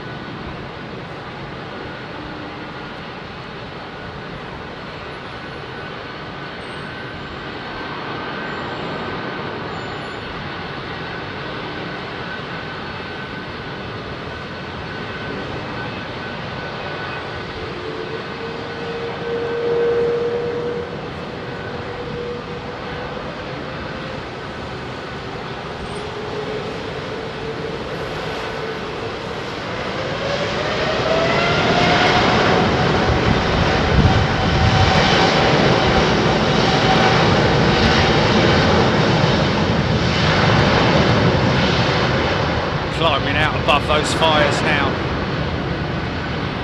Heading towards them anyway. Going to disappear through the smoke cloud now. Gone.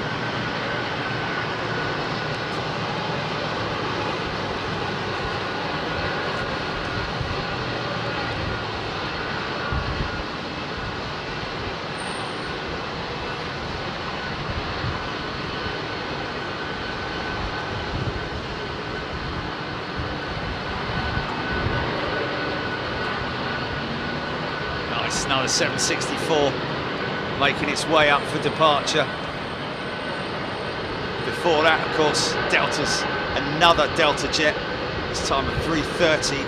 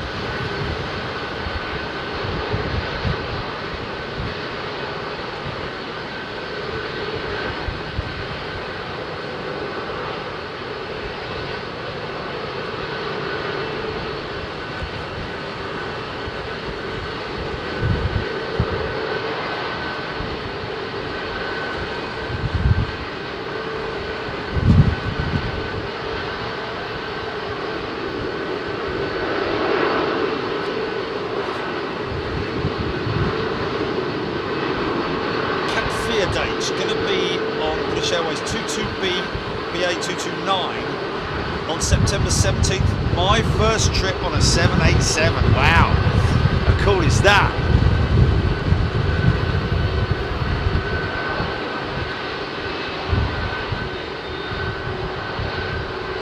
Winds haven't really dropped at Heathrow at the moment.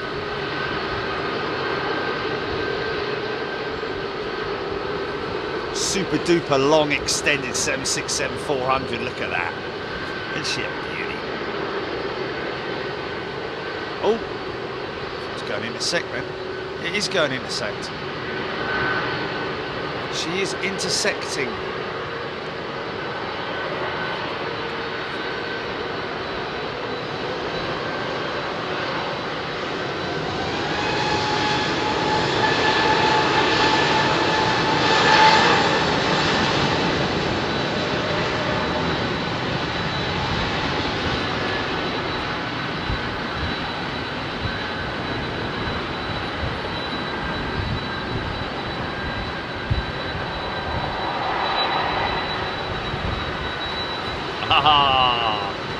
Listen to those angels.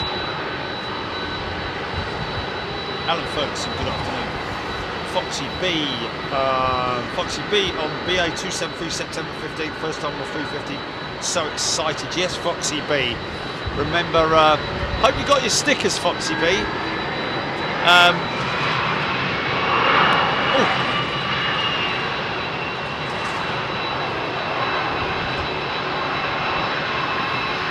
Relentless is a new member. What? Welcome, Relentless.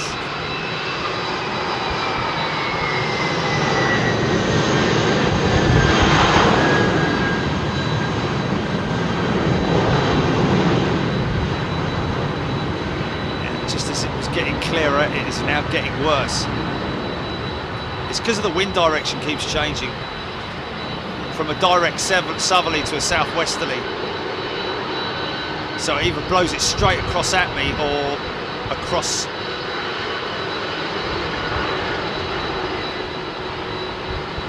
And right now, it's bad. Look at that, folks. Look at that.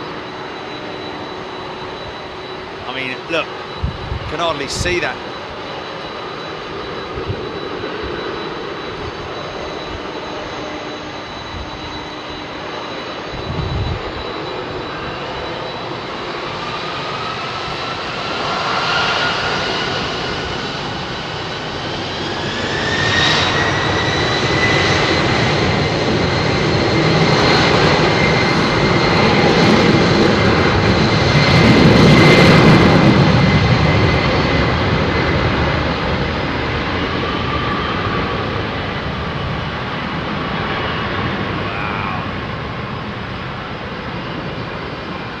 Two Delta jets lining up, look.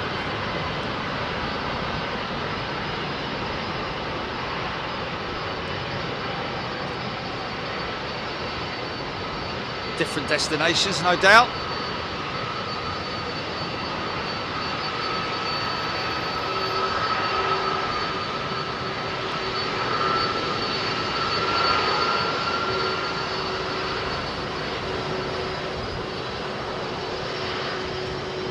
Smoky. Okay.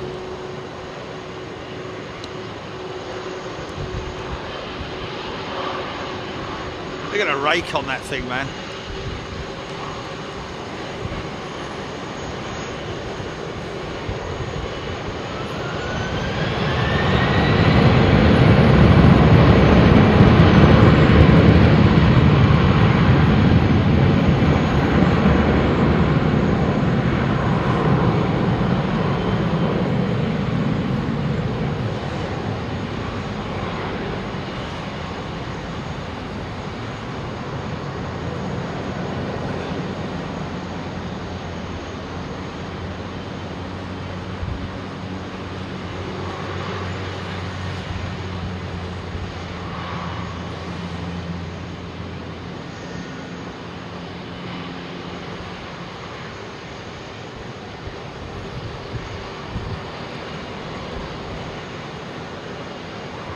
It's a bumpy old climb out.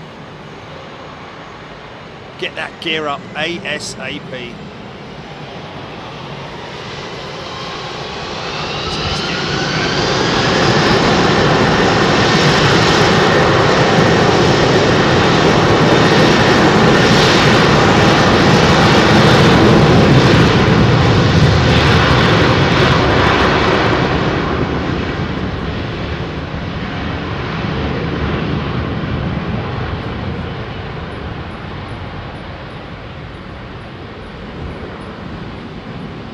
Yeah, I mean, it's all around now. It's all around now. Look, you can see the haze. The smoke is just all around me now. Wow. And I'm wondering whether that the fire in Enfield is making things a little bit worse as well. Mind you, it's blowing in the opposite direction, isn't it? So it shouldn't be affecting me in any way, I wouldn't have thought. But it's certainly catching.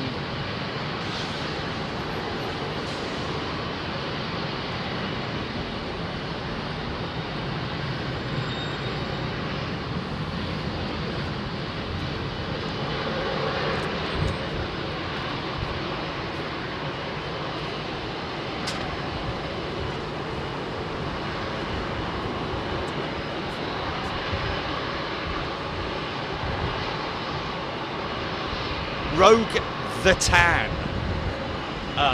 Rogue the Tan is a new member. Welcome, Rogue. And Carl Robinson, welcome back with his star.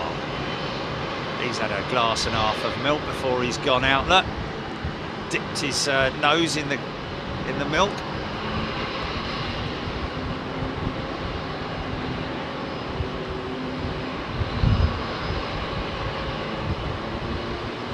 No ash falling on me, Delta.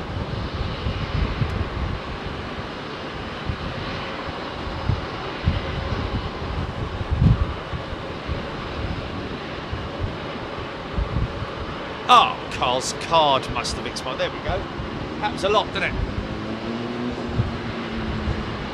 Welcome back, Carl.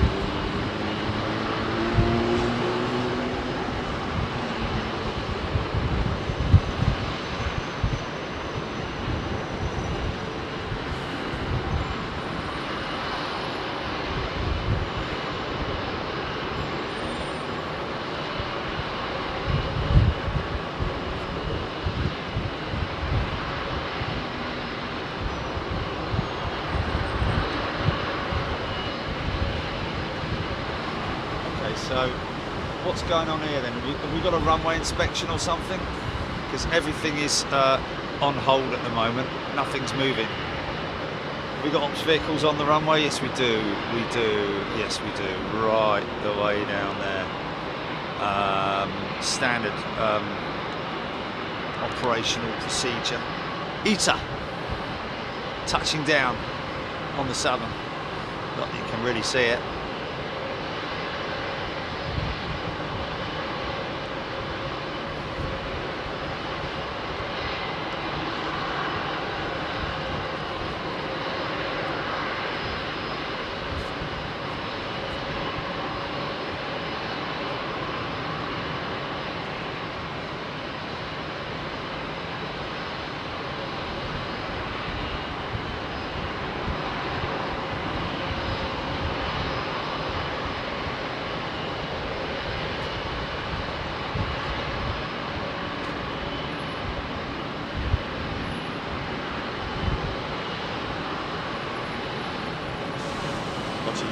Crossfire in Cranford Park. Hayes, that's not too far away from there. Hayes is not far away from here at all.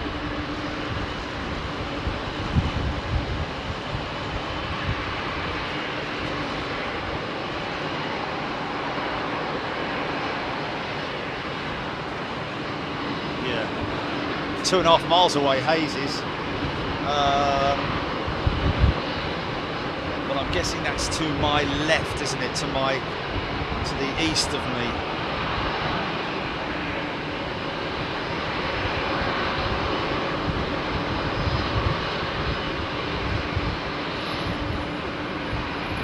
Actually, Hayes is there.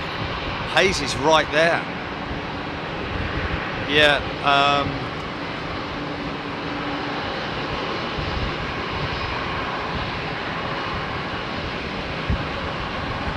Oh, actually, sorry, my apologies. No, Hayes is right behind me, isn't it? Right behind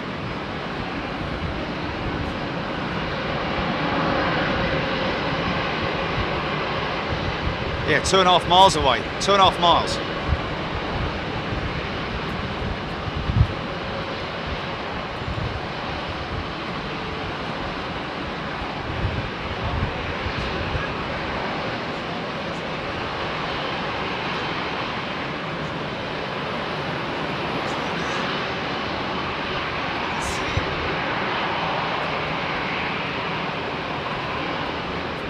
There is a fire right behind me, folks.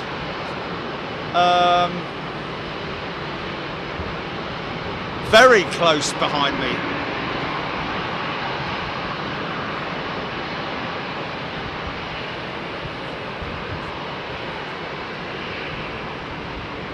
Now this is all cleared. Look. Almost. For the time being.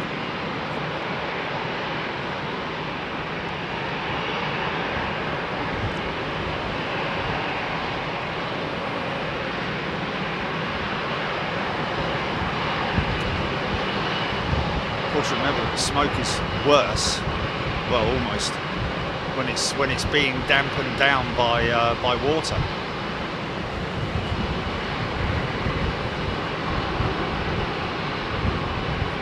So one of these will peel off, the other one will go straight down, and oh, I don't know though. Looks like they're both going to do it. Do a little pirouette.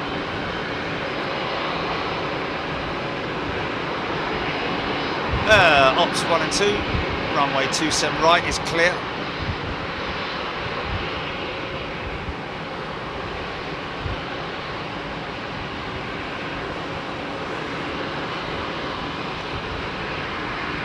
Okay, back to operations.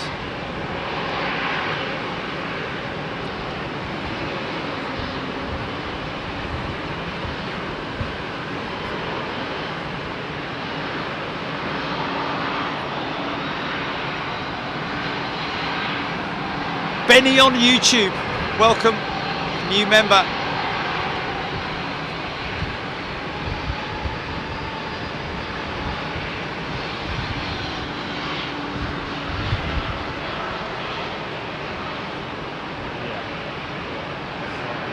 If you can see what I can see, so I'll take you around the other side and you can have a look.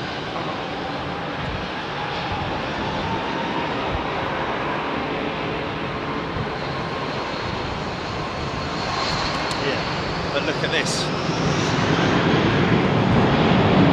Look at that, actually. It's in that bloody field right there. Yeah, yeah.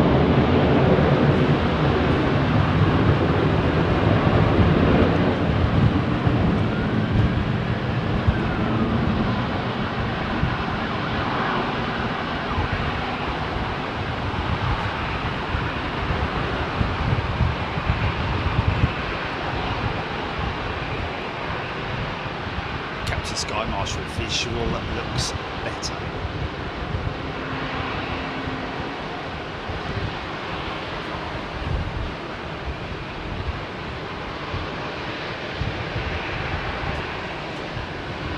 There you go, Benny. Well, make sure you stay active. If you're a new member, please make sure you subscribe to the YouTube channel. I mean, you may well become a member, but it doesn't automatically subscribe you. So make sure you subscribe to the channel and turn on your notifications. Also, another thing you might want to do is download the app Big Jet TV Live, and then you've got another mechanism in which to receive your notifications for when we are going to go live. Don't want you missing anything, of course.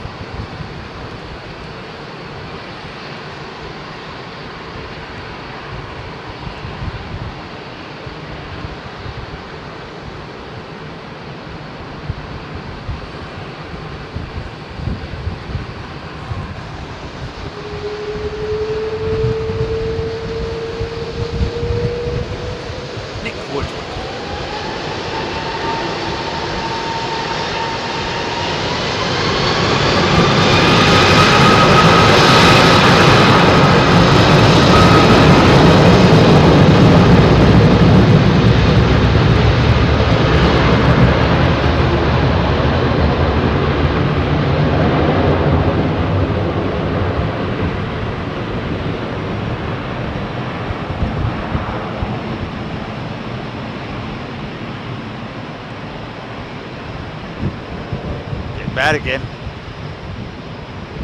It's getting bad again.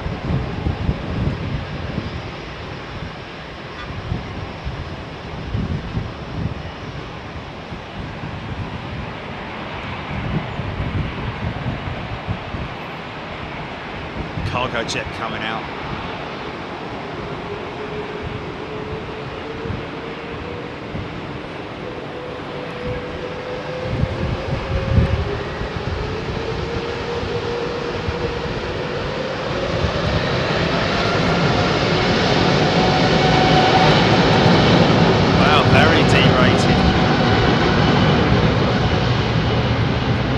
Low power departure.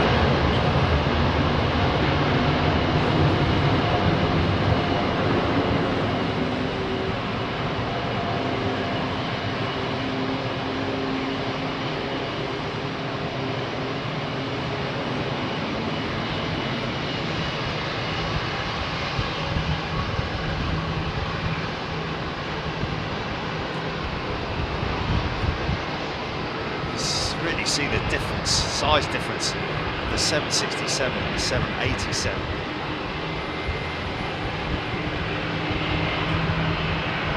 Simon Tyler's a new member. Welcome, Simon.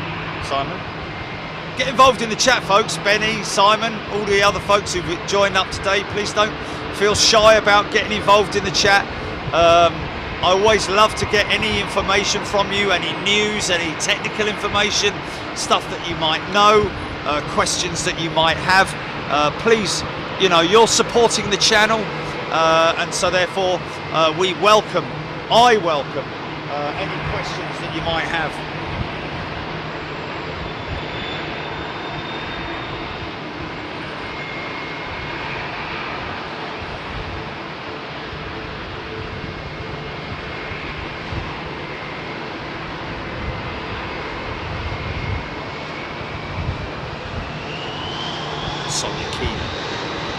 Virgin Dreamliner to New York. That's the one we just called. Is that the 767 freighter? The cargo jet. It's making its way out.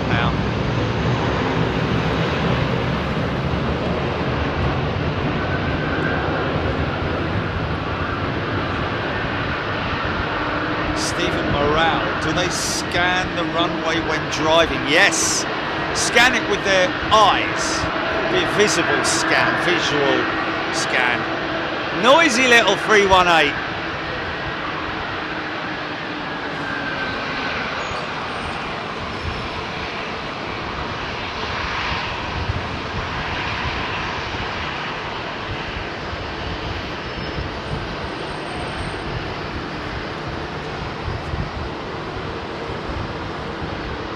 Chat Russell. Look at him, look. Photoshop play.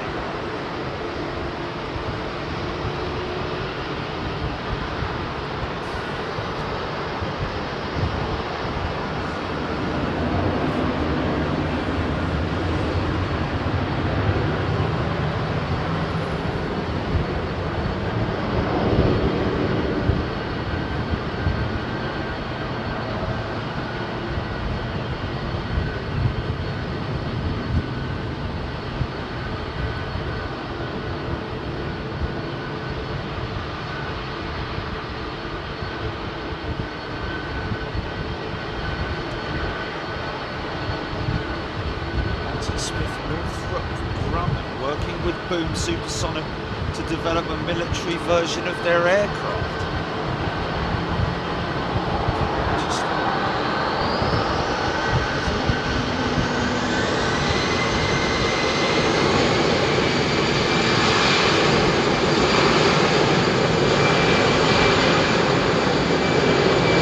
Go on, little fella. Off you go.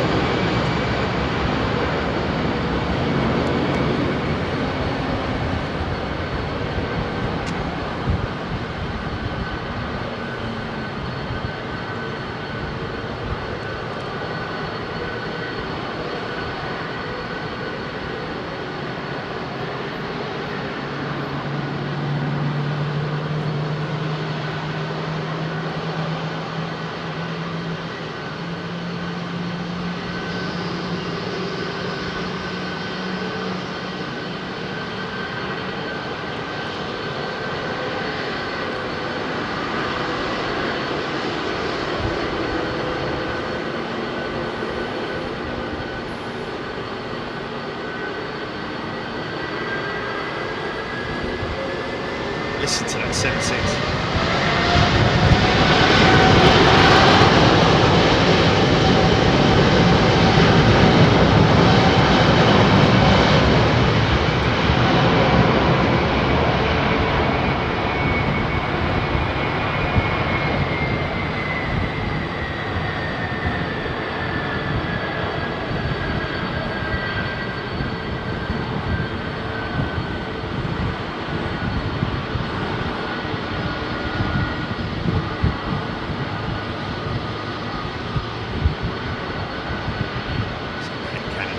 We just starting up.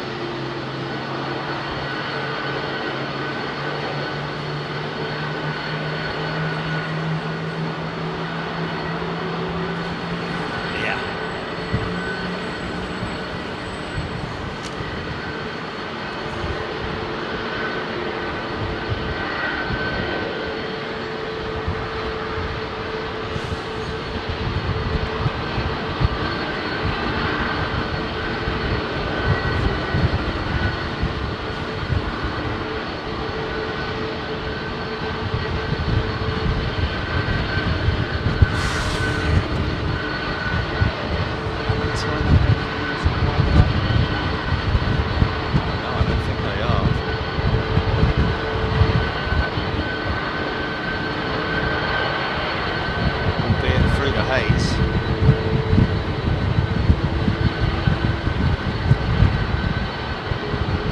Hazy shade of winter.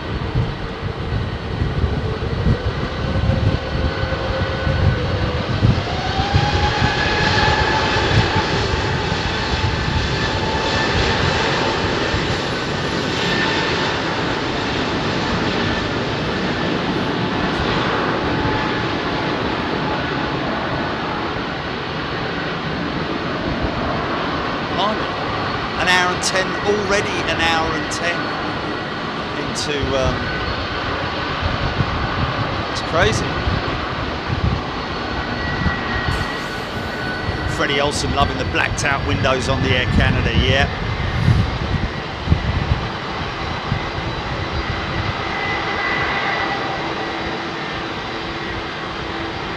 Had a good look over Eater's 350-900 at Farnborough, folks. Go and check out our Farnborough segments if you want to have a look around the 777X as well. Had a great outside view of that aircraft.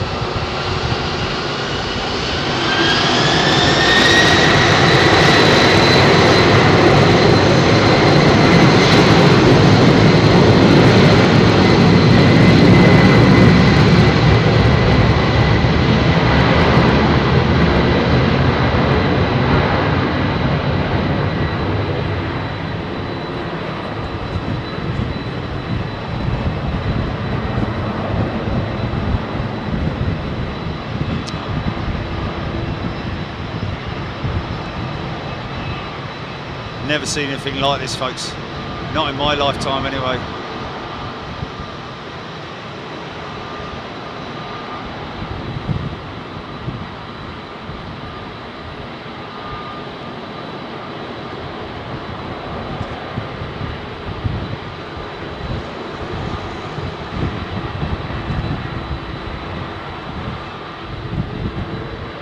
Smoky old climb out. This, man, look at this. I can hardly see that 380. Look, look, look.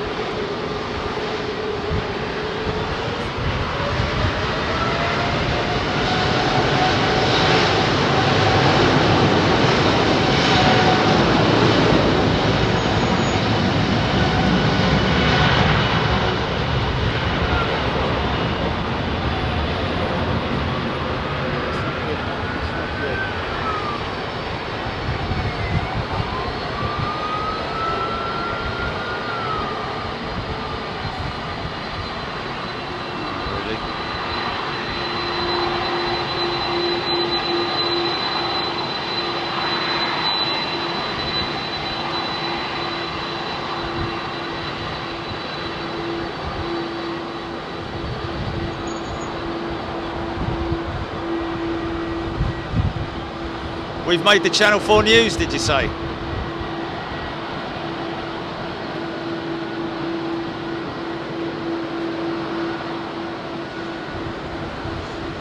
Henry Armstrong, I doubt very much that the airport will close, although it's probably worse on the ground than it is up here at 100 feet.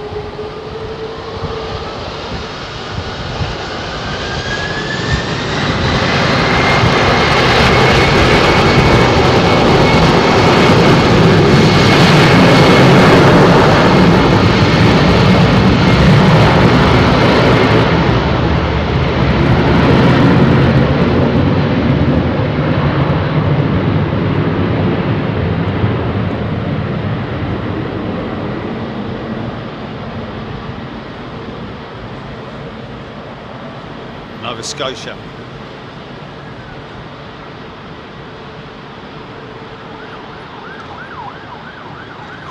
Yeah, there is a fire right behind me, folks.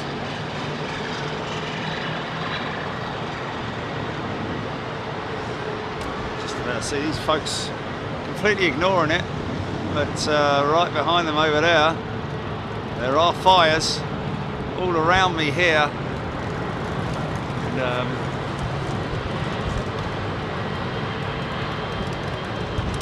I think we're going to call it after this 380, folks.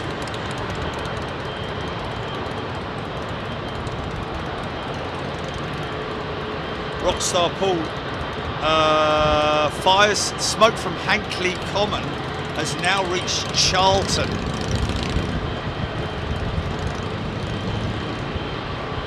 Yes, I can smell it.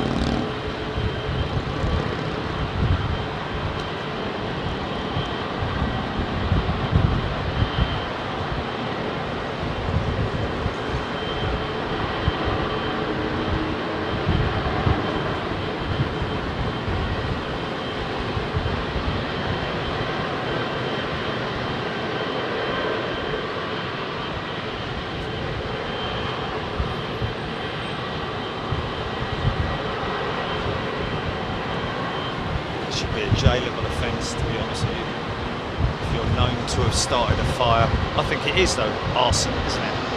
Decent changes.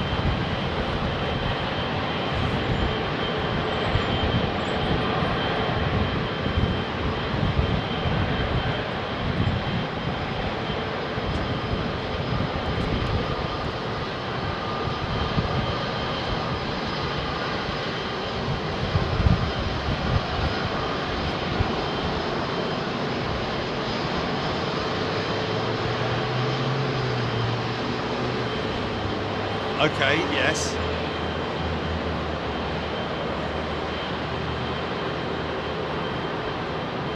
Yes, you'd have to ring them up and just make the reservation and then book 747. Yeah, make the reservation online and then call them to book 747, like I did at Miami.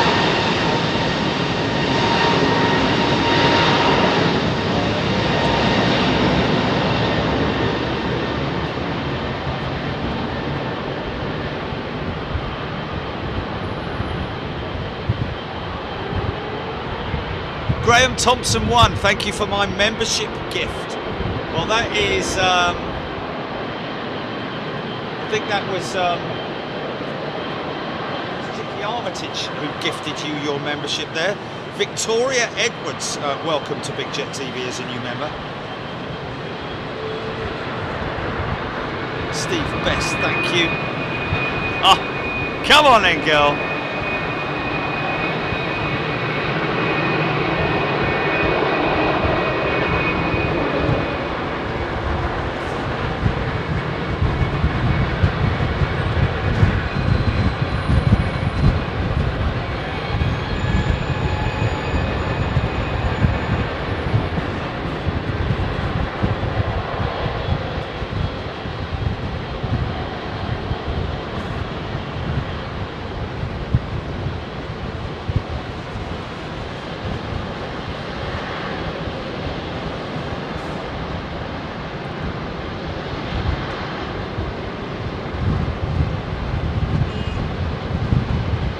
I wanna play the game with you. Ba ba da ba ba ba ba ba ba da da da da da da ba ba. Bow. Sorry.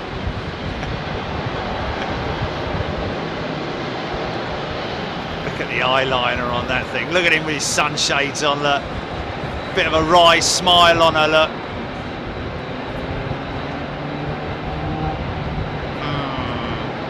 That's the kind of smile that she's got.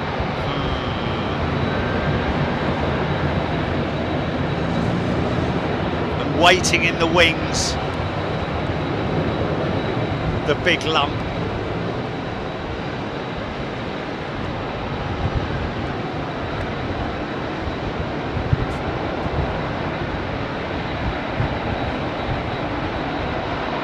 Alexarius.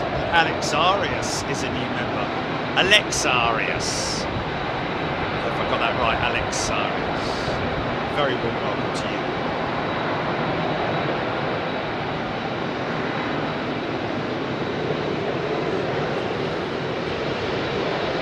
How clear it is down there. Oh.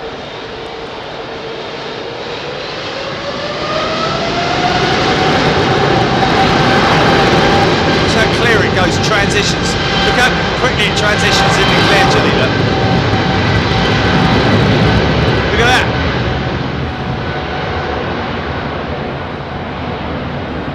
Wow. And that's, look at the sock, that's because the wind is, yeah. Look at that.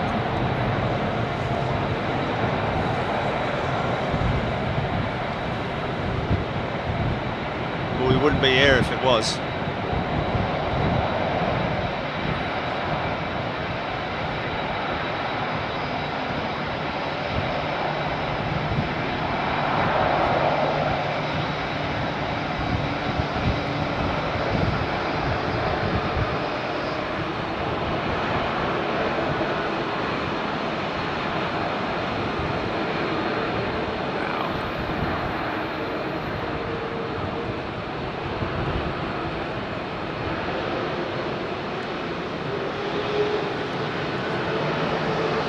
Beast is ready to move.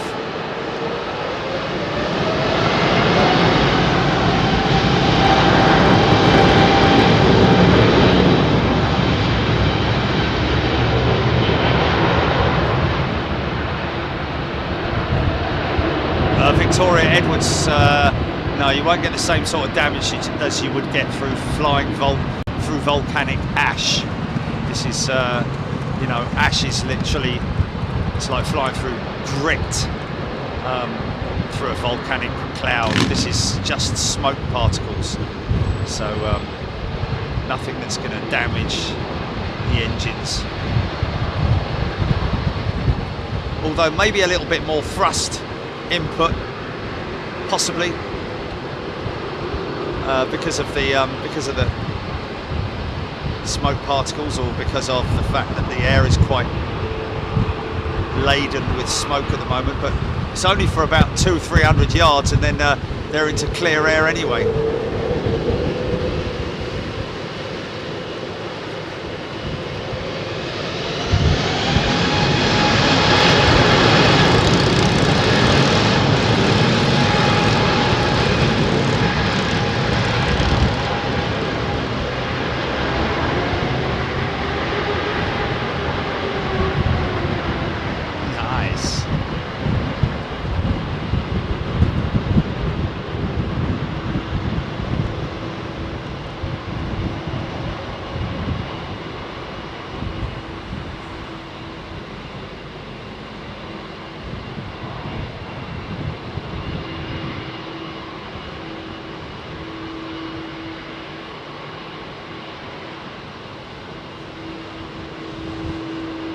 Oh, we're going to get a funky shot here.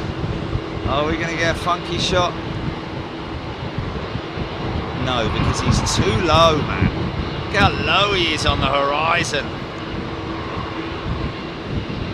Wow. Oh, spoke too soon, Jilly. It's back again. Yeah, it's because... yeah, it's just changing, the wind's constantly changing tack, isn't it? Look at him crabbing, man.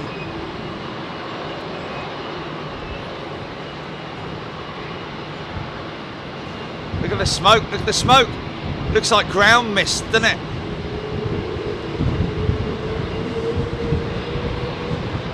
at it.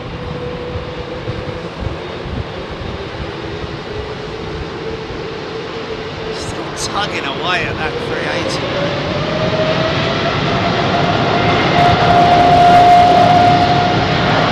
It's going right ski.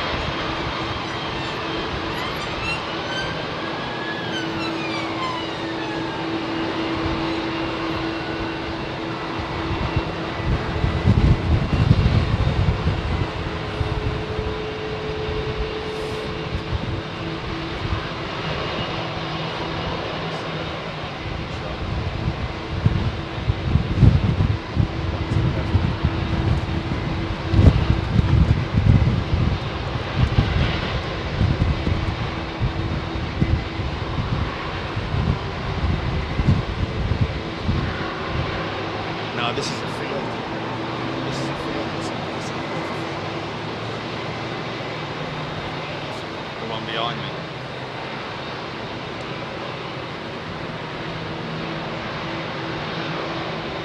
Really? Wow, that's no surprise, really.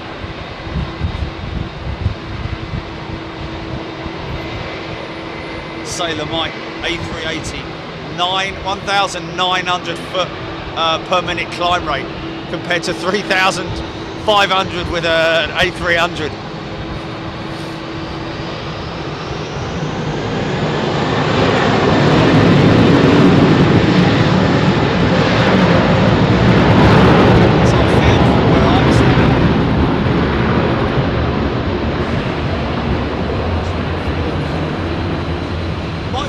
I don't know. Might be more than one place, Chile.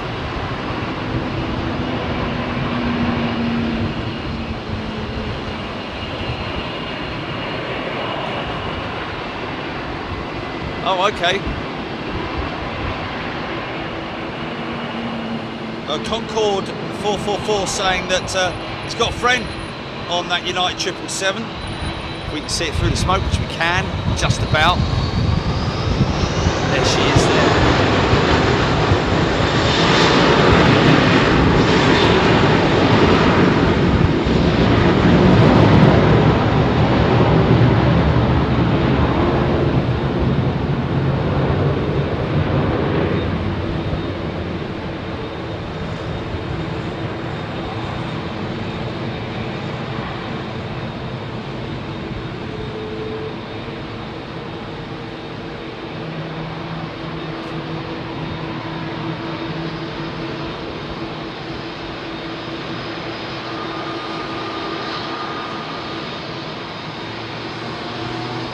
Bedfont St Giles.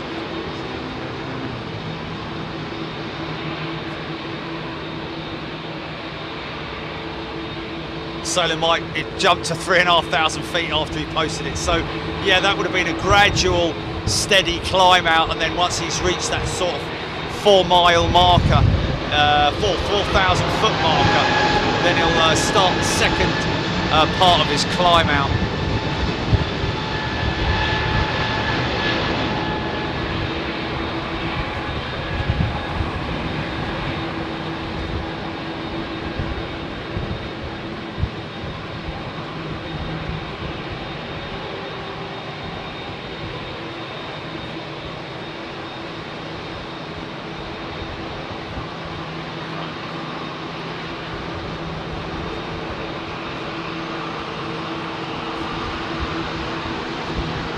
Dreamliner going first. THR Rhino is a new member. Welcome, THR.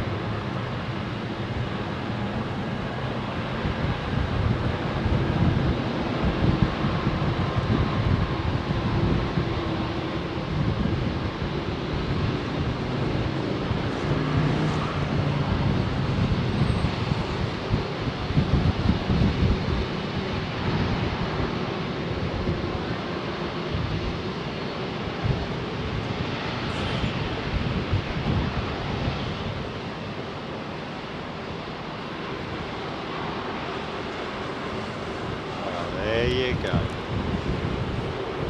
How's about that then? Right, folks. That is us done.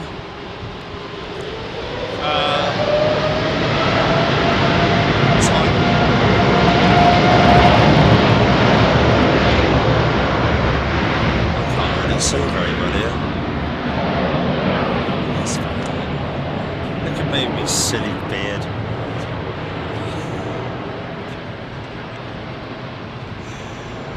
Right, there you go, folks. How about that? How cool, well, how smoky was that?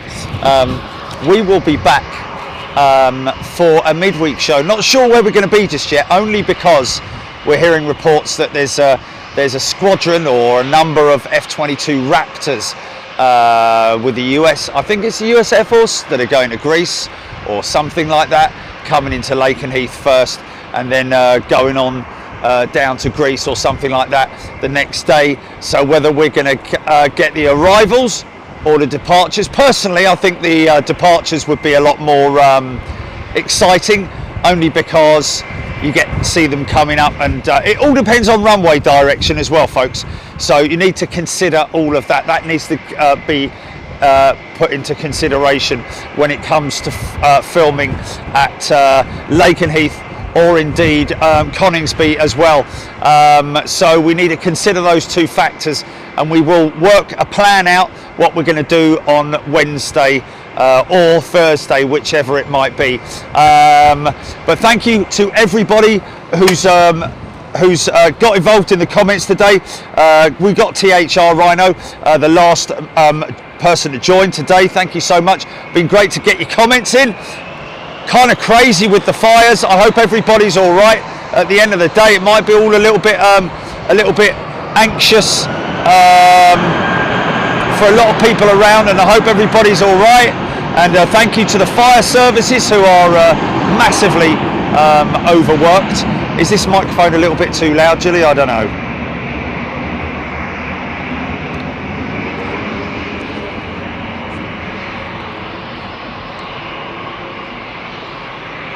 Yeah, Paul Skilling says it's going to be easterlies. That puts us on the right direction for... oh, it doesn't. Oh, it's the wrong direction, right. Yeah. Yeah. I thought that they would, if they were on 09s here, that means they're going out of the spectator end at Lakenheath. Is that not the case? Okay. I know.